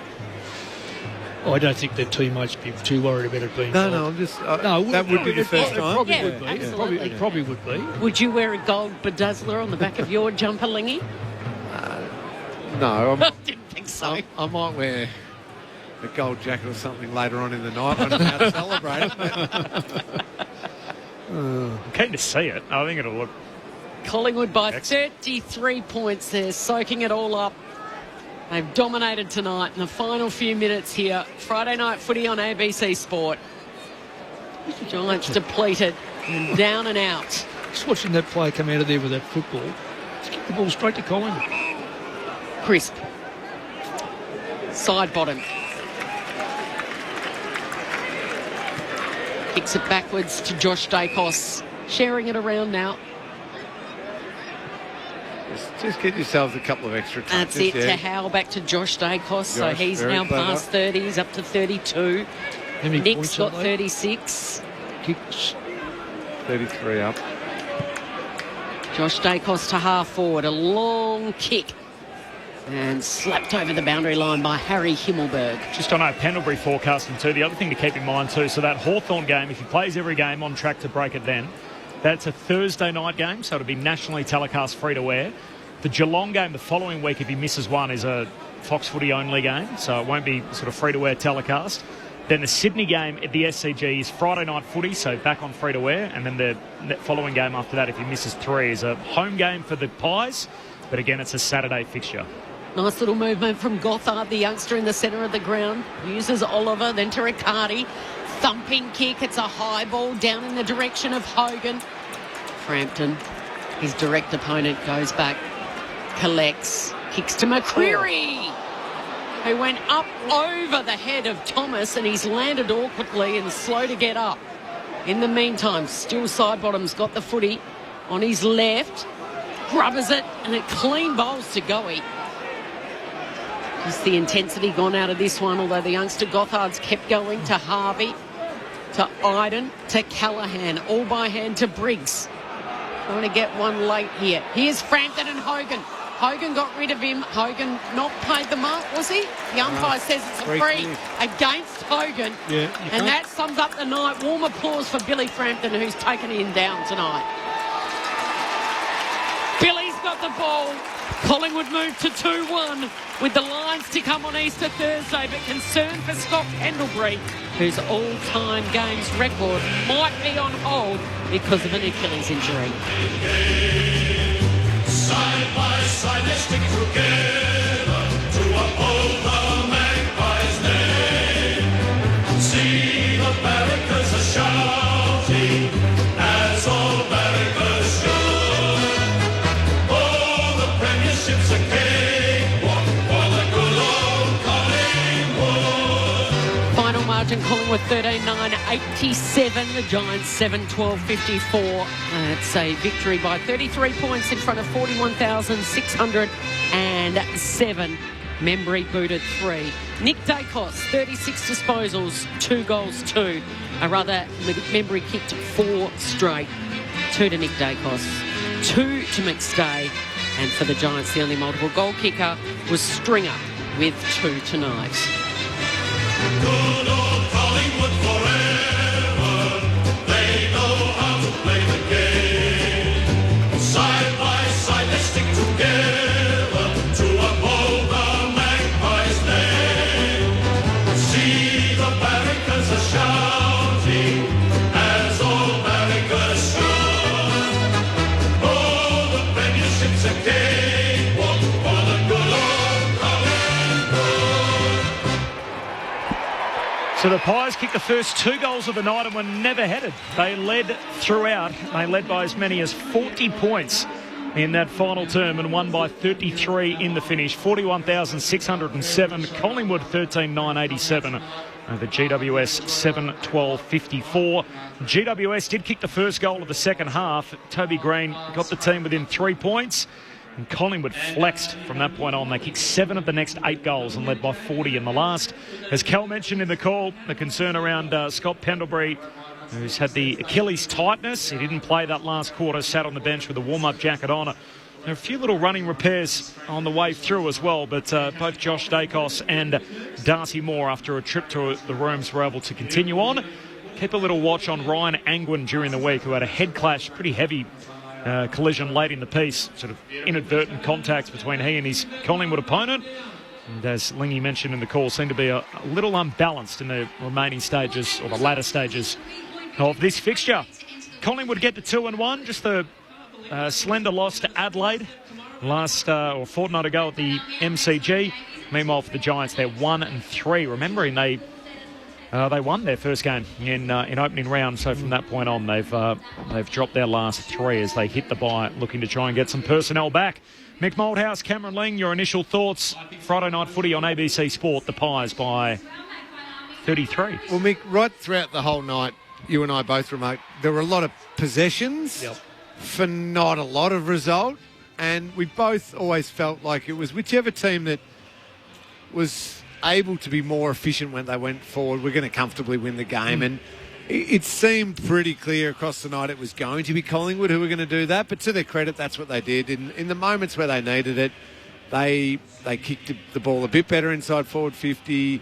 They got their shots at goal from better parts of the forward 50, and some of their class players, just their ball use was clearly better than the Giants. And the obvious ones are the Dacos boys, but Sidebottom as well, and different players like that who just used the ball well. And their final kick inside forward 50 gave them a chance. And in the end, a pretty comfortable win, and they did what they had to do. Yeah, I totally agree, Lee. You can't beat class for a start. Well, you can beat class if you tag it out, of course, but the old saying, it's difficult to make something happen without that class in AFL football. I'm not sure that Collingwood are over the yips as far as the ball went inside their front 50 a fair number of times. I think it would have been 58, I reckon, Nick. Yeah, 50. Oh, no, was it 50? So 50. 50, sorry. 54, 22. So it's not a great. It's nowhere near the 50% that's required. I don't think, again, with the better sides, and I'm going to say the better sides. I think Collingwood are now in that. Memory kicked 4 tonight. He's their leading goal kick, 3 in the first quarter. And that's when Collingwood were really I thought they were dominating that first quarter. Giants just seemed so slow, no run, couldn't get the ball into their forward line. In the end, they did, but made a hash of it, 2 goals, 5. When you look at what are your expectations of Collingwood? So when we see them play tonight, where they professionally get a job done, but it was a bit ugly and not brilliant football. Look, are your expectations that they're a top 4 calibre team? It's funny, Lee, trying to weigh up where they were, let's say round 16, 17 last year. They were 4 games clear on top of the ladder, thereabouts. I won't be quoted on that, but they were 4 games clear. Lost a few, all of a sudden they got pulled back. They finished up in the prelim, which is a game away from the grand final, so that's where they could have been. But when I look at the side, I'm just wondering when they come across a side that's going to match them through the middle, how are they going to kick all the goals? I'm not convinced. So Elliott's a very, very good footballer, make no mistake about it. So he will kick goals. Schultz, I know, he's kicked 1. He doesn't kick a lot of goals. Houston off the halfback kicked those 2. McStay, first and last quarter. There's a lot of gaps in the middle where he had opportunities, he couldn't get near it. So I'm not convinced he's going to be the one. The young ruckman, Steen, was okay. He kicked 1. Memory 4. I'd almost, and nothing against him, but I reckon that'll be his biggest tally all year. Like he has to mark it to kick the goals, unless he gets given to him. Dacos, kick goals anywhere, and Ned Long's another one from the middle. So there's not a lot yeah, Bobby Hill will come back in that side, but I'm not convinced they're going to be able to kick 11 and 12 goals 2 or 3 seasons ago. They win games. They win a lot of games. They win premierships. The way the game is styled now, when I look at Gold Coast, Dogs, Brisbane are down a bit at the moment. Sydney, when they get their players back again, Fremantle, when they run the football, they're all going to be capable of kicking 15 to 20 goals. Yep. That's a long way short of tonight. Is a big day for Collingwood. 13 goals, a big day. It's the biggest one for a number of weeks, I think, Corby. Yeah. So under those circumstances, first time in the last 6 games they've kicked more than 11 goals. So I see them. I don't see them in the top 4. I see them 5th to 8th. So you talk about their form tailing last year. So indicative of that, if you look at the last 7 top 8 teams they played last year. Yep, right. They beat only 1. Right. Okay. So they lost 6 of their last 7 against top 8 opposition. Yeah. So it also, as we talk about, it's not just sort of who you play, it's when you play them. Yep. So maybe they had the softer teams at the start, and then on the run home, that's right, there weren't too many wins for them against teams in and around where we thought their station was. The only top 8 team they beat after May, I think it was Adelaide in the final, where they beat them over in Adelaide and obviously came back home, hosted the prelim, and we know the rest against the Brisbane Lions. They beat Fremantle, didn't they? They beat Fremantle? No, they beat Adelaide in the final and then skipped straight through to the prelim. Yeah, no, but this year so far they've beaten who? Oh, sorry. Opening round they beat the Saints. Yes. And then they beat, obviously, tonight against the Giants. They've had the bye and they lost to Adelaide. Yep. So you've got the top sides. Gold Coast, Dogs, Sydney, Hawthorn, Fremantle. Yep. There's the test. But then again, you can make 10. Anyone can make the 10. Anyone can make the 10. It's wide open. Oh. Can't wait for those wildcard games. Mick will be there on ABC Sport. Collingwood by 33. Scott Pendlebury, the concern with Achilles tightness. He's coming your way. Tim Hodges, what have you got for us? Well, we'll have Steele Sidebottom, the other old bloke in this team. Mick's, one of Mick's favourites all time. We'll have him after the song. But the Pies coming in. Oscar Steen over with his family, which is a really nice moment. Might be the front page of the paper tomorrow. And Oscar's in the middle getting doused in sports drink. Like they always do, the Magpies, they go silent, and then Steele Sidebottom will be the one to lead us off into the song.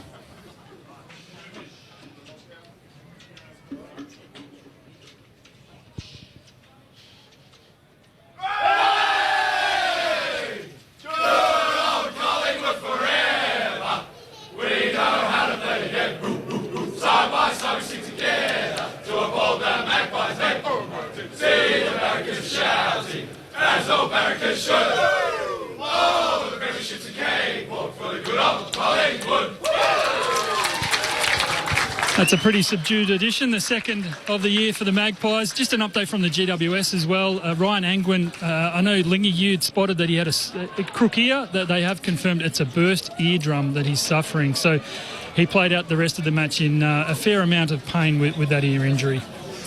Thanks, Hodgie. All over it down there. We'll be back to you shortly on with Steele's Sidebottom. Tim Hodges in the winners' rooms. That's a great pickup by you, Cameron Ling, but also... That's a nasty injury. And then you've got to fly home with it too. I know. Well, that's another thing that happens. You know, like, you know, honestly, coaching West Coast for 10 years, those sort of things happen not regularly, but a lot of those sort of injuries that you take for granted, you get in your car and go home. No, you either stay in town or get treated, or you get on the plane and you hope you get home okay. You know, it's and when you think Jack Buckley late when the game was gone, concussion last week, so they missed him tonight with no Sam Taylor. And now Angwin, who's been in good form. I thought he was good tonight. Yeah, and he was good last week against the Saints. And for him to do that as well, you know, the game was gone. It was so brave. It was a clash of heads, burst eardrum. He stayed out there. But Adam Kingsley must be just tearing his hair out at the moment. Yeah, but he's got so many players. They're not playing with it. When you take a Tom Green out of that middle for a start off, Toby Green's not playing anywhere near the capacity he can. Then you take away your 2 key backs. They've kicked 13 goals. And when you look at... There's Membry and... McStay kicks 6. Yeah. I'm not saying they don't kick goals, but against Taylor, who's the best key back in the Taylor and Buckley in. Buckley's a very good wingman to him. Yep. And you have a look at the other players. Bedford, who normally plays on Dacos. he's not out there. They're missing 8 of their starting team. And everyone will say all that happens, but nonetheless, it's a good reason why you're not playing good football. And Tom Green will not be back. So don't forget Kelly's not playing. I know he sits out wide and stuff, but he finishes well. I'm noticing... Cadman's not there. Cadman's a very good footballer. Yeah. So Brent Daniels isn't there. Well, when he hasn't been there for a while. So, yep. But, yep. There you go. That's what it is for the Giants on a 3-game losing skid, so 1-3. Collingwood get themselves to 2-1. Nick Dacos had a boatload of it again, so 36 disposals, 2 goals, 2 for the champ in the Collingwood midfield. And Magpies home by 33 points. They did lead by as many as 40. And Giants kicked the first goal of the second half. Collingwood responded with 7 of the next 8 to blow the game open. Let's go back to the winners' rooms. Tim Hodges. Hodgie. Steel Sidebottom has been good enough to join us, Corbin. Nick Dacos was very good, but gee, you were magnificent again tonight. You just keep on rolling. Thank you. It was nice to get me hands on the footy a little bit more than the first few weeks. Probably played more traditionally as a wing, where the first couple of games have been thrown around a little bit, but it's not all about me, but great win. Stuff it for this interview. For the next question, did you feel as good as you felt for a long time out there? The wing is where you were at your best in 23, right? But I mean, it's funny what happens when you get the ball in your hands a little bit, Sometimes when you feel a little bit starved of it, you start thinking about things that you shouldn't be and you start drifting around. But when the ball's in your hands, it's where I feel most comfortable, and I'm not thinking about much other than getting it. So it's nice to get my hands on it. Hopefully can continue. No, we're pumped for you. Great game. Mick said 2 questions only and then send it straight up to him. So Mick, Steele's got the cans on. You can't shut him up. The older he gets. Come on, they tell me you've been hogging the shampoo in the showers again. Yeah, for me back. That's all you wanted to hear, was it, Kel? I tell you what, I might leave early after that. How are you, Steele? Anyway? Good, Mick. I'm better for talking to you, mate. Yeah, of course. You don't have anything ready for me, mate. You're not prepared. No, I am. I'm going to ask you who's been your best coach. Who's been your best coach? If you don't say me, I'm cutting you straight out. You know who's my favourite, Mick. I'm the only one to be in one of your family photos, aren't I? Yeah, I know. Yeah, well, you're trying to play Superman, jumping into it. But anyway, new ruckman. Tell us about him. He was good. Wasn't he? Fantastic. Yeah. Flyer spoke about it, and you know what we've been seeing in the VFL as well, but his centre bounce works as good as any. And for him to get his chance after, 4 years of just getting himself to a level that he's actually ready to go. When he first got there, he probably wasn't ready, but to his credit, he's worked hard. And I think he's learning off a bloke who's pretty good at his craft in Big Das as well. So, do you think the rules, Sula, do you think the rules now, the new rules in the centre square, are going to help him? Briggs has generally been a very good ruckman, didn't get near it today, nor does. So look at, say, Darcy or Fremantle, he's another one that just can't get near it. Do you think those rules have now created an opportunity for these jumping ruckmen? Yeah, no doubt. And I think, how good is it when he gets up there and the crowd almost celebrate as much as anyone? But you're right. I think Darcy's stuff around the ground complements Big Steenie in the ruck. So if they can, work in hand, Steenie might do a few centre bounces and Darcy start forward or whatever it might look like. But hopefully they can work up a great partnership, because it was nice to see them both play well tonight. Yeah, I just looking at the TV from here, and I was just watching him with his family. He must have how many dozen people has he got in the rooms with him at the moment? It's like they all jump on board when someone gets a game. But I'm sure. The family is just as pumped as anyone. He's had a few setbacks along the way, but he really has earned his shot, and good on him for taking it with both hands. Sure. Now, on the real serious note, I think a lot of people have sort of said, older side didn't quite get there last year, probably fall away a little bit. Tell me why you can stay at the top 4. I don't know. Our defence, for one, I think we're the best defence in the comp. We keep teams to, low scores. I think in past years gone by, most years, that if you're a good defensive team, then that can hold you in good stead. But it's you know what it's like. I think it's if we're not going well, then we're an ageing group. But when we're going well, we're full of experience. So let's just be full of experience for now and keep the ball rolling. Right. Well, Steele, well done. You're certainly doing a good job of keeping that ball rolling. Were you expecting coming tonight that the Giants would allow you to have as much uncontested possessions as you did? At times you were able to just... It felt almost soccerish in the way you were just knocking it around the back half, waiting for that open ball, and then you could go bang.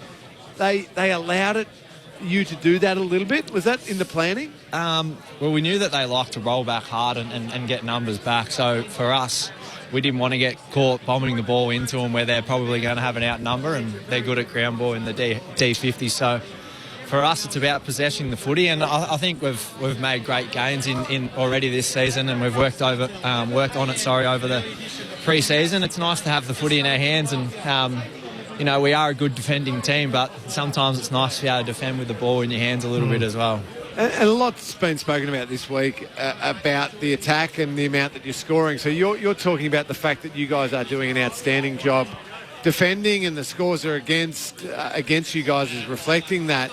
Did you see a step forward tonight from that connection into the forward line and your ability to just keep adding points for, not just the defensive work? Yeah, definitely. And I think we had 2 weeks to have a look at it. We're probably disappointed the way that we did move the footy against the Crows a couple of weeks ago, and it's easy to say, but I think we actually really did have a good 2 weeks, and we were able to hone in on what is going to help us move the footy. There's no doubt the people we've got in the place are fine. It's about how we use the footy and give them the best looks. And what about still your great mate Scott Pendlebury? He sent the marketing department into a spin because he's come. All the club said is something to do with an Achilles. Now I know he's spoken to both television broadcasters, so we're going to hear from him shortly. But have you had a chance just to get something off him? I'm going to give you nothing. I actually haven't. Sorry. But I don't think it's too major, which is good. Right. He was still out at the 3/4 time huddle and getting around the boys, so he was still able to move around. But I guess you'll find out as I do. We certainly will. And also, I was keeping an eye on you at one point. I think it was in the 3rd quarter. A couple of big hits with the debutant Ollie Hannaford. Now you're 35, playing game number 357, and here's this poor old 19-year-old in his first game. Were you just trying to sort of strut your stuff around him, or? No, not really. Did you know he was a debutant, though? No, I didn't. I knew he was a giant, that's all it mattered. Oh, okay. Do you remember your first game and any player that sort of bullied you a bit? I remember my first game. It was actually here against the Saints. I was a late call-up. I was actually emergency. Leon was out. Mick only rated me as the 23rd best player that week. And as you can hear now, Big Steenie, all his fans. And he's won the meat tray. He's won the meat tray, there you go. It's bigger than the Brownlow now, they reckon. But, my first game was here against the Saints, but, we got flogged. I don't remember a whole of a lot other than, I think we lost by 70, but I did okay. Mick would have been in a good mood there after that one.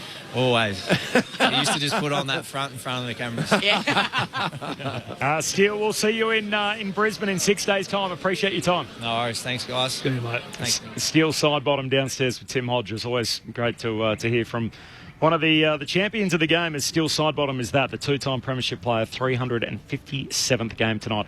Feels like we'd make so much more of that, wouldn't we, if he didn't play in a team with a guy who's playing his 428th game? Correct. Yeah. Like, if it wasn't for Pendle, we talk about Jack Gunston as if, like, he's a million years old. Like, we say, here's this old guy coming out and playing with all these young kids, and he's not as old as Sidebottom is now, didn't play as many games as Sidebottom. No. And yet with Steele, it's like, he's that young whippersnapper running around with Pendlebury. 357 games. Yeah.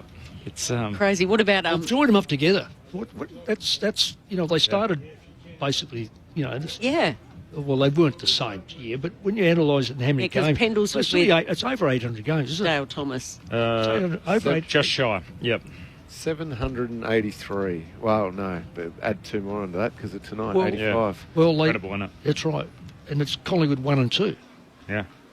Because Tony Shaw was there for a while, so I think Steele's beaten Tony Shaw. So, he has, yeah. So it's 1 and 2. To think about what Tony Shaw was like the only one that had got to 300 games, wasn't he, for ever and a day, and then to have these guys fly well past it, and to think that And they're still playing good footy, though. Yeah. There's not a point where you go, oh, hang on, are these guys being gifted games to get to milestones? They absolutely belong there. There's no doubt about it. Pies by 33 points, 13-9-87 over GWS 7-12-54. Well done to Tim Hodges, as always, down in the victorious Collingwood rooms, 41,607.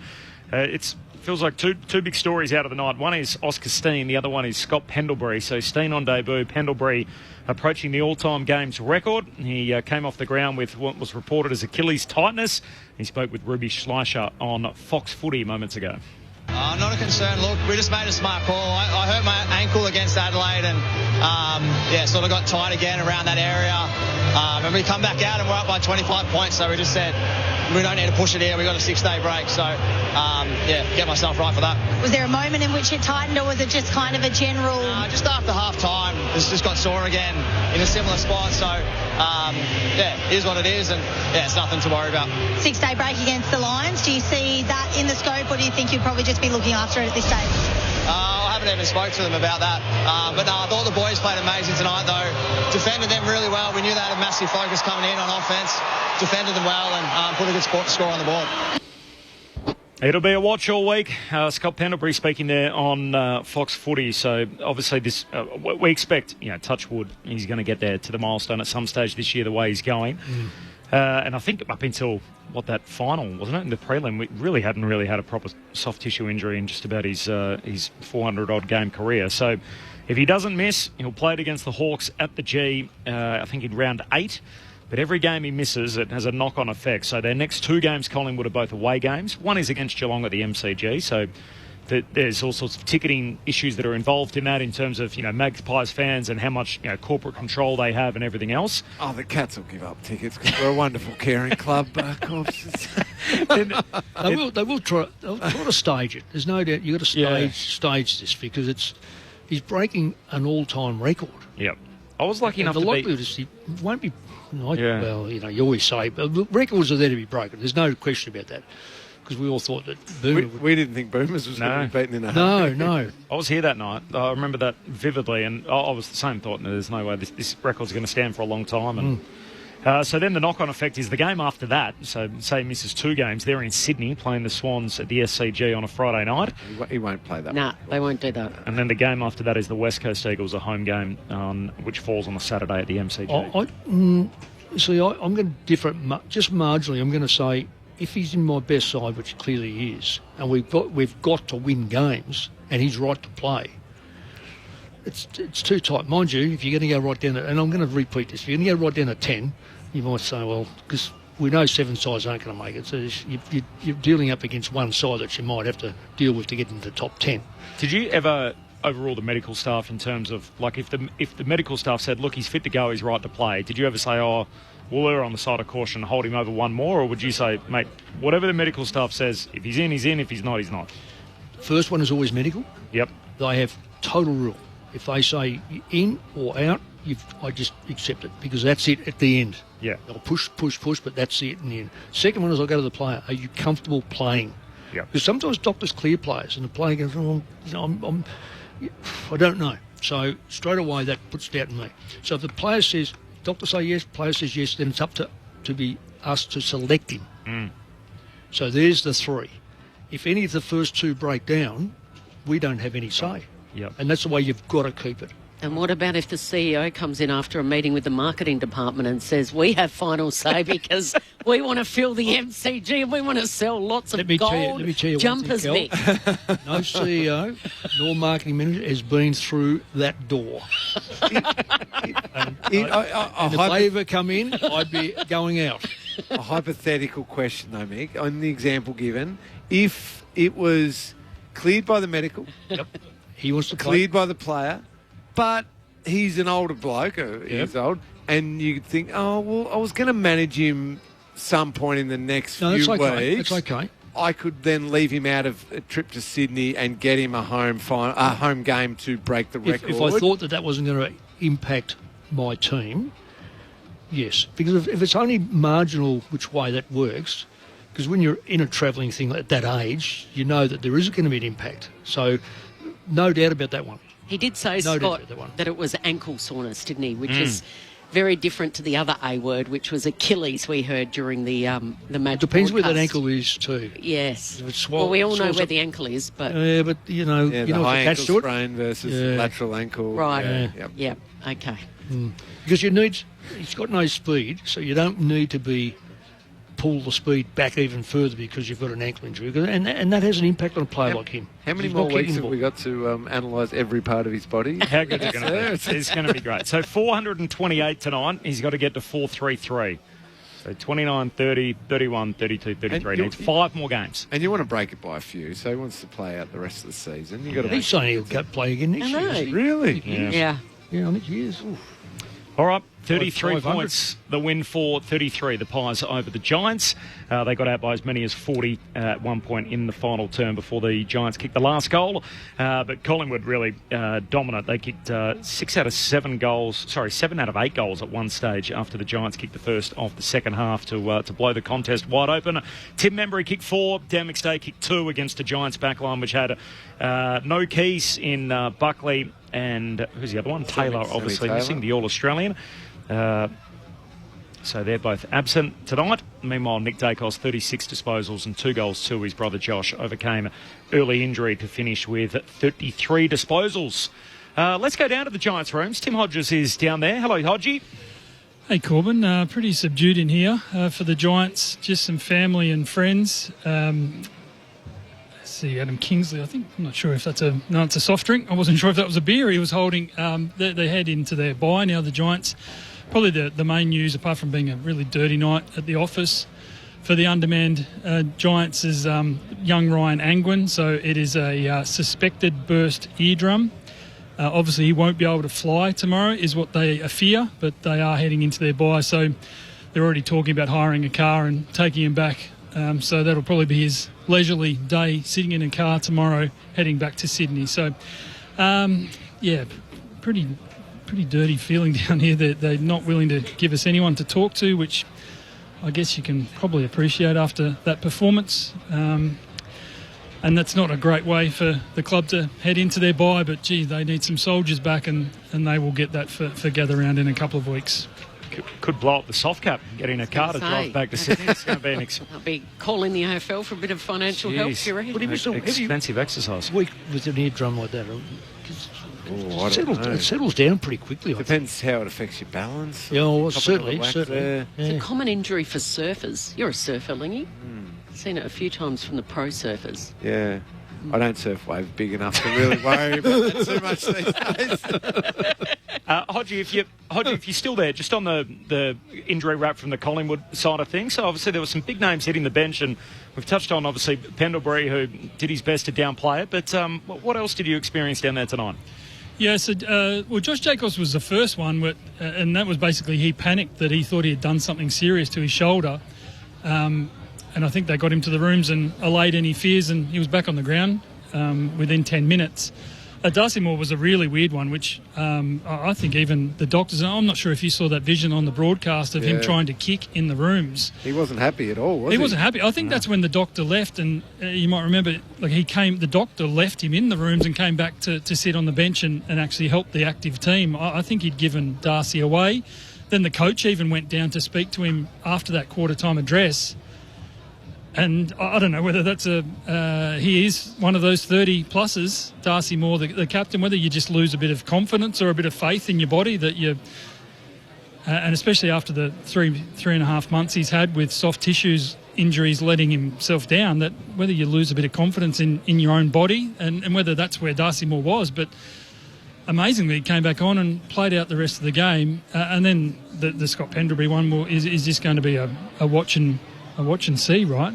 With so much interest on what happens not next week probably for the Collingwood champion, but what happens in 3 or 4 more weeks or whenever it is that he reaches the boomer milestone. So they're probably they are the notable injuries. I'm just looking at Finn Callaghan. He's got his left finger taped. That finger was going the opposite direction when it was put back in place. So that's probably going to be pretty sore for him for the next few days. I imagine he'll have a break somewhere and then get back into it, getting ready for gather round in a couple of weeks. Great hit out from you, Hodgie. I hear you're back tomorrow for a little hit out on Saturday footy. I've got Stinking Razors taking the Saturday off, so he's asked me to fill in for him. So, look, I won't bring the comedic genius that he brings on a Saturday, but I'll be there nonetheless. Just read the rule book. We'll be coming to you for all our What's Our Decision questions throughout the afternoon. So I'll see you tomorrow, Hodgie. Appreciate all your work. Thanks, guys. Tim Hodges in both rooms downstairs with the latest riding the boundary all night. 33 points, the Magpies winners over the Giants. The Giants have now lost 3 in a row as they hit the bye at 1-3. Collingwood moved to 2-1. Oscar Steen, so feel-good story, as you heard the big cheer. He got the meat tray from Fox for being their top player on the ground. What was it about him in particular that impressed you tonight in what we saw from the 22-year-old debutant in his 4th year in the system? So a couple of things, and Mick highlighted the fact that ruck rules are assisting the jumping ruckman, the athletic jumping. So he's got that athleticism. He's got a terrific leap on him. But probably more impressive, because it's all good to be able to just get up there, jump, get up over the top, and then just hit it anywhere. He got up and he was able to direct his tabs beautifully and with really soft hands. I was fortunate enough to play with who I consider one of the great ruckmen in Brad Ottens. He would get up strong, working against a Darren Jolly, who's a strong beast as well. And then just at that last second, just the softness of his hands could just put it to you basically on a silver platter. Well, that's a little bit of what Steen was doing tonight. He was directing it to multiple parts and with a real softness to it, which meant then the midfielder who's on the move isn't having the ball smashed at him and he has to take this amazing reflex ball. He can just move onto it and explode away, and he can see the game unfolding in front of him because of the beautiful touch. Yeah, I totally agree with you, Lingy. My mind went straight back 50 years ago to a photograph of Polly Farmer rucking against John Nichols. And there was, look, in that day, the half-forwards played half-forward. So if there was a stoppage here in the wing, you only had the midfield, and the winger may well have been somewhere, because the other winger wasn't. He was on the other wing. And you see Farmer pull the ball over the back to Billy Goggin on the run, or John Nichols, pushing the ball down to one of his rovers. That's what we saw. We were able to, his touch for a young ruckman coming in, and then there were other times when he thought, I'm not going to get this ball there, I'm just going to put it forward. Now, De Goey ran onto 1 or 2, so that no doubt there was a little bit of communications prior to them. If I get up there, I'm going to whack it forward. This is a real weapon. De Goey, Dacos, McCreary, you remember that McCreary, one out of there? Those ran straight onto those big long ones. Yeah. So is this what they've got at their disposal now, or was part of it, as we talk about in boxing, matchmaking, for example, was part of it the fact that he was coming up against Briggs and sort of his strengths sort of played into Briggs' weaknesses? Like, how will he go when he's rucking against De Koning or, other guys in the league? That's the one that immediately jumps to mind, doesn't it? Or who do they play next, you say? They play Brisbane. Well, see, they got Brisbane, Draper and Ford. Well, see, Draper is a jumper. He's a jumper. So that'll be Ford's not. No. So this will be a matchup. If they think they need someone heavy in there just to be able to hold their own, Cameron's no doubt going to go in there. But up your sleeve. Yeah. You've got Cameron down there who can take a mark. He takes a lot of marks in the forward line, Cameron. And with 5 on the bench. Why wouldn't you play the extra ruckman? That's exactly right. That's what's probably happened in football. The spin around here is now they probably have to carry 2 in because the Giants didn't. They got found out badly tonight. They might have a second ruckman. And someone like Briggs now, so he needs to quickly read the situation. So we've had a small body of work, but enough to go, oh, hang on, I could be left behind in a hurry here. He needs to then work on, he's never going to be able to jump like the really athletic ones. But now he needs to learn to jump, but time his jump in a way that affects the other ruckman's ability to really jump. Yeah, almost get him as he's coming down, and then the other one's trying to go up, and it just brings him back to more of a 50-50 tap. But also what happens, Lingy, when you're getting them on the way down, they're open.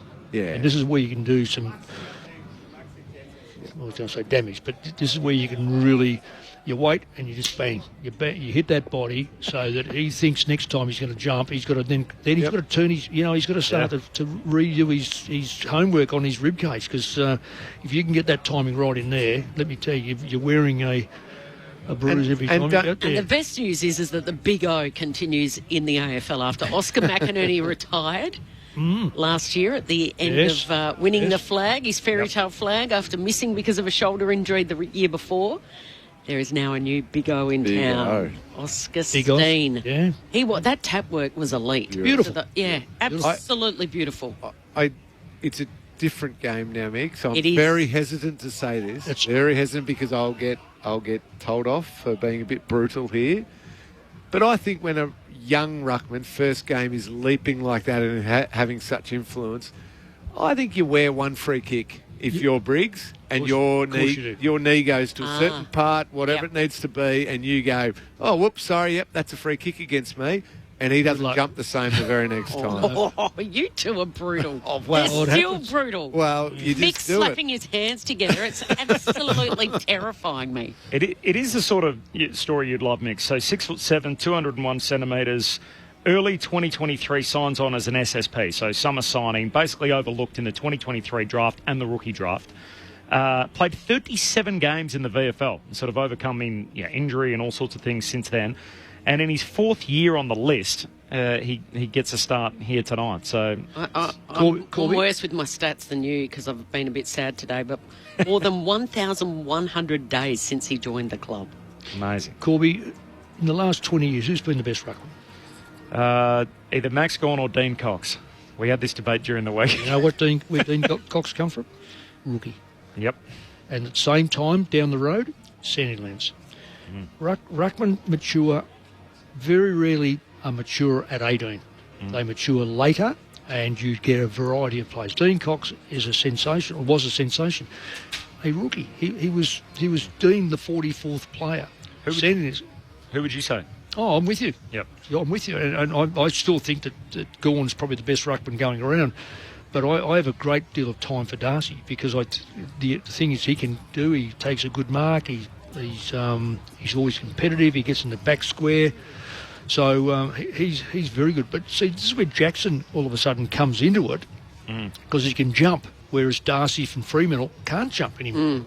Doesn't jump. So he where Geelong wanted him a couple of years ago, I reckon he now will be a sort of ruckman. You go, well, no, we're going to start looking at the rule athlete. If this rule stays the same, I'll judge that when the next time they have two knees hit and they have two PCLs. And that's which we did fear in the pre-season, didn't yes, we? we After did. Shannon Neal got hurt, and we have it's only a matter of time before you get one. Make no mistake of it. Absolutely. And that's the last thing you need. Give me, schoolyard pickup game. Every player's available in the league. You're drafting a team with the modern rules. Who would be the number one ruckman you'd take? If you could pick any player in the league right now for just a one-off game. Yeah, just. I'd still take Gorney. Yeah. He's magnificent. He works it. If you're talking about smarts, so Briggs has got to become a lot smarter. Gawn doesn't jump any further than Briggs. But if you're in the futures market, but what he does do, you'll put the elbow right where, and the umpire won't be able to pick where the elbow goes, but he'll keep him away from the ball. But so your question is, if you're now Tassie and you just got your pick of ruckman, something you're like not picking Gawn because he's at the tail end, so you're picking someone else, and maybe it's Luke Jackson given how well he's going. But for a one-off game, what Gawn does around the ground, maybe everything. Maybe it is De Koning in the long run. I mean, you think Jackson's going to be able to play as? Well, don't discount Reeves from Hawthorn. If he's on the peripheral with Meek, why would he put his hand up? He's got to reach like a sick dog. He's got to be about 6'10", doesn't he? So why wouldn't you? And he jumps. And he's also a good mark. I saw a very good young talented player. I'm looking forward to seeing him live this weekend. The West Coast Eagles' second pick, Cooper Duff Tytler. He's 201 centimetres and he can leap. He was incredible last week. So you need to have a leap. You know what's crazy? I feel crazy saying this. 201 centimetres as a ruckman is no longer that tall. No. It's nothing. But if you've got a leap to match it, then absolutely, of course. I did something in the pre-season down at Geelong, and Connor O'Sullivan, who's just key defender, came up to me, and I just kept looking up and up and up and up. He's 201 centimetres. Wow. So really, key position now are 200. Ruckman are 207, 208, 200. But if you've got a magnificent leap to match, then obviously... You know what confirms today, though? I'm not a fan of Cox, but he served his purpose. Now I know why Collingwood said, let him go. Let him go, because they've got this young kid who is a mod, what we call now, the rule changes. Yep. It's interesting, people in Perth are basically saying, hey, is Darcy's spot in jeopardy because Cox will come in and take his spot? With the rule it is. Yeah. So who would you rather, Sean Darcy or Mason Cox? To back up Luke Jackson. Look, if Darcy's fit, he carries that knee. Look, I'd play a leprechaun. Don't say it. I would. I'm sorry, but I would. I feel like I put that on the team. You did. You did. If he didn't hit it, I was going to hit it. 33 points at full time. Collingwood 13,987 over GWS 7-12-54. Friday night footy on ABC Sport. Just another sport tonight. So Sheffield Shield Stumps Day 2. So coverage begins tomorrow. You can find us Day 3 on ABC Sport Digital and the Listen app. First ball from 10 a.m. tomorrow morning, Australian Eastern Daylight Time, with Mitch Turner and Ned Hall heading up the call. 4 for 110 is what Victoria resume at. So 4 for 110 in response to South Australia's 198. They trail the match by 88 runs with 6 wickets in hand as we head into day 3 of 5. So they will make up time lost due to the inclement weather on day 1. In the NRL tonight, West Tigers 32, Warriors 14.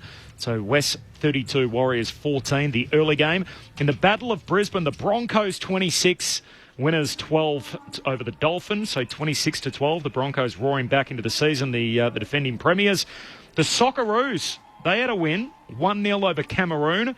Yordi Boss was the goal scorer, so well done to Yordi Boss in the 85th minute. The Football Roos winners 1-0 over Cameroon. Beside Cameroon. African champion, I reckon they may have been. I think that was very controversial about who ended up winning, and then it was appealed on return, and they had to give the trophy back, and they then gave it to the military, and that's another story for another time. But they were in the final, I know. I don't know which side of it they ended up on, but good win for the Aussies. They're ready to take on Curacao on Tuesday in Melbourne. And Bryce Cotton hit the game winner as the Adelaide 36ers beat the Sydney Kings in Game 2. So 1 game all in the best of 5 series. Cotton hit the winner for the Adelaide 36ers. Game 3 in Sydney comes Sunday. The votes in the ABC Footballer of the Year with Cameron Ling. Yes, Corbs. I've gone a couple of more random. I want to give some love for my first 2 lots of votes before the third vote getter is probably fairly regularly amongst the votes. So 1 vote tonight is going to Billy Frampton. Thought he did a superb job on Jesse Hogan. 4 disposals, Hogan, 0 goals. He's the Coleman Medal winner a couple of years ago and a brilliant player, and I thought Frampton just beat him lights out, so well done to him. 2 votes to a favourite in this box, the first gamer, Oscar Steen, for sheer influence and just a bit of joy to the night as well. Thought he was absolutely brilliant, but I do struggle to go past a man who had 36 disposals, did kick 2 goals, had 12 inside 50s, 6 clearances, just uses the ball better than anyone else on the field. Fairly stock standard, almost saying this. Nick Dacos with the 3 votes. 3 for Nick Dacos, 2 for Steen, 1 for Frampton. So just a little heat check on Nick Dacos' start to the year. This is a man, by the way, who has polled 98 Brownlow votes in 3 seasons, averaging 33 a year, which would be enough on average to win 3. To win all but 6 Brownlow medals in the history of the count. He was the fastest ever to get to 100 Brownlow votes. Only Hayden Button Sr., Dick Reynolds and Nat Fyfe have done it inside their first 100 games. Nick Dacos tonight playing game number 98. He's gone 41 against the Saints, 33 and 2 goals 2 against Adelaide. He's backed that up tonight with 36 and 2 goals 2 in a best on ground display against the Giants. That's a hot start. But no one wants to tag him. He mustn't be doing that well. Why not? Why not? You're talking to me. You're talking to Lingy. Lingy's one of the best taggers going around. You'd have 2 people on him, Nick. I get asked that. I've done it before. Don't worry. It's stoppages. I've had players pick up one because they're so used to going to go-to. Didn't you have? You had 2 on Sean Burgoyne, didn't you? One day you told me. Yes, and an Essendon lad in the middle. Not Smoking Joe. No, not Mercedes. No, it wasn't Mercedes. It was anyway. But I put 2 on him at stoppages because Essendon and Port were so used to going to the ones. So we end up having 2v1. Very hard to win when you're 1 against 2. Do you want me to run through Essendon's midfield from those days? Jason You Johnson know and Mark McCurry and all these great players. Justin Blumfield and Blake Carousel. Blake named James Hurd used to wander in there occasionally. He was reasonable. We all do different functions and occasionally are part of panels. And if you want to get my blood boiling a little bit, ask the question. Nick Dacos is untaggable, and you know what would you do? But you wouldn't be out, that sort of thing. Like nobody is untaggable. Everyone, the king of tags. Everyone can be tagged. If you know that. If you make great decisions, you get your body positioning right. You work on you understand their game, and you become anyone physical. can be limited in what they do. Yeah. He's been done over by Bedford. Yeah. Yep. Because he. Well, they used Angwin last week on Nazire, and he did well. Yep. So the choice was not to use Angwin tonight. No one is untouchable. I'm not saying untaggable. It's easy. Yeah. Very, very difficult. Oh, that's what makes it easy. You could limit him to, if you did it right, you could, instead of, say tonight, instead of 36 and 2 goals, he has it 21 times and no goals. Yep. Yeah. And maybe 3 inside 50s instead of 12 inside 50s. Yep. Does it shift the balance of the game? Absolutely. Yeah. And it's like doing a half back. You get all these running half backs and they go, oh, what do you do? What do you do? No, you take his ground. Take the ground off them. Because the closer you get to this action for a half-back running player, the less room you've got to move. So the old thing about, take him back to the goal square, they clap their hands, they look at it and they go, look at the space in front of me, I'm just going to be running that. So you take those players further near the action so there's less room to move. Or, you point your backside to your goal and take him on that side of the pack. There's so many methods. They don't all work, but you've got to keep trying. Early start tomorrow, so on air just after 12 o'clock Australian Eastern Daylight Time. Adam Ramanauskas and Luke Ball will be with us for Saturday footy. That is going to be Saints-Lions, which is first up, so 12:35 start, given they want to get everyone in, get everyone out, given there's 2 games here at Docklands tomorrow. Saints or the Lions, who are you tipping? Lions. Saints. Ooh. Lions. Yeah, I'm on the Lions as well. The middle game is over in Perth. 35 mil of rain expected. Fremantle up against Richmond. Tigs without a ruckman. Oh, I think Freo, comfortably. Yep. There's rain in every capital city this weekend except Adelaide, I think. Wow. Place to be. Festival state. I take it you're on the Dockers as well? Yep. And then the big one that we're all looking forward to tomorrow night. The Mighty Bombers made 4 changes at selection, ready to take on the Roos. Both in a bounce-back spot. Who are you tipping? Do you remember the late 90s? Oh, they had some great games. I'm going to go home and watch the 2000 DVD. That's why I still got a DVD player, Lingy. North Melbourne to win that one. Sorry, Corbs. Yep, North. Come on, Mick. Don't. Well, look, I want to see Brad Scott win. Will the Bombers win a game this year? Oh. Yes, they will win games. There we go. Don't look at me like that. There we go. Well done. Will. Well done, Mick. Well done, Lingy. Thanks, Cal. Great work tonight. Thanks as well to Tim Hodges downstairs, to a Cash back in the studio, to Stu Birchmore, and to Mitch Turner too, who's doing a great job on the Sheffield Shield, helping us out tonight here at Docklands. We're done. The Pies winners.